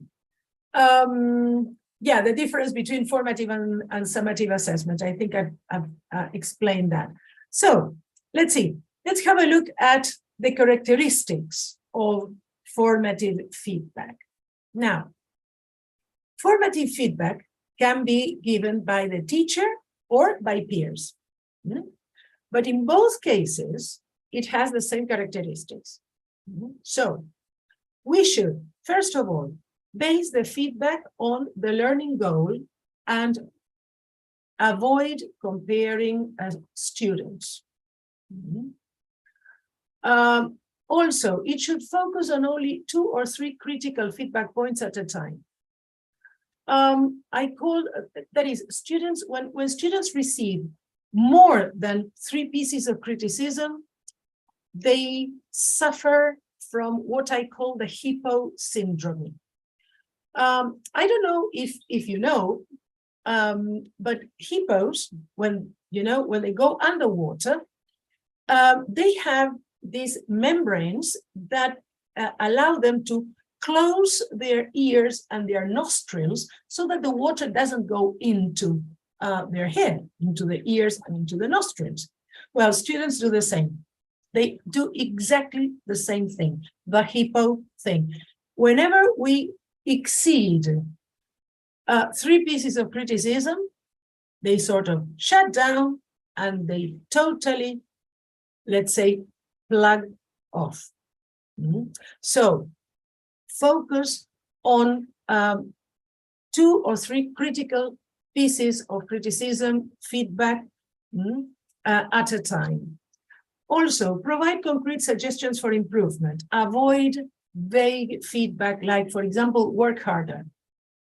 Okay, you tell the student, you have to work harder.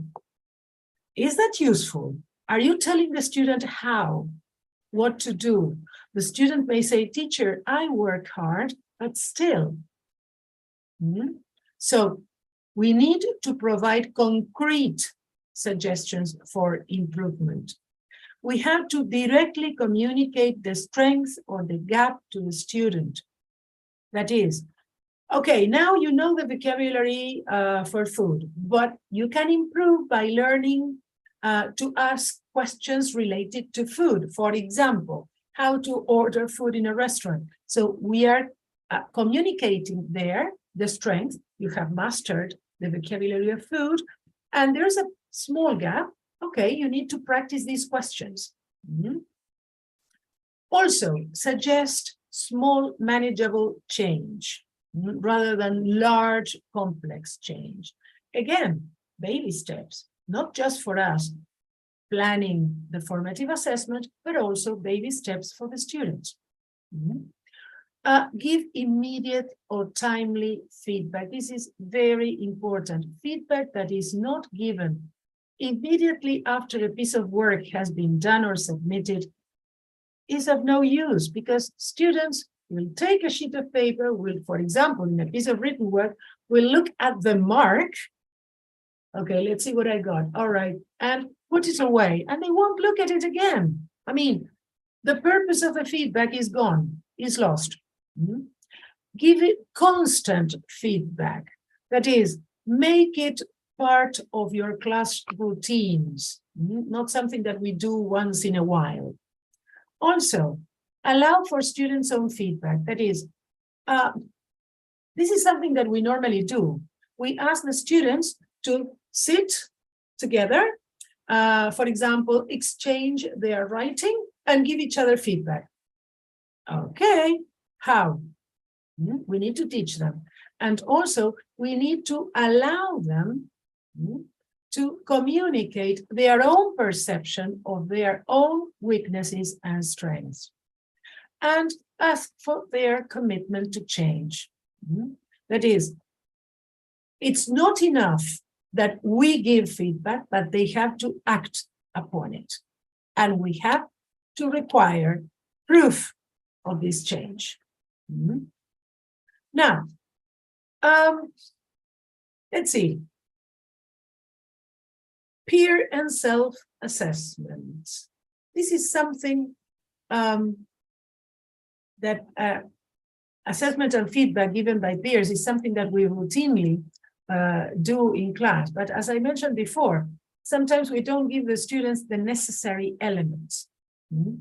So the 4 steps of assessment for learning includes teacher assessment and feedback, peer assessment and feedback, student assessment and feedback.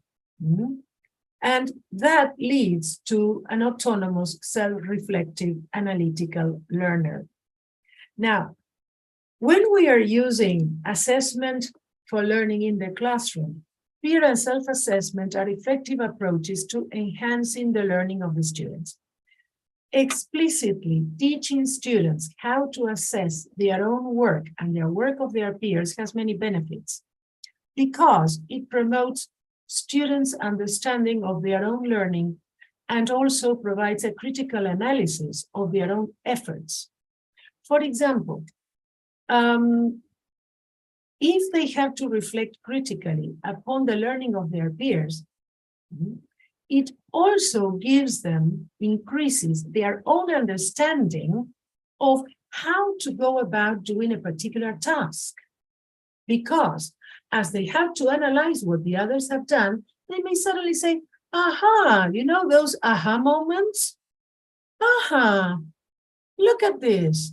He did this in a much better way than I did. We did it in a different way and we both arrived at the same result, but I think that his way of doing it is more efficient. So it gives students an insight into how to do things differently, helps them develop a broader view of how questions can be answered, how tasks can be completed, and the methods their peers are using. And in this way, they can enrich their own portfolio of learning strategies. Self-assessment gives students the opportunity to use success criteria to make judgments, identify their own strengths, and set targets. And these are important life skills and metacognitive strategies. It helps them to better understand what their own work is being judged against, what good work should look like or include, and how to go about making their work better. So, meaningful peer and self-assessment have the potential to positively contribute to student learning and achievement. And for example, peer assessment occurs best when students are comfortable and accustomed to a cycle of assessment feedback action, to using the learning intentions and the success criteria, to receiving and applying improvement feedback from you. So it takes time. I know that many of you will point this out. It takes time and practice.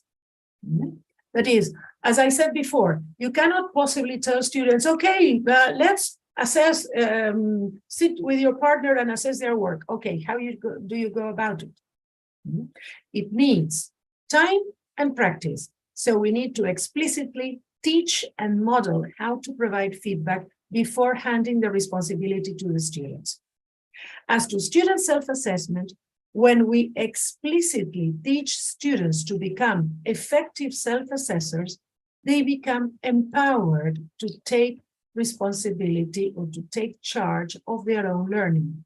Again, an essential life skill.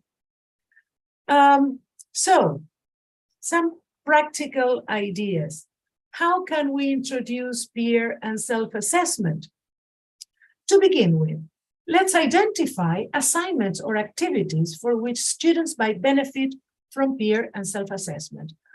Not all the activities lend themselves to this type of assessment, feedback, sorry. So pick certain activities that lend themselves nicely to peer and self-assessment and feedback. Considering also breaking larger assignments into smaller pieces and incorporate peer assessment opportunities at each stage. For example, when students are doing a writing exercise, when students are doing a project, tasks that take some time, okay, establish milestones and establish opportunities for assessment and feedback at different points at these milestones. Also, involve the students in defining and or clarifying the success criteria, because these are usually expressed in language that is not very student-friendly, because they are meant for the teacher, especially if you find them in the course book. But you can reformulate that with the students or without them in language that the students can understand. Work with exemplars, that is, with samples of work that make the criteria visible for the students, that they can say, okay, this is something that I shouldn't be doing, this is quality work. Also, teach them how to apply success criteria.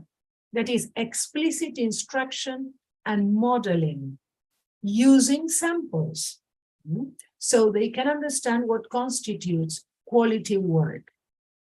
Provide guidance and opportunities to apply the criteria. Yes, for example, applying the criteria to anonymous samples of work that you can collect from previous years. Yes, and asking the students to look at the samples and apply the criteria to the samples. For example, what does a good summary look like? Create a checklist and ask the students to look at a summary and evaluate, assess how successful the writing of that summary has been. Also, support them with prompts, with sentence starters and feedback forms, where they can use to write the assessments. Also, how can we support this peer assessment? Well, we can combine peer assessment with your own feedback. That is, using both elements. First, peer assessment, and then you step in. Develop and use peer assessment tools, templates, checklists, rubrics. Use the gradual release of responsibility model. Yes, that is, first you model, then there is guided instruction, shared practice where both you and the students make assessment and give feedback, and then independent practice. Also, develop ground rules for giving effective feedback. And here it's important to convey to the students the importance of being polite and constructive at all times. You can create with the students a wall chart, design bookmarks, whatever, so that they have there some key things to bear in mind when they are giving feedback, mostly in terms of effective communication and collaboration with their peers. Also, as I mentioned before, require evidence that assessment, feedback, and improvements occur. Select appropriate strategies or tools. As I mentioned before, there are lots of things here, creating checklists, rubrics, templates. Teach and model. Also, involve the students in developing criteria. Sometimes we do have a set of success criteria in the book, but then as a teacher, you can also have your own agenda and decide that besides that, you also want to have these learning intentions and these success criteria for this particular group of students. So have them assess their work against the success criteria and identify where they have been successful. Highlight areas of improvements and allow time for making these improvements. How can you support self-assessment? Making it a regular part of the lesson, ensuring that the students, and sometimes their parents too, understand that self-assessment is about learning, not being right or wrong. Teaching, modeling, and scaffolding this self-assessment, yes, using, again, a range of techniques and tools to enable students to gradually take increased responsibility for their own learning. Asking them, for example, to highlight the best sections of their work. Yes. Discussing, including reflection time at the end of the lesson. Sometimes we forget about this. Devoting 5 minutes at the end of the lesson for a plenary session for self-reflection or class reflection. Discussing and practicing goal setting. Encouraging students to set their own goals. Okay, you have done this. I have done this. This is my weakness. This is my strength. What can I do to improve for the next time? Also, having self-assessment templates, yes, and introducing exit tickets or exit cards where students write and submit answers to prompts. For example, what was the most important thing that you learned today? What questions do you still have? So to encourage their reflection. Okay, so in this session, I aimed at defining what assessment for learning is, what the main components are, and I have provided some ideas of how to introduce this form of assessment in our teaching practice. As I said before, there are many more things to go deeper into, but at least I hope that the session has, to some extent, contributed to encouraging you to consider implementing formative assessment in your lessons.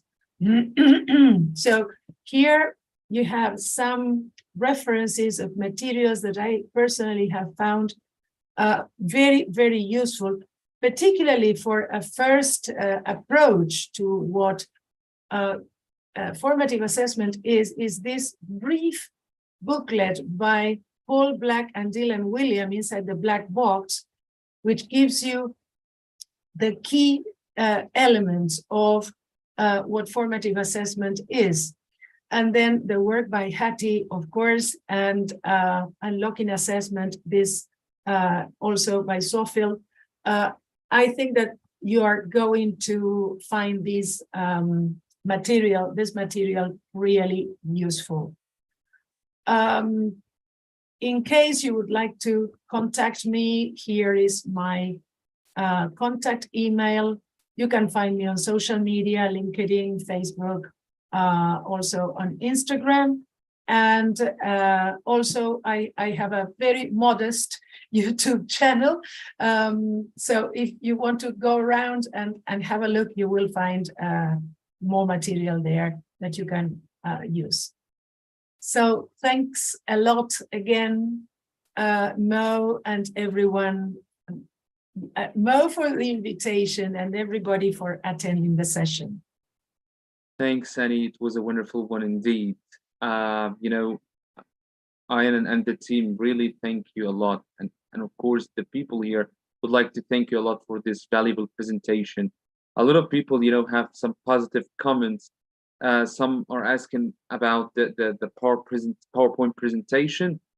So if you would like to send it to them through me, you can send it of course by email, and then I'm gonna upload it to them and post about them on the Facebook page educast.ag. Okay, I will. Somebody is asking me to show my contact to again. share the contact again. Yeah. Let me here. Let me see.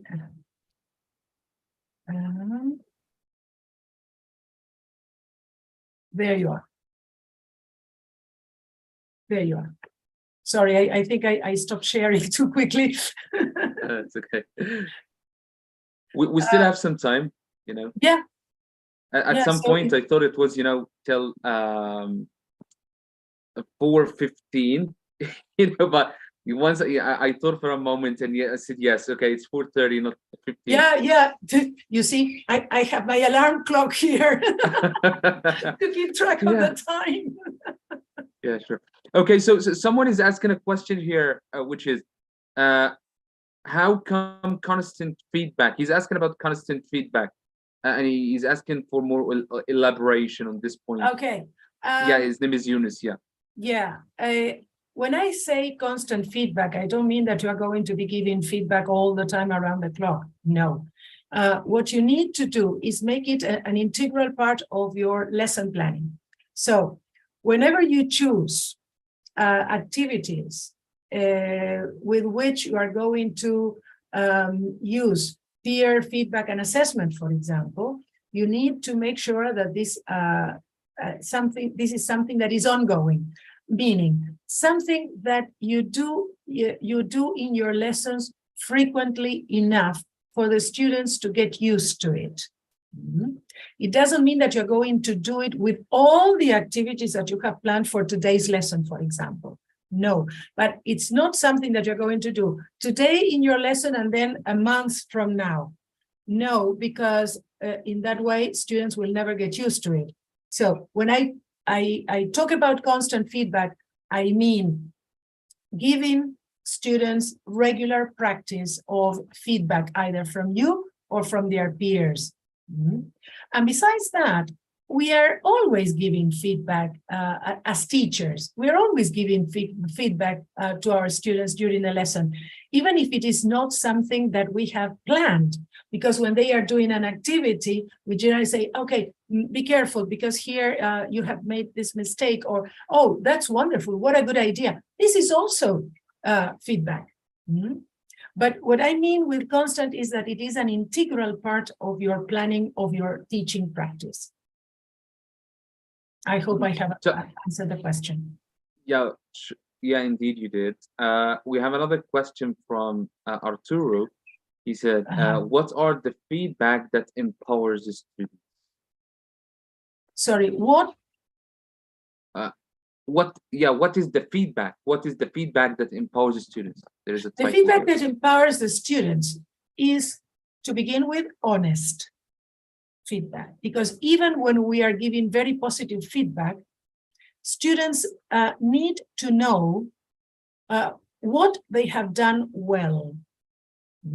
What types of feedback? It can be written feedback, it can be oral feedback. That is up to you. It will depend largely on the type of activity. But whatever feedback you give, it has to be clear. And the student needs to know exactly what they have done well, and as well as knowing what they haven't done so well. Even if it is a brilliant student, you have to tell them what in their work reflects that brilliance. It's not enough with saying, fantastic work. Okay, why? So that's right. There is somebody here, free user, says, feedback pushes the students to continue their work. Of course, by all means. So we need to be very honest in our feedback. And of course, we need to be very clear. Yeah, and this reminds me of the progress feedback and its importance to working on learner autonomy, because if the students don't get progress feedback, they will never feel like they are making progress. They will not depend on themselves. They will keep, they will feel demotivated. Absolutely. Right? Yeah, that's why feedback is really important. Okay, so someone says, Liling says, would you please suggest some strategies to provide meaningful feedback to huge classes with? My God, more than 200 students. That's a massive number. You are my hero. How come? Do you know the names? Yeah, that's right. How can you possibly know your students? That is terrible, Lily. Yeah. Oh my God. Well, the only thing that I can think of with large classes, but of course, I haven't had ever the experience of such large classes. In Argentina, you can have classes up to 50 students, but never, ever 200. The only possible idea that comes to me off the top of my head is dividing students according to the weaknesses they show. For example, suppose that there are students who have problems with the present perfect. Okay, but these other students don't have problems with the present perfect. They have another type of problem. Okay, so those together. Grouping students according to the misconceptions of or the weaknesses that they have shown, and providing as she says, in different classes, sorry, but they are taking this. Oh my God. Well, that clears it all, because I couldn't imagine how you can handle a class of 200. Jons, you're right, use technology, but also, again, grouping students according to the weaknesses they show or to the problems they have. And so you give feedback to this group, to that group, to that group, and to that group. So grouping students according to their misconceptions or their learning gaps is one possible solution. Still, having large classes, I know out of my own personal experience when I was teaching in Argentina, having large classes is a nightmare. Yes. Let me see. There was another question. Here, Jons, you asked, what, I'm sorry if I'm not pronouncing your name correctly. Do we have time? No, we don't. It's time for the other talk to begin, I'm afraid. Yes, that's right. But anyway, please send me a message, find me on social media, and I will be delighted to answer your questions. Yeah, just search on Facebook for the name Annie Altamirano. You will definitely find it. And also, everyone, the rest of the questions will be answered in the conference magazine, so don't worry about this. Okay. Lovely. So thanks a lot, Annie, for your valuable time, valuable presentation, everything. Thanks for everything. It was a real pleasure having you today. Thank you. It was a pleasure for me to be here. Bye. Thank you. The pleasure is all mine. Bye. Okay, and here we have another wonderful presentation and the final presentation of the first day of the Educast International Conference 2023. Fatima Lusunsi, are you there?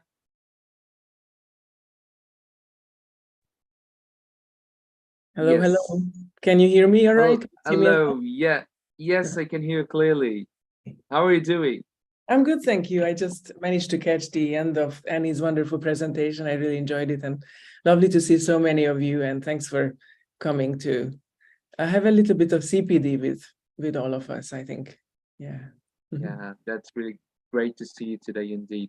So, okay, since it's 4:31, so if you'd like to start sharing the screen, it would be really good. Yeah, I didn't plan any slides though, so I think it's a good balance after Annie's presentation. People might be kind of, visually satisfied, so to speak. So it's a good balance to just think together and, kind of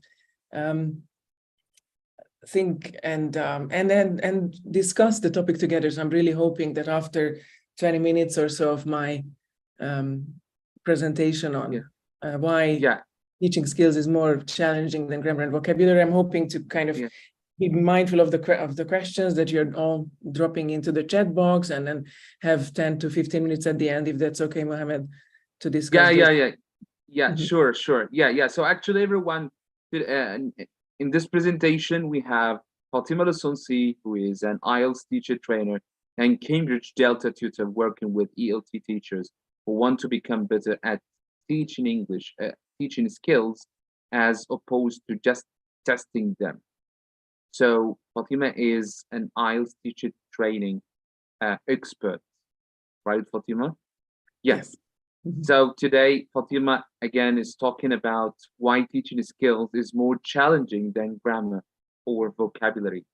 So, okay, the floor is all yours, Fatima. Thank you, Mohammed. Yeah, so like you said, I'm a teacher trainer, materials designer, item writer as well. And nowadays I'm really focusing on working with teachers who want to become better at teaching skills as opposed to just testing them. That is especially the case if, let me just check my view for a second. That is especially the case if teachers are already teaching exams or are planning to get into exams teaching and teaching for IELTS in particular.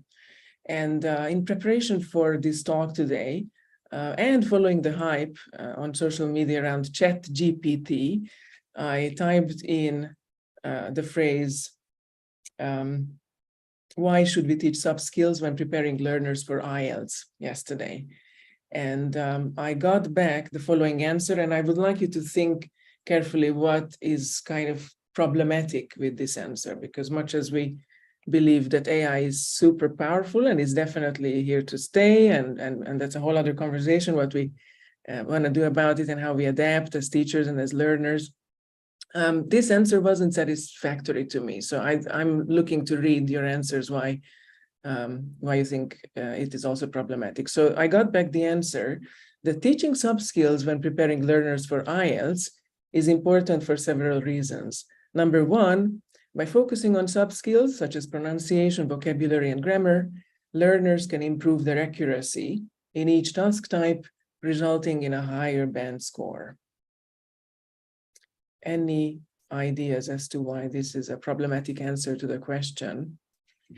Why should we teach soft skills when we work with IELTS students? So I repeat the answer. Teaching soft skills when preparing learners for IELTS is important for several reasons. Number one, because by focusing on soft skills such as pronunciation, grammar, and vocabulary, learners can improve their accuracy in each task type, resulting in a higher overall band score. Do you notice anything in this answer that's not quite right? You can also unmute and just, again, please, yeah, I'll read it out slower as well. So the answer is, teaching soft skills when preparing learners for IELTS is important for several reasons. Number one, by focusing on soft skills such as pronunciation, vocabulary, and grammar, learners can improve their accuracy in each task type. Did you notice anything that's kind of contradictory in the answer here, or is it time for me to reveal the fact that even AI thinks that grammar, vocabulary, and pronunciation are skills, which they absolutely are not. They are what we would call the language systems of any language for that matter, not just English.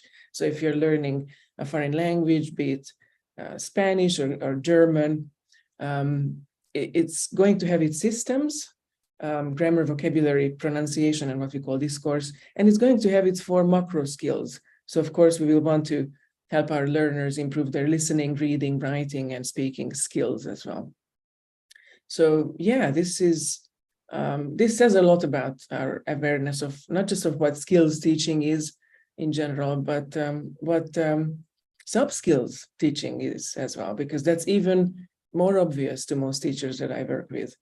And it's understandable because it's really a tricky concept. So, you know, before we dive into talking at length, let's just examine what is a good strategy, a good general strategy to raise soft skill awareness when we are working with learners. So it's usually a good idea to start a lesson by choosing a microprocess, something that a fluent or a proficient user of that language, native or otherwise, would use, and try to isolate it from the bigger skills. So, for example, if you're teaching writing, we don't want to teach how to write an essay in just one lesson. That would be a bit too ambitious, but it's probably a better strategy, especially if we're teaching classes of 200 students.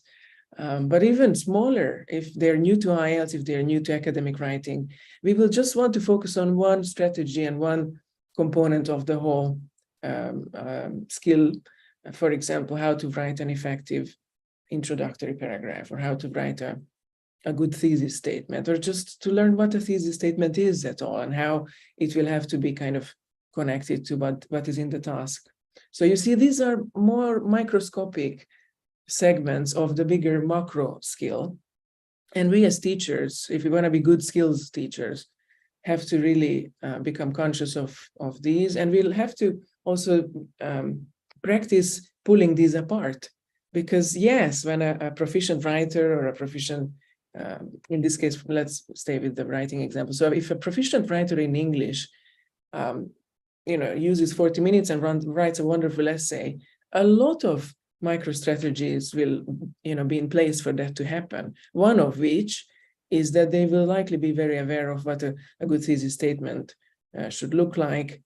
They will also be very aware of paragraphing as a concept and how important it is to organize our thoughts into separate paragraphs, just in terms of layout, but in terms of, kind of content organization as well. What we mean by a paragraph and how each paragraph should be distinct and relevant to the bigger topic and yet separate enough to be saying new things at the same time. So these are the micro components of the bigger skill of writing, and academic writing in particular. So we need to be really conscious of these and create actionable steps in advance and write these into our lesson plan, to scaffold it sufficiently, much more than it usually is done in my experience, unfortunately, because students might fall through the cracks. So they might not know where to start. If you tell them, okay, you have 40 minutes, please write an essay, here's the task. I think that's a bit too challenging, potentially a bit too demoralizing as well. So we really do want to break it down into smaller sub-skills and just focus on one sub-skill and even go more granular and plan separate exercises around each and make sure that we have feedback, as Annie was also alluding to the importance of feedback, to have feedback after each micro stage and after each exercise. Because what I often see happen is that learners finish an exercise and theoretically we've had feedback on that stage, but they are not quite clear. They haven't kind of formulated their own conclusions as to why what just happened or in that exercise is important or how it's going to help them write a better introduction to an essay, for example. So actionable steps, thorough feedback, and taking the learner through these steps. And what we are aiming for is to really raise their awareness of each step and of each kind of strategy as we go along, because we want them to be able to consciously repeat what they have done with us alone as well in another situation, including under exam stress, which, as we know, is especially challenging. So this is what I mean by soft skills. And I know this is quite new on its own, right? So if you had any questions, let me just check the comments as well before we continue. Yeah, I see Eunice saying that just about GPT, sorry. Without the basics, can they do the soft skills? Very good question, Surani. Some soft skills they can. So I see where this question is coming from, as in, if we don't have enough systems knowledge, if a learner who is on A2 level in the Common European Framework Reference or really lower level, they will simply not have enough grammatical and lexical knowledge to be able to execute certain skills. And I agree with you that to some extent it is true that we need some building blocks to the language, but then again, we as teachers tend to kind of get away with not teaching skills, even later on higher levels, because we are still assuming that they couldn't cope with it, or it's kind of still hard. So often we are just disguising our own lack of confidence around skills teaching, in my experience. So I would say, start thinking about what skills are even on lower levels. Start checking how you can scaffold the material and how you can make things even more and more granular for your learners than it already is in the course book for the most part. Yes, I see some comments about academic writing still. So other than a lack of awareness of how skills and systems are different, there is also a lack of awareness of what sub-skills are. These were two skills and two issues that I see that contribute to this confusion. Not so much confusion, but just the fact that teaching grammar and vocabulary is more common and is less challenging. And I have another 6 listed here. So let's go through them. And again, if you have any questions or comments, I'm reading them as well. The next one is the teaching systems. So grammar and vocabulary is often more tangible. It's simply much easier. And therefore, it's more measurable on initial teacher training courses as well. So if you've taken the Cambridge CELTA or equivalent, or the CERT TESOL or any other entry-level teacher training course, you are familiar with how the bigger focus is on systems teaching, for the same reason that these are the building blocks of any language, and and they are more measurable. So it's much easier to plan a grammar lesson around, let's say, can, used for polite requests on A2 level, to stay with this lower level, because then we know that all we'll have to do, to pass the lesson is to examine the target language in action to see how it behaves in the declarative, in the negative, and in the yes, no, or WH question form, how it behaves in context. We just expose them to some material that has enough examples of the target language, whether it's their course book or whether we write some materials for this purpose. And that's a successful lesson for the most part, if you included enough practice and if you didn't run out of time. So there are other things you have to be mindful of. And this is all more measurable, more tangible. So when a trainer or a director of studies checks those stages in the lesson plan, it's kind of easier to see whether those stages happened. Similarly, if we're teaching vocabulary, we will typically pick 5, 6, 7 items for our target language for that lesson. Usually it's grouped around a topic that usually is in our course book, so it's usually not our decision at all. And yeah, it will be, for example, if you're teaching holiday vocabulary, it will be words like, or words and phrases and expressions such as go to the beach, sandcastle, suntan lotion, to get sunburned, and if you've exposed your learners to these expressions, and if they then towards the second half of the lesson, if they got to use them and there is evidence that they use these, then that's a job well done. That's a very good systems lesson. That's a really good vocabulary lesson in particular. So it's somehow easier to notice whether these criteria were met, in my experience. And probably partly because of this, teaching systems and grammar and vocabulary in particular is more emphasized in course books as well.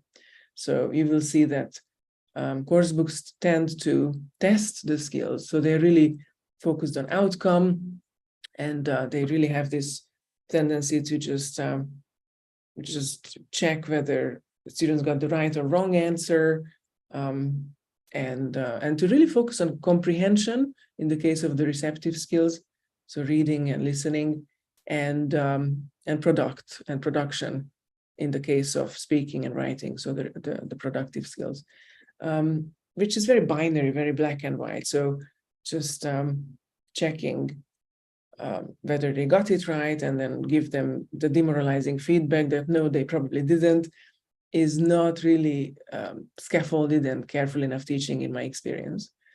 But it happens, and it's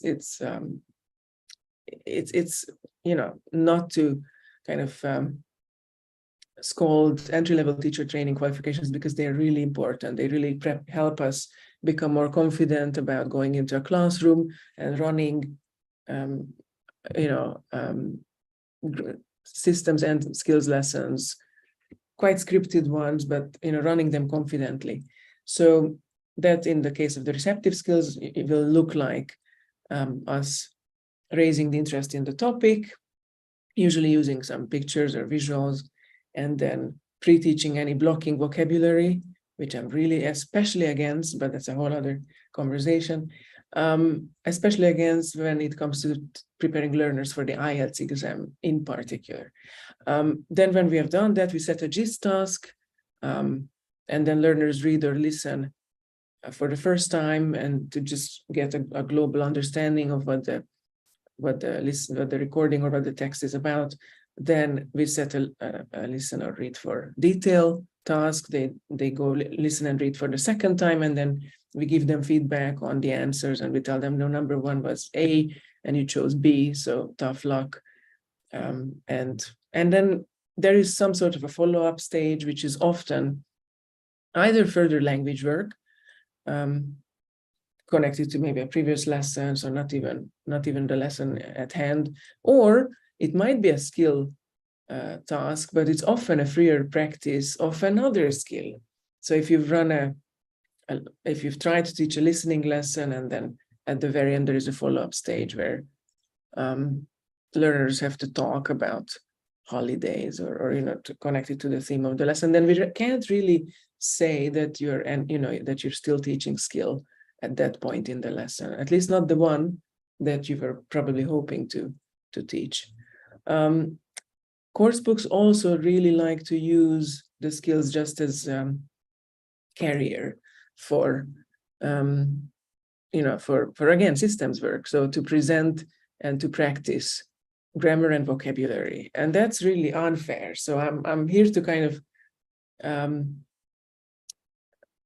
raise our own awareness of how skills matter as well, but also to just push back on how skills deserve a bit more attention, and they would really be better served if we actually taught them and if we actually practiced them on their own right, and not just as carriers of another thing, grammar or vocabulary for the most part. So I'm just going to check the questions if there is any, just general feedback. Talking about feedback on the conference, very well. So teaching systems is more tangible. It's emphasized by course books. And like Eunice is saying, very much prescribed by your course book often. So that's something to push back against, or to try to scaffold and to upgrade your course book, which we'll talk about in a second. And often another reason is that teaching systems is kind of expected in a lot of teaching contexts and cultural contexts, because grammar and vocabulary is what we traditionally understand by teaching a language. And this will, depend on, again, local culture and context, but in a lot of teaching contexts that I have had the experience of working in the world, I came across local sacred cows, so local favorite ideas in key stakeholders' minds. So that is school directors, directors of studies, parents, teachers, local colleagues, the students themselves, especially if they're teenagers or adults, concerning what good teaching should look like, what it should feel like. And it's sometimes really challenging to push back against these, and sometimes they are really heavily grammar and vocab focused again. So in a local context where I worked for a couple of years, for example, I had to organize as a director for school, I had to organize spelling bees very, very frequently, which is of course vocabulary, so systems knowledge, and it's not in any way related to skill practice in my experience, not the way how we had to run these, because this is what the parents expected. Because learners were just told to learn a set of words by heart, and they would have to then spell them out right. So our hands were to some extent tied by the context, is all I'm saying. And it doesn't mean that we have to give up, but it's something to bear in mind and to try to kind of educate our context as well, if we can. Teaching skills is also often confused with testing, or as I like to call it, testing and scolding, which is analyzing post hoc. So if we have done a full listening, if we have kind of run a whole recording, or God forbid a whole listening past paper, and then we just tell our learners what the answers were, and even if we expose them to the audio script, and then we analyze one by one, and we kind of check what went wrong, it's not really true that we are teaching. We are still just testing the skill, because we are still, remember, focusing on outcome, and we are very fixated on, did you get number 15 right? Did you choose A or B, or did you write the correct word, not another one, depending on the question type on IELTS as well. And that's a problem, because other than the fact that it can demoralize learners, it's not really a guarantee ever that just because they did the listening and or the reading, and then they got the answers wrong, and now they understand why the answer was wrong. It's still a major step from there for the learner to reconstruct and to reverse engineer how they are going to behave differently in the next reading that they do, or on the exam, under exam conditions.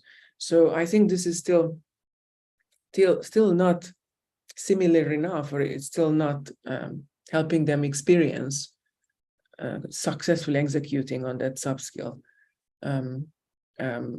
If we don't kind of scaffold it a bit, and if we don't plan it consciously in advance for them.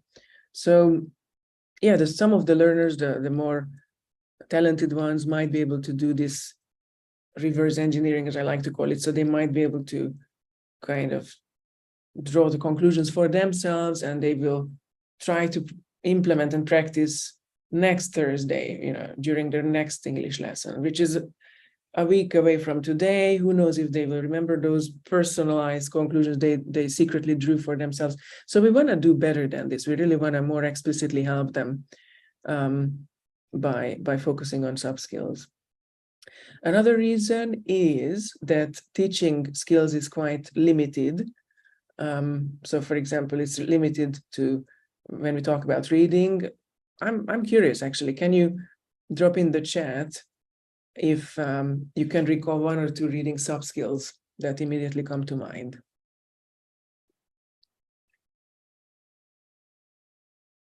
Yeah, also reading.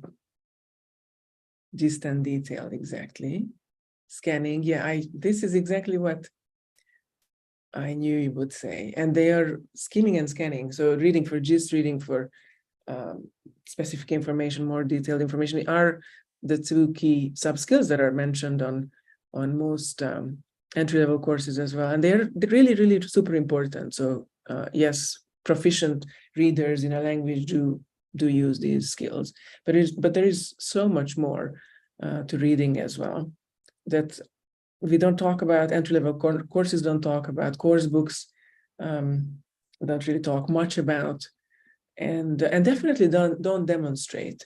So if skills are dealt with at all on their own right, not just as carriers for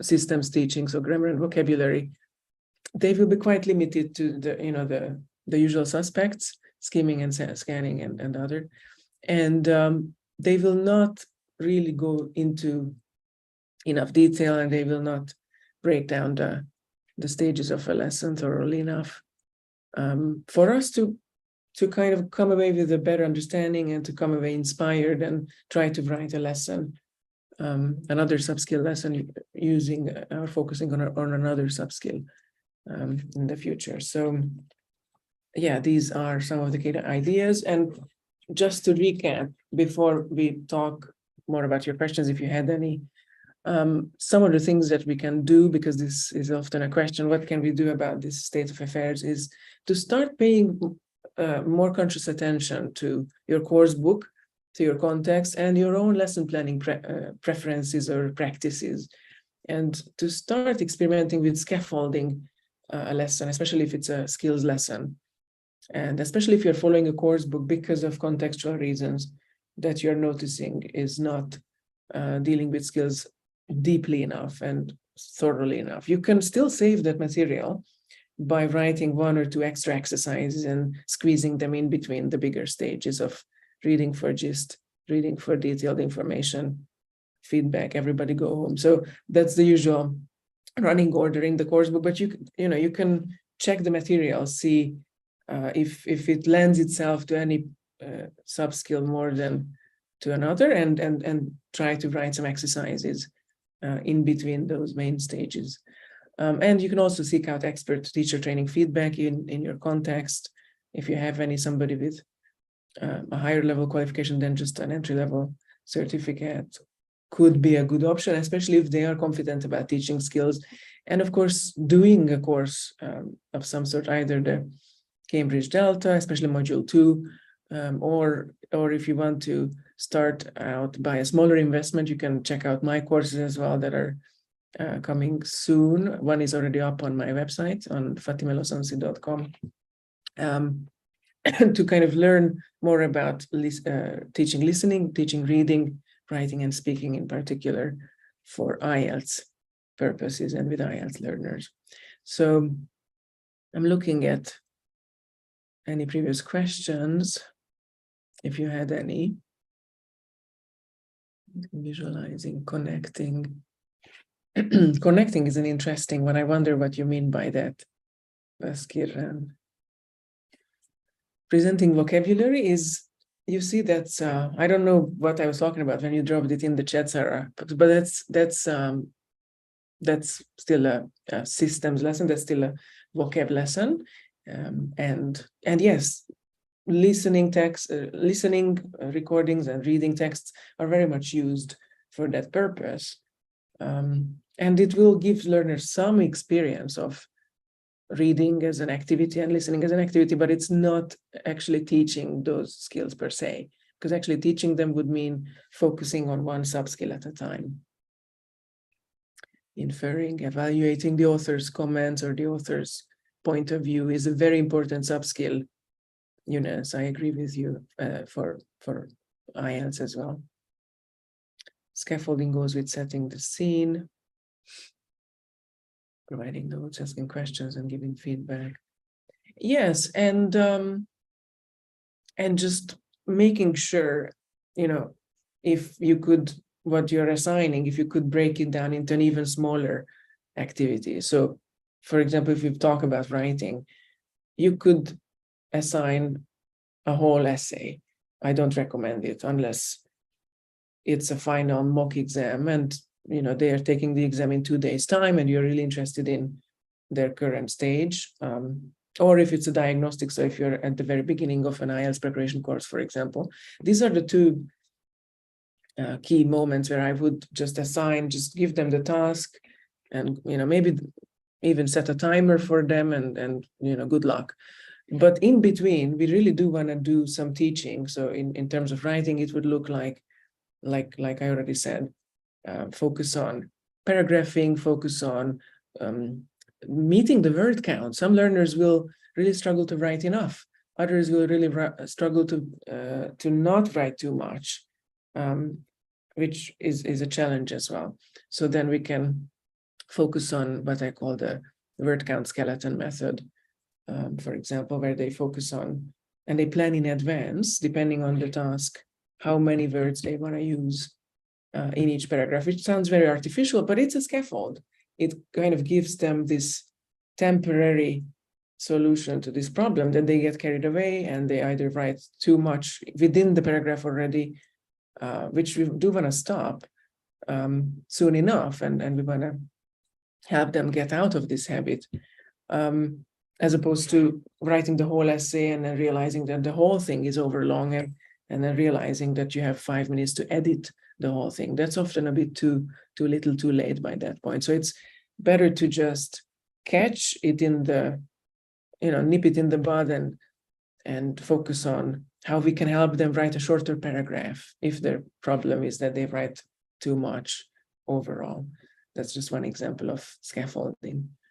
Connecting means that learners should think about what they already know about the text. Yes, they should find ways to relate what they study to themselves or the world around them. Yes, absolutely. Yeah, that's a very useful skill. That's a very useful top-down activation and activating their background knowledge of the real world, and that's very important for the receptive skills. I agree with you.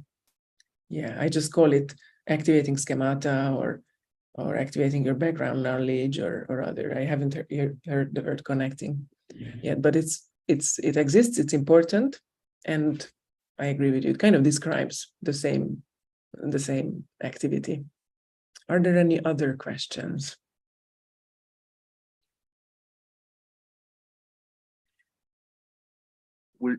We're still looking at the chat box for more questions.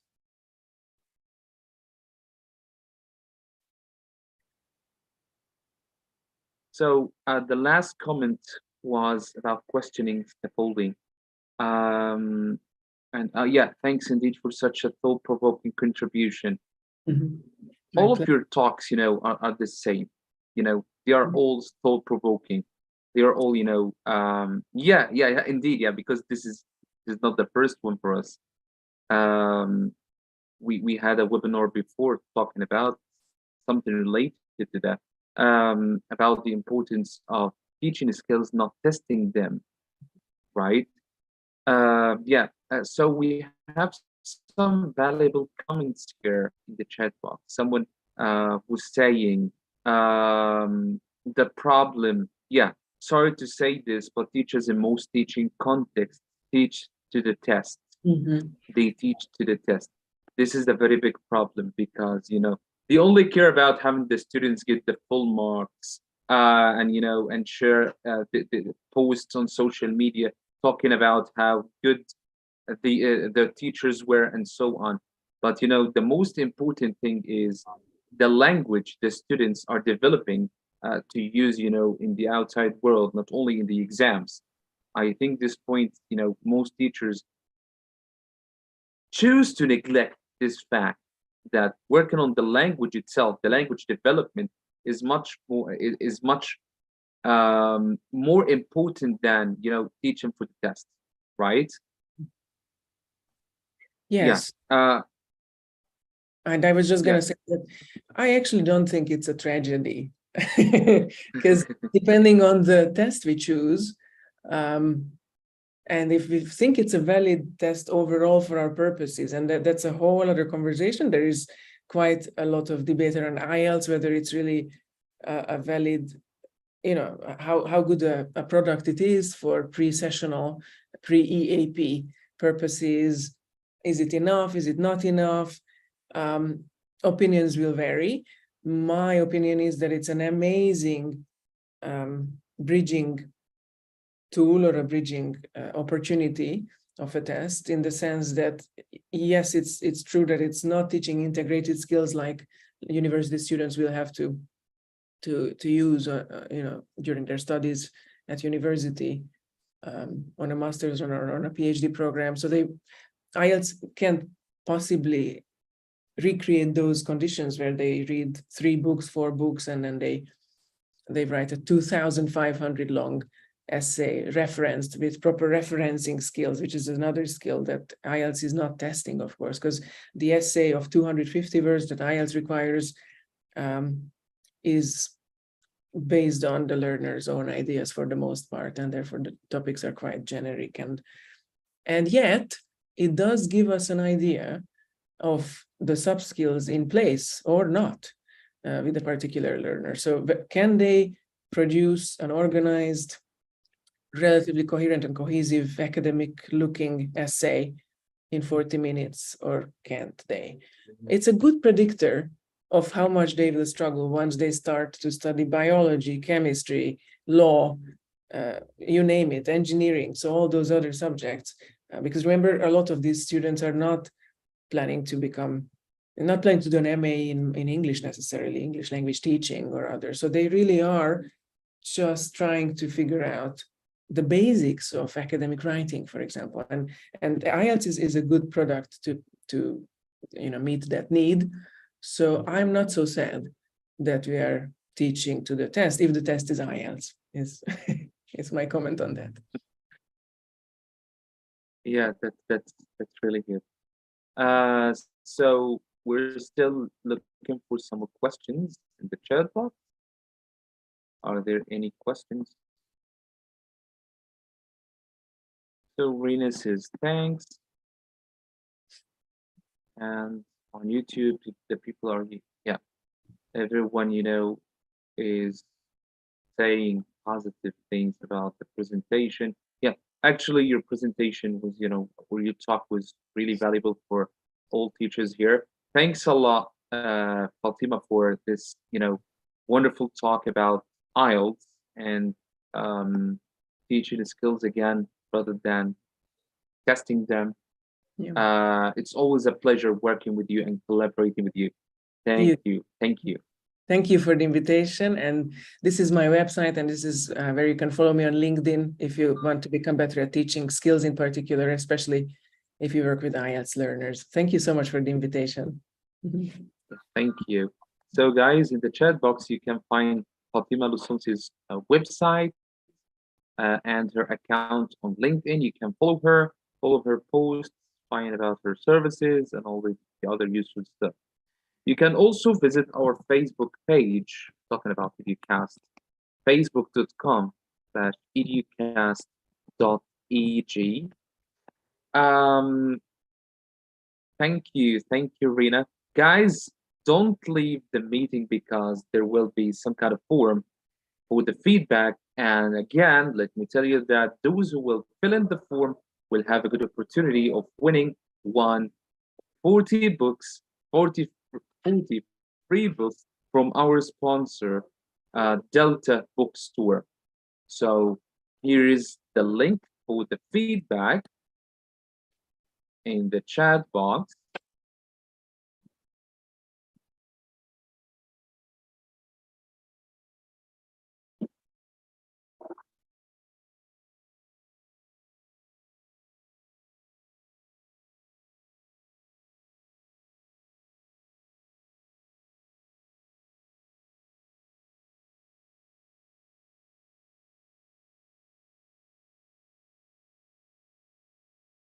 So all of the winners, all of the lucky ones will receive emails about how to receive their books.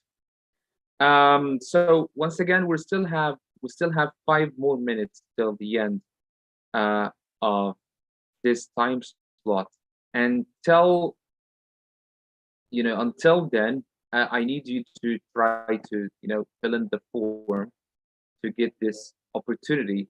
Let me also show you a video for our other sponsor, Text Inspector, who is going to or are going to offer a 1 month free trial for their tool on their website for Text Inspector. Yeah. So let me share the video with you. I want you to scan the QR code at the end of the video to get a free trial. Second.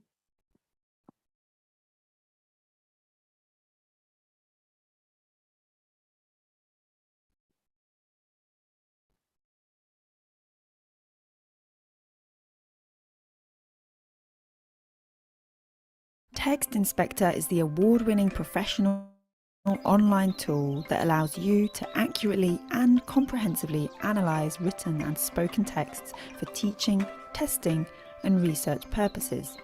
Based on up-to-date, in-depth linguistic research, it uses statistically significant metrics, including lexical diversity, meta-discourse markers, and lexical sophistication, alongside tools such as the British National Corpus and the English Vocabulary Profile, to provide a detailed, accurate, and informative analysis of language use. This allows you to accurately assess the productive skills of your language students according to the CEFR and develop effective learning and assessment materials with greater ease. Some researchers have used Text Inspector to track improvements in their students' writing skills over time, others to ensure examination materials are at the correct level. Text Inspector is trusted by organisations including Cambridge University Press and the staff and students at 145 universities and colleges across the world. Why not try it yourself? We're offering all conference attendees premium access for free.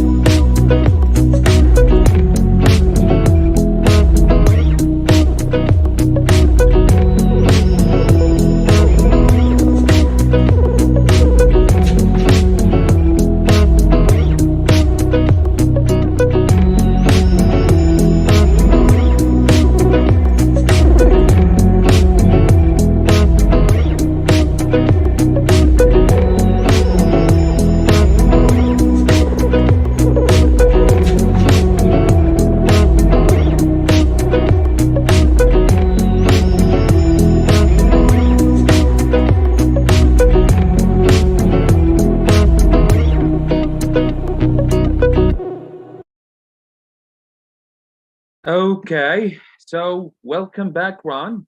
Are you there? Yes, I am. Yeah, If I could wonderful, just long day. Get my video on. Okay.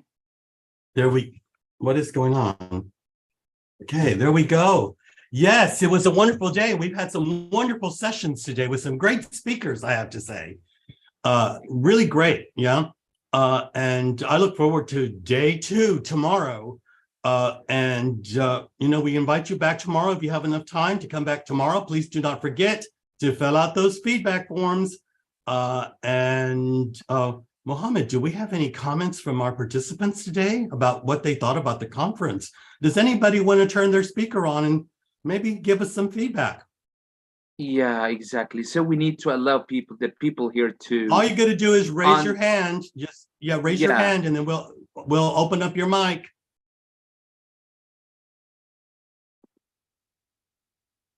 If you would like to say something, please raise your hands and you can talk about, what you saw today. Well, we're going to get that chance tomorrow as well, too. So, Mohammed, it was a great day. Thank God that I rested yesterday because there were some really interesting talks, I have to say, that I had in the second room there.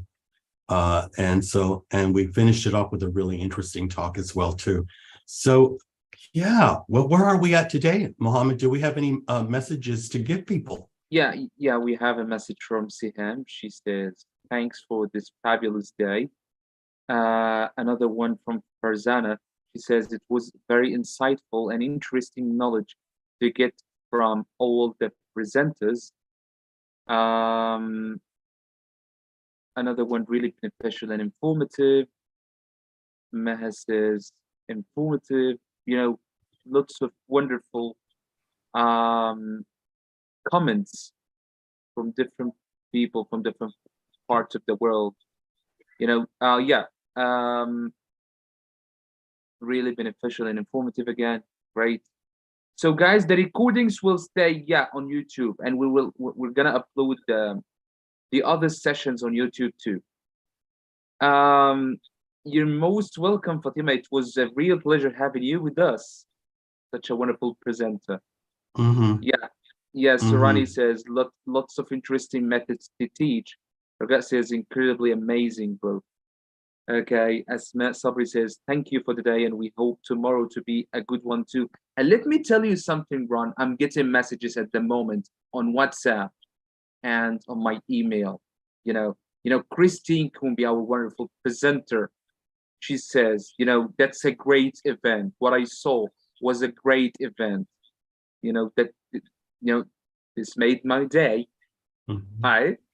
Yeah. I have to say, Monica said the same thing, and a lot of the other speakers were just really glad to be part of this, to be able to share it. And you know what, people who are still here in the room today, please remember that all of our speakers volunteered their time to share their knowledge and experience, because it is about sharing. And this is the environment that we want to create here at Educast, to share with you, to bring teachers close to you, to help you to network and learn new things, to improve your teaching practice. This is what it's all about. And you'll be seeing more of us online as we move around the world and offer Educastia in Latin America, all throughout North Africa, or the African continent, the Middle East, India, and Europe as well. So please follow us on Facebook to get more messages. And of course, if you don't mind, Mohammed, me to plug my Facebook microblog page. Follow me on Facebook. Just click Ron Moraine and follow me, where I have my self-directed learning tips and all kinds of topics that are related to learning, teaching, and education. Definitely, this is a great way to still do, CPD. You don't, have to wait until there's a webinar to, learn. And I'm really dedicated to sharing with teachers all over the world. I can no longer travel like I used to. So I like, being online, but I'm definitely looking forward to coming to Alexandria and Cairo. Indeed, yeah. So guys, we're planning to do lots of on-site events inside and outside Egypt. And, but let's talk about the upcoming one here in Alexandria, maybe in the coming couple of months. Right, Ron? I think, we're going to meet there. We're going to invite everyone to attend our workshops there. We're going to help share the knowledge everywhere with every teacher. We're gonna help, in providing opportunities for everyone who is really willing to learn in order to promote self-directed learning. That's right. I've been to every country in Europe now. I've been to every conference almost in the world. I have TEFL conferences, local, regional, national ones, international ones, TESOL, and have, presented to many teachers' organizations around the world. And I have to say that there comes a time when all teachers reach that. As we get a little bit older, we want to share that knowledge with other teachers. We want younger teachers, but also seasoned teachers to come and, learn from all the other colleagues on how you can improve your teaching practice, how you can become better. And, maybe even topics of well-being as well, too, because we have to think about that, too. I'm not an expert in that, but we always know somebody who is. We don't know everything, but, what we do know from our experience and from our classroom experience, we can share that with you. And that is definitely what we want to do. So I had a great day today. I learned some new things as well. Okay, so yeah, that's what it's about. All of us. And actually, I'd like to thank every single one who attended today from the beginning of the day. It was a long day, I know, but it was an informative one. And again, I'd like to thank the moderating team. Oh, the team was fantastic. I want to thank them. Really just, thank you. And, if you're, here, still there, why don't you just say thank you in the chat box? Everybody just write thank you in that chat box to the team, because they were fantastic. They've done a lot of great work. Okay, a lot of great work. And on that note, Mohammed, I'm going to go cook dinner now because I have to get ready for tomorrow. Yeah, me too. But lunch, I'm getting ready for my lunch. Yeah. Okay. So thank you, everybody. Okay. And we'll see you tomorrow. Yeah, see you 8 a.m. in the morning, Cairo time. Bye. Bye.